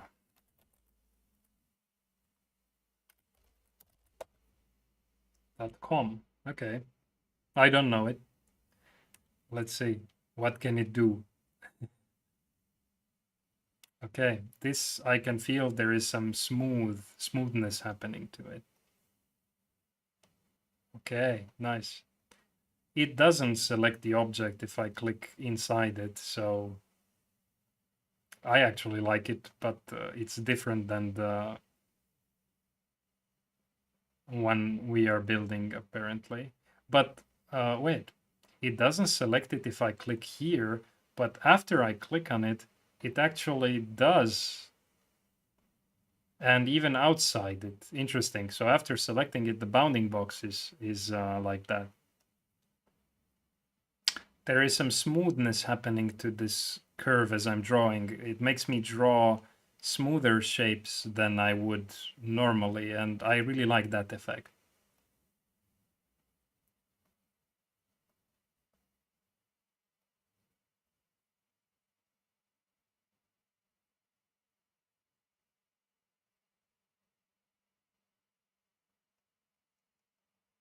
It has undo and redo.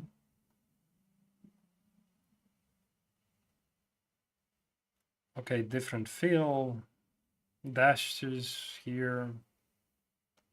Okay. How about fills? Or, okay, eraser. No, eraser just removes the whole shape. So, yeah, these are vector objects, and okay, the whole canvas is movable with this other tool, and there's also some physics involved. We can do that. Rectangle and some other shapes here, but are the fills also somewhere? Fill, okay.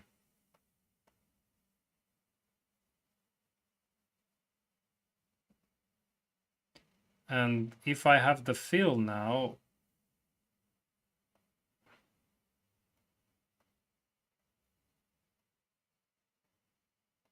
can I have a, why is the stroke also changing? There's also a pattern here. It's a nice app. I can definitely see why these features would be needed.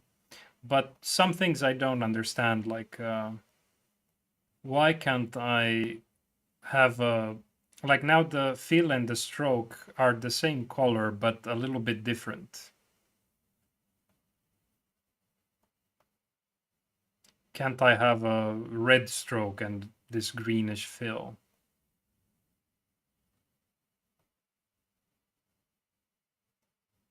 Anyway, definitely something nice, and I like the feel of it, and it's doing some things really good. Also, these rectangles, you can see they're actually round rectangles here. It just thinks that I want to do those by default.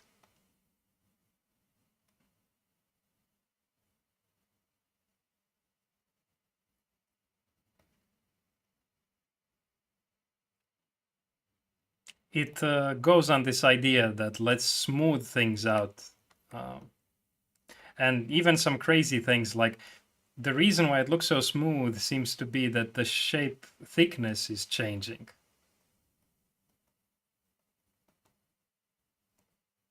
Okay, nice. So this is a different approach than the bezier handles that PowerPoint does to smooth things out. Like I showed last time that if you're going to draw something like a shape like this very quickly, it actually adds control points in different places to reduce the number of points while keeping the shape smooth in some way. So our application wouldn't do that. It would just oh,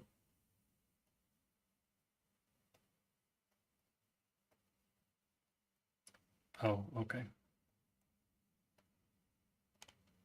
You can see this, the points are like this, and it looks like a jagged line somehow. Okay. Yeah, mark a selection of multiple items. This is something that somebody wanted to do, and I'm keeping it for that person, or you can check the conversation on Discord if curious, but Yusuf had that idea, and it's good. Eventually, I'm going to want the grouping to work also based on that. And of course, selecting multiple things can happen multiple ways, like holding a hotkey and so on. Yeah. Multipath and fills.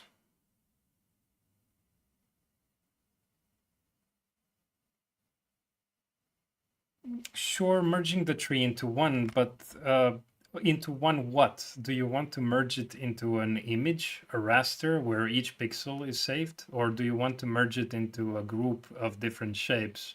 Because the first one is going to add more complexity to more memory if the shape is simple, and the second one doesn't reduce the memory. It just makes moving things in one go easy, so groups basically.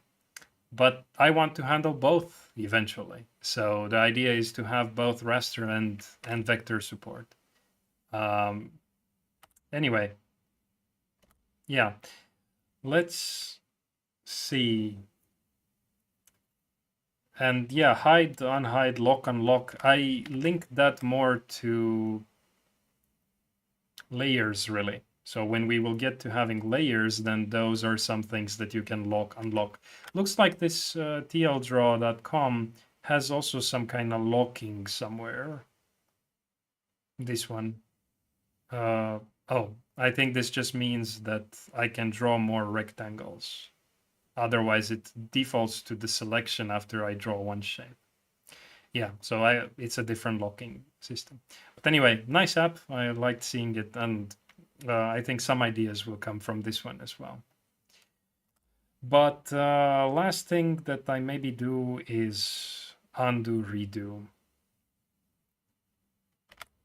or at least undo. Let's see if I can do redo. And actually, maybe I'm kind of tired already, so.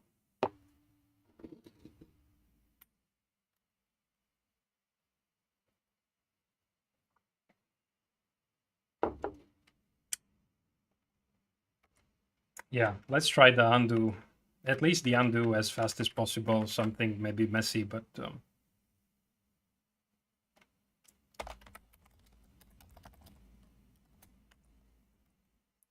okay, history. And if you think about save, what save is doing really is it's serializing all the shapes like that.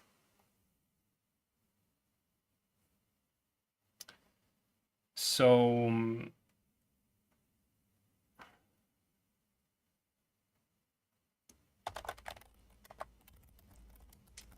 add to history. Something like that.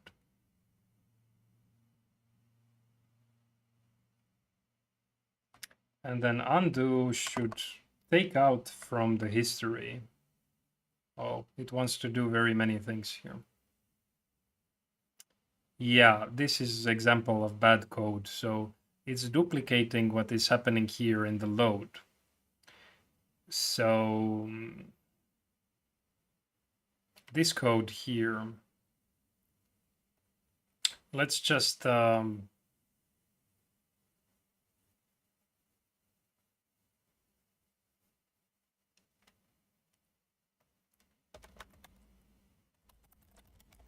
load shapes.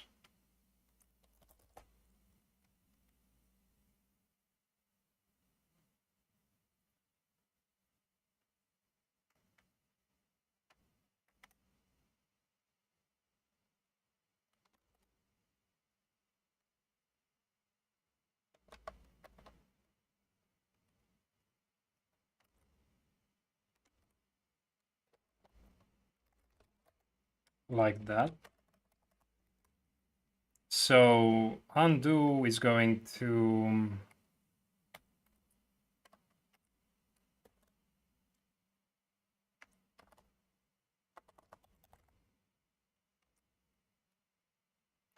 take the last item from history and draw the shapes. So is this all? Let's disable that hit testing region, the debugging, because yeah. So a path, another path, another path. I'm not adding anything to history, so this is just gonna die there. But if I go to the shapes, like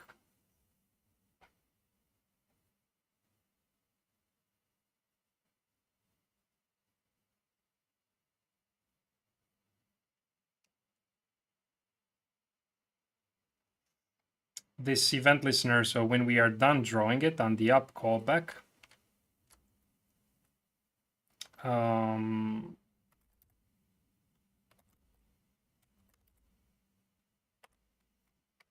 add to history. So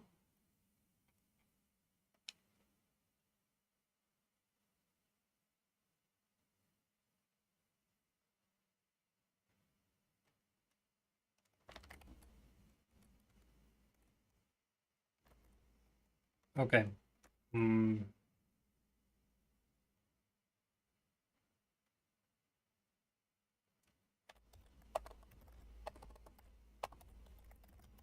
Let's call it update history. And let's pass these shapes here, even though it's global value, because you shouldn't have global values, and eventually we are going to probably get rid of it, or maybe we want to, who knows, update history in some other way. But this is now for drawing rectangles. And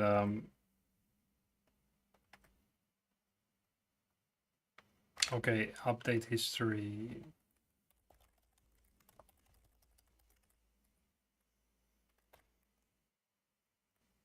And undo.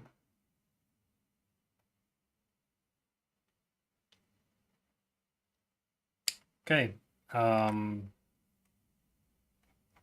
When it's empty,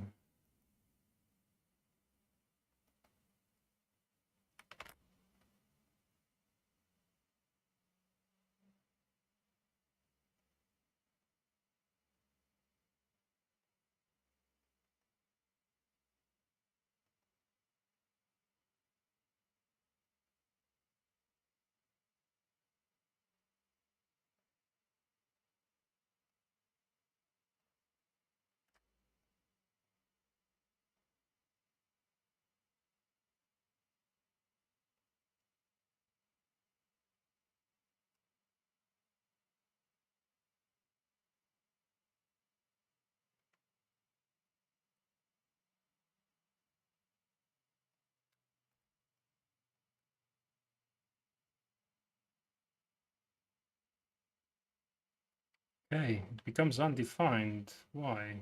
Load shapes.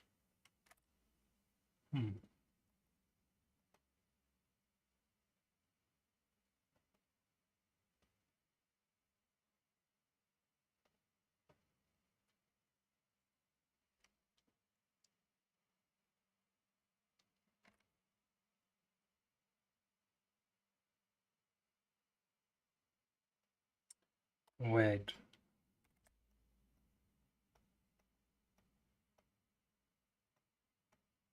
Okay.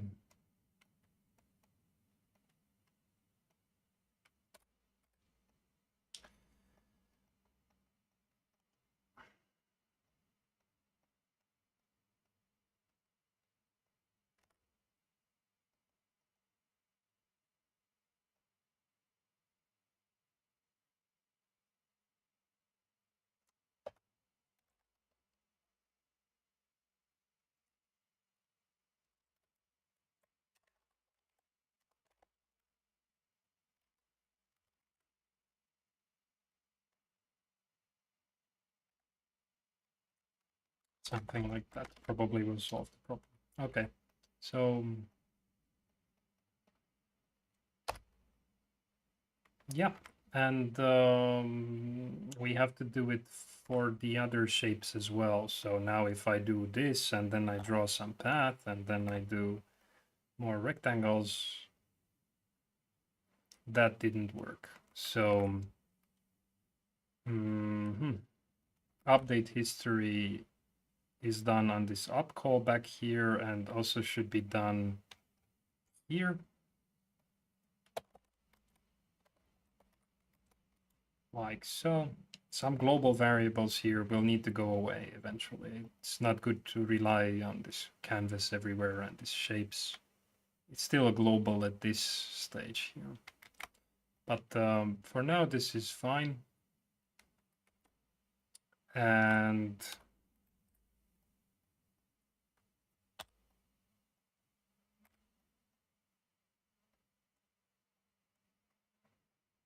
okay, that is good. But moving things doesn't work. So update history should also happen every time we move something.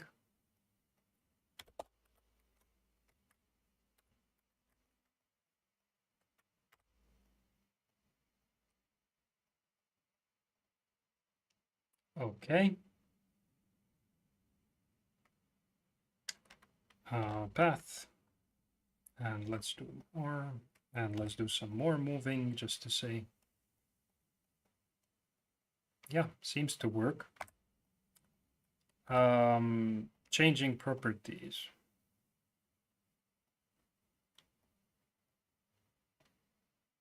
It didn't work. So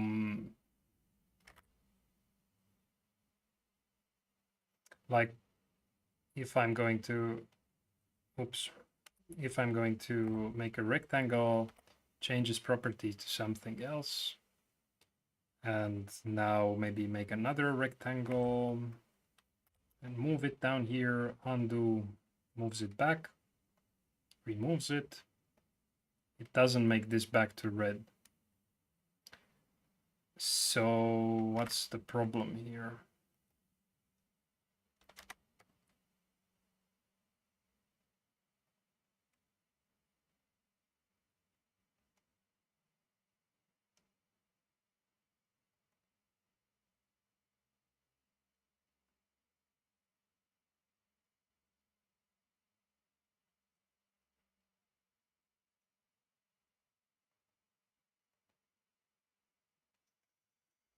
Mm-hmm.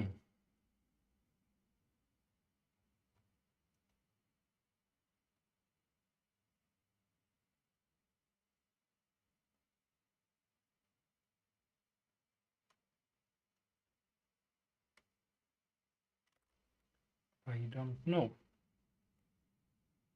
The tree works and it comes with the colors. Uh-huh. Okay, loading it actually.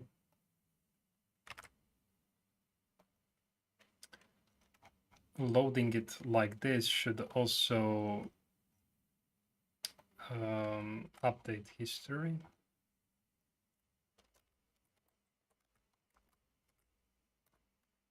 So load tree and then moving things, undo, undo.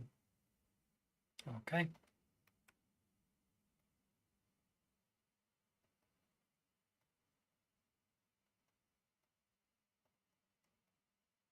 But changing the color doesn't seem to work. So changing this and now undo. No.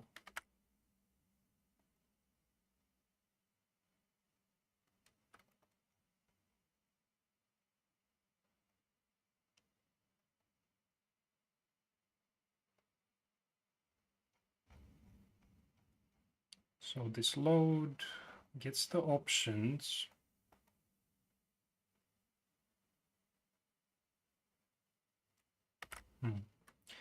Let's try a rectangle and then let's change its color to some green. And now let's look in this history.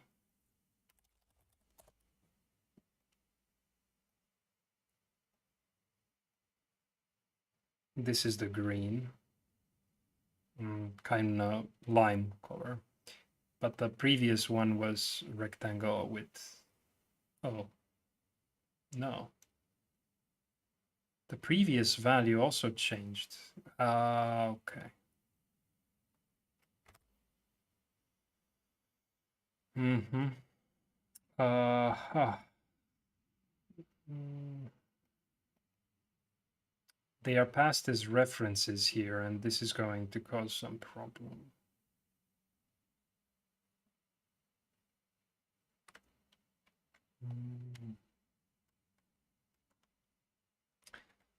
Well, let's just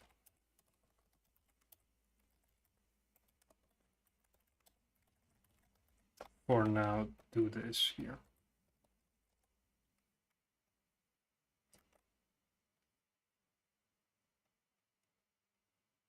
I think this is going to solve the problem. And then for the path, the same thing here. So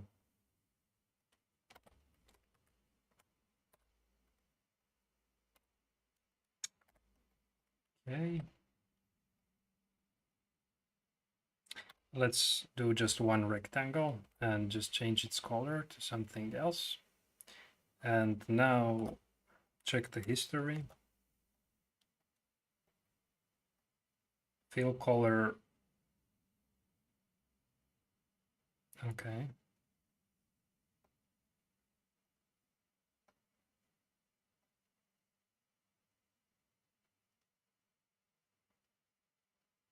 No.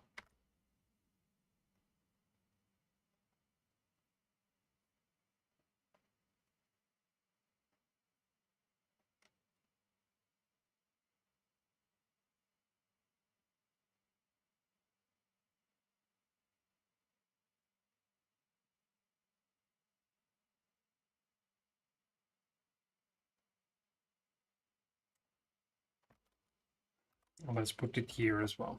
I'm getting tired and I can't think why this is not. Well, I'm quite sure that this is changing the past references, but I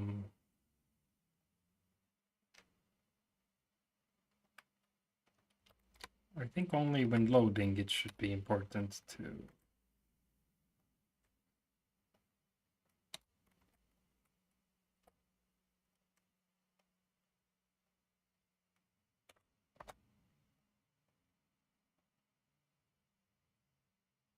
Okay, first one is red, and the second one is red.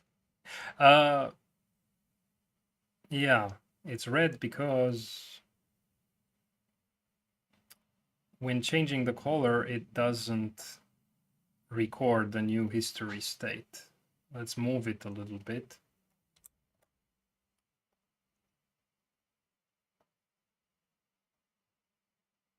Yeah, this is now different with the green, mostly green, but one is red. So also it recorded the history state when I just clicked on it because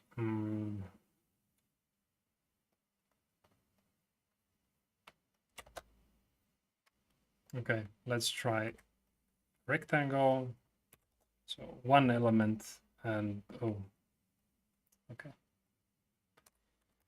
Rectangle, and then let's, I'm also moving it by mistake. Rectangle, and now I check the history, one element, and now I click without moving.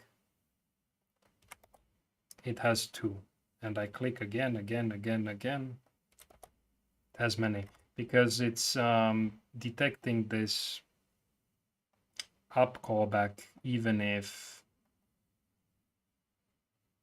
the even if there is no movement in those points. So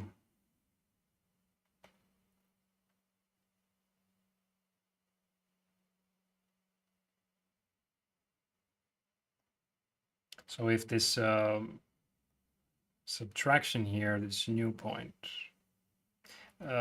this is bad variable name. I have to refactor this at some point, but this is the difference between the previous, the movement in the mouse. So the mouse delta or something.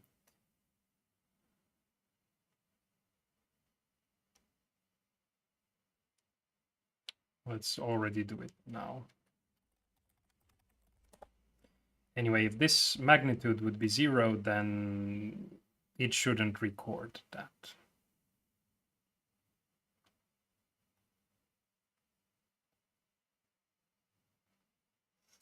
But it's fine if it updates the history in that way now.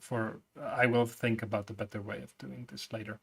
But what is missing now is if we are updating the properties, so in our panels and properties panel, every time something is changing here,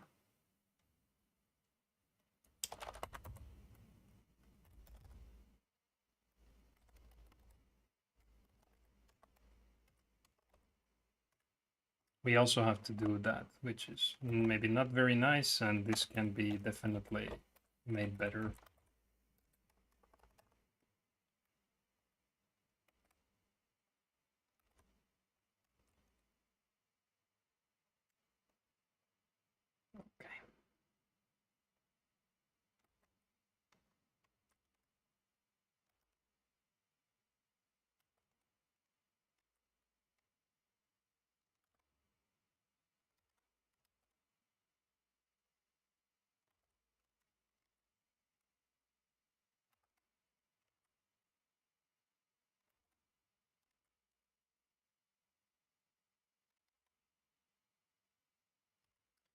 Okay, so once more, rectangle, changing its property, drawing some other rectangle, moving them around, and undo, undo. Doesn't work. Oh, okay. It might have worked, but clicking there might have added too many of these history things in the stack. So, oh wow. And every time I'm changing the color on every drag, it this is not good. I think so. Mm-hmm. Yeah, these will need to be a little bit different because now every time I'm moving the mouse here, it's recording stuff. And I don't want that. Yeah, a different event handler needs to be for just the result setting the color there, because I really want to set here to see the color changing as I'm dragging this, but I don't want at the same time to store all the different options there. So yeah, not good. But for now, this is it, I think. And I'm going to put here in the to-do for next time.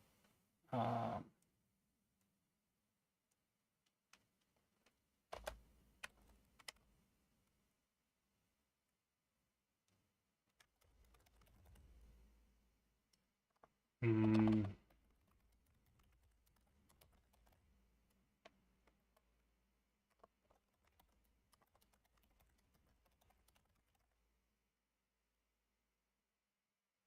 something like that.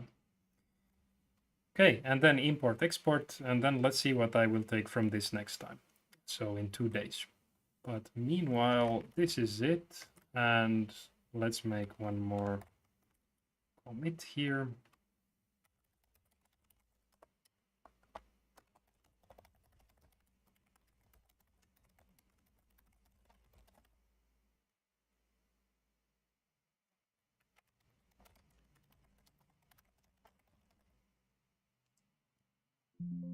Oops.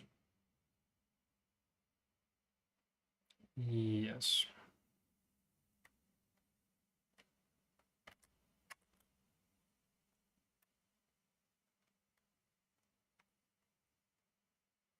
So now we have these new updates here. And if you click on this button, you can get to see all of the different updates that happened today, starting with this merge request like that. Okay, and I think that's it. I checked the chat one last time, and maybe next time. Refactoring, I will focus mostly on refactoring and solidifying these features that we have at the moment, and also having the redo and maybe export import so that we get some actual images from the result. Now,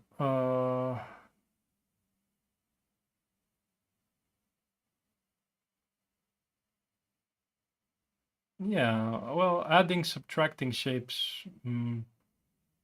I already showed during this virtual world course, like part 2, phase 2 of this self-driving car course, and there we were combining different road segments, creating the union of them to generate curvy roads. So it's something like that for the union. Intersection is a little bit similar. History also saved. I don't know. I think some applications might have the history saved in the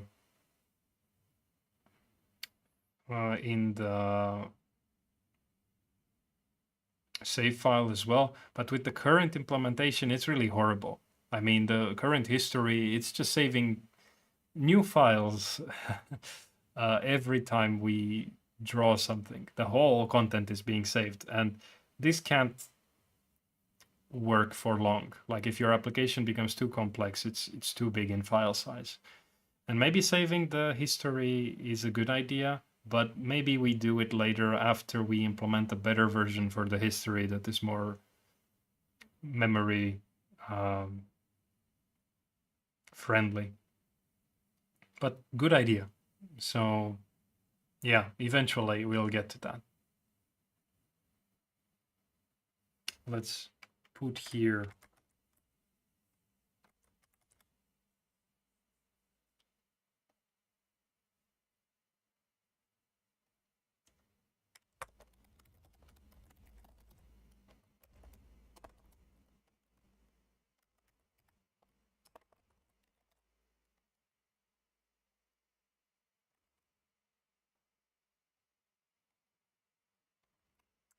Okay.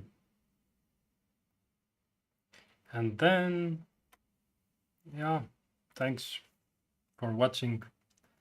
It was okay work, but it's very difficult to do proper job when talking and explaining everything. So I'm not really happy with the progress. It would have been much faster to just do it and not explain everything.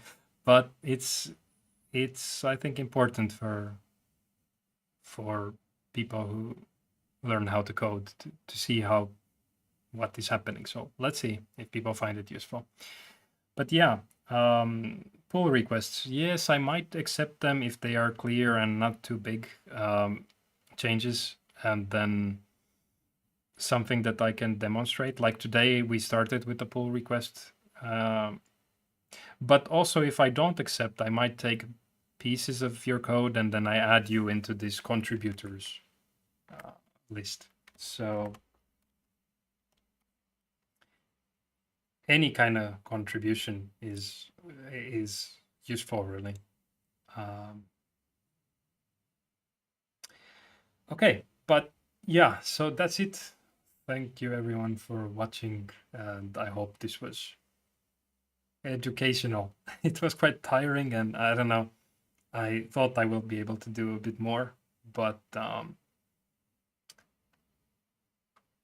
and next time, so probably not tomorrow, but after tomorrow, I'm gonna do another stream. And when I do that one, I think I will focus more on the code structure, so cleaning up what we have at the moment, because some things are just um, not that good. And then after that, I will have a longer break. And then during then, you could propose different changes to the code, different updates. And I could accept pull requests if they are something really to the point and well documented, or the code is very clear. Okay, yeah. Thanks and bye.